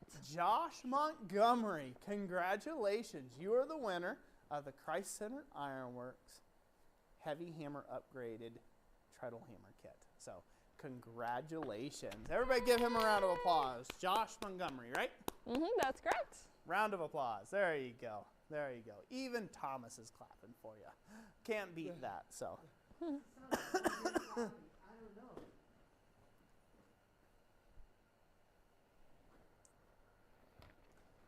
All right, babe. Yes.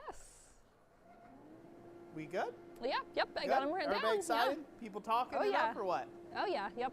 Yeah? All right, we're going to rapid fire to the next thing on the list. Oh, yeah. Huh? Go to the next Did you one. write him down? I did. Good. It is definitely getting down into that 11-degree zone. Yeah. I can tell. You want to talk about it, Roy? I'll jingle away and Huh? if you wanted to talk about the C-frame. Well, you can sit Yeah. over there where you want. Yeah, I'll talk about it. I'll stand over here by the by have the a- fire, and I'll talk about the C-frame real quick. Okay. I have a picture for that one, too. Huh? I got a picture for that one. A Are we good? picture. Oh, you got a picture pulled up for it? Yep. Okay, so this is a C-frame guillotine toolkit that we offer over our website as well. This is more like your traditional standard C-frame guillotine tool that you would see out there. This is a weld-together kit as well. Now, this is this is an older style, and in fact, this is an older style that I will be no longer continuing. Not that there's anything wrong with it, but into the new year, there will be a product change, and we'll probably put a big clearance sale on these come soon, because I have a redesign on them in the upcoming new year. But this is a bit of the older style. This is the Uncle Buck style guillotine tools for a C-frame. It's got a 1.5 inch wide die by 5/8 inch thick, and yeah, it's pretty standard. Comes with a 1 inch hardy stem, and pretty much you're set up and good to go with it. So, anyways, all the pieces are cut from 1/4 inch plate as well. I should mention that. So it is a pretty chunky guy. It's a stout guillotine. When you get it welded up, it'll be good for many, many, many years to come. So, all right. So we ready to draw for that now? Yes, we are. All right. So this is for the C-frame guillotine tool. And 3, 2, 1. They can't hear you. Rattle the anvil.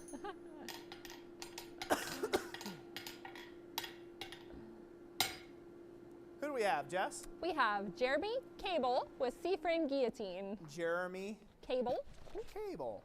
Cable. Jeremy Cable with C-frame guillotine tool.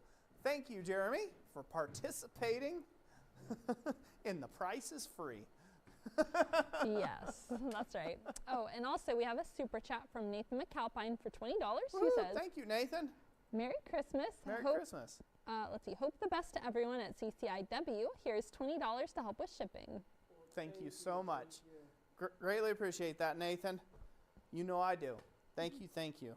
So, and who was it again that won the C-frame? Let's see. The C-frame Jeremy Cable. Jeremy Cable, congratulations on the win on the C-frame. Get with us through the contact email in the description. All right, next up, we are going to go to the A-frame guillotine A-frame. tool. Okay. So let's go ahead and do that. Let's do that. Same thing, just in an A-frame Yep. manner. Yep.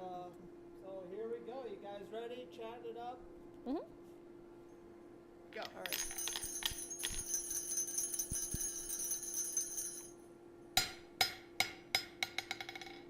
we have, Jess? We have Lynn DeSico. Glenn with guillotine DeSico, toolkit. huh? Yep. Lynn DeSico. Lynn DeSico. There you go. I was like, Glenn, that doesn't sound familiar. But yeah. Lynn. Yeah. Lynn DeSico. That's correct. You're the winner, proud owner now, of the A-frame guillotine tool. Yes, indeed. Everybody give a round of applause. So, all right. Mary Huthner, thank you for the super sticker. It's like a Thank you very much, Mary Huthner.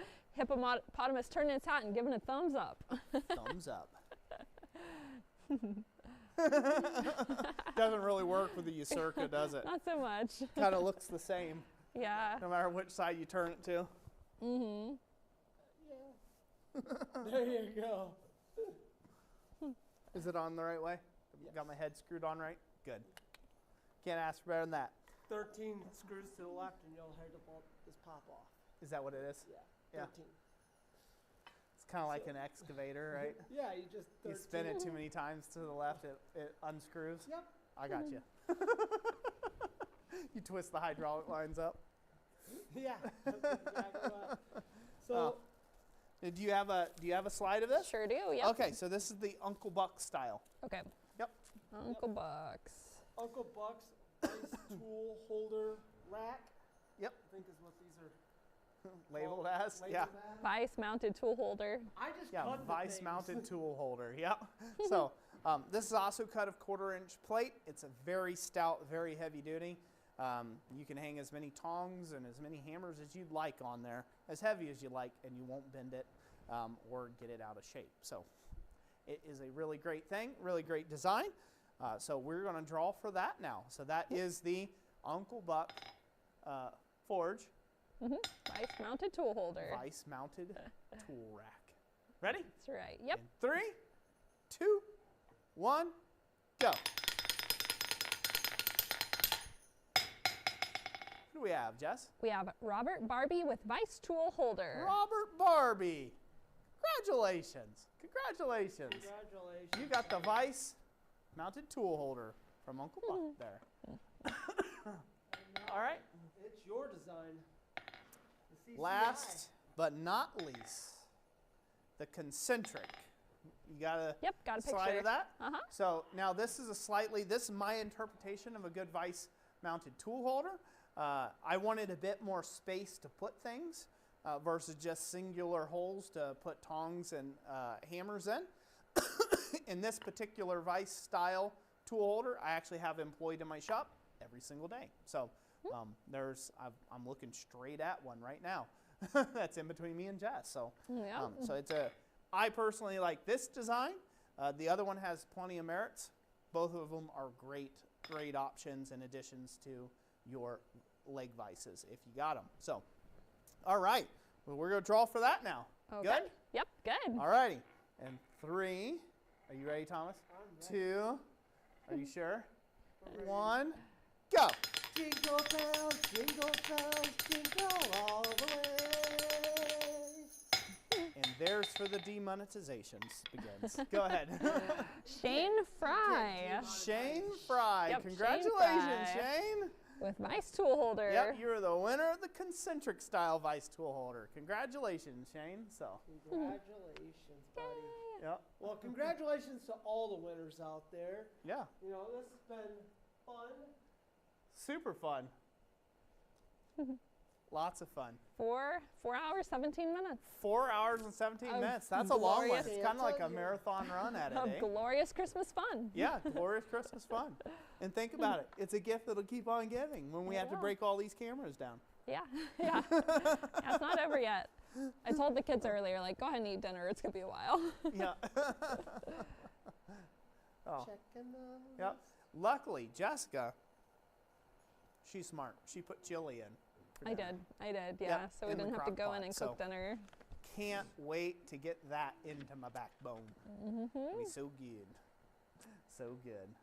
So, but Yeah. anyways, so this has been a We're big one. covered. Yeah, This yeah. has been a big stream. It has been. So obviously we went longer. There will be no member stream tonight because this is the great big one at the end of the year. So this is the biggest one we do. Next year, as I had said before, we had decided that we're going to go away from monthly giveaway lives, and the live streams will be focused purely on the forging aspect. We're going to be getting into all sorts of new territory there.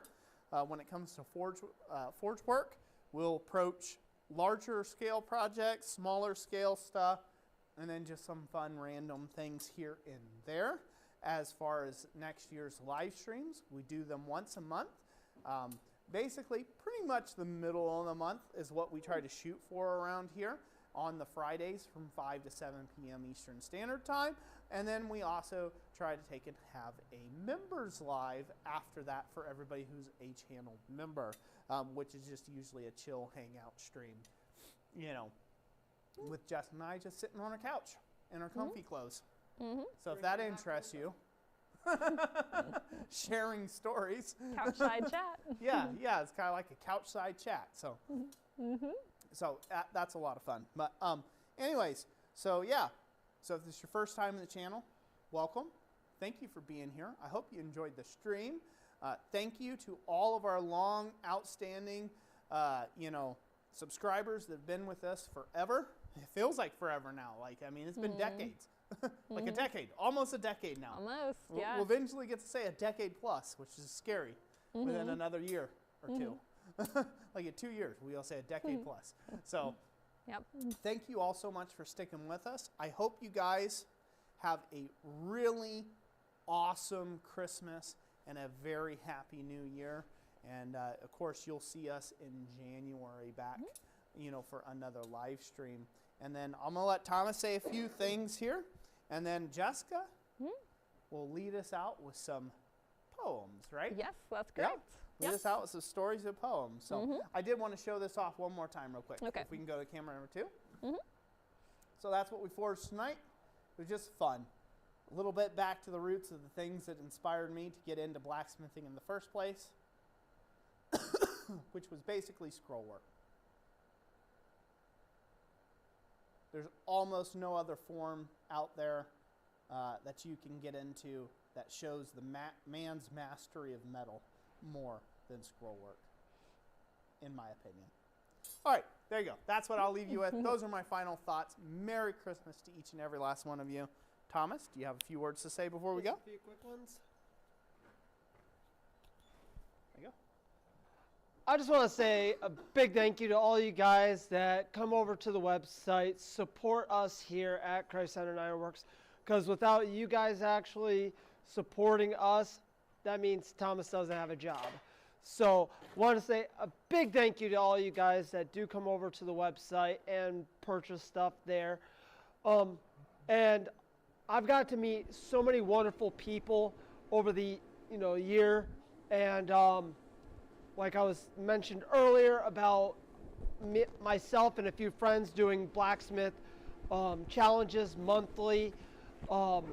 That is something that we still continue to do, and would love to have you guys, if that's something you're interested in, being part of a small group of just doing blacksmith challenge giveaways. Get a hold of me on Instagram.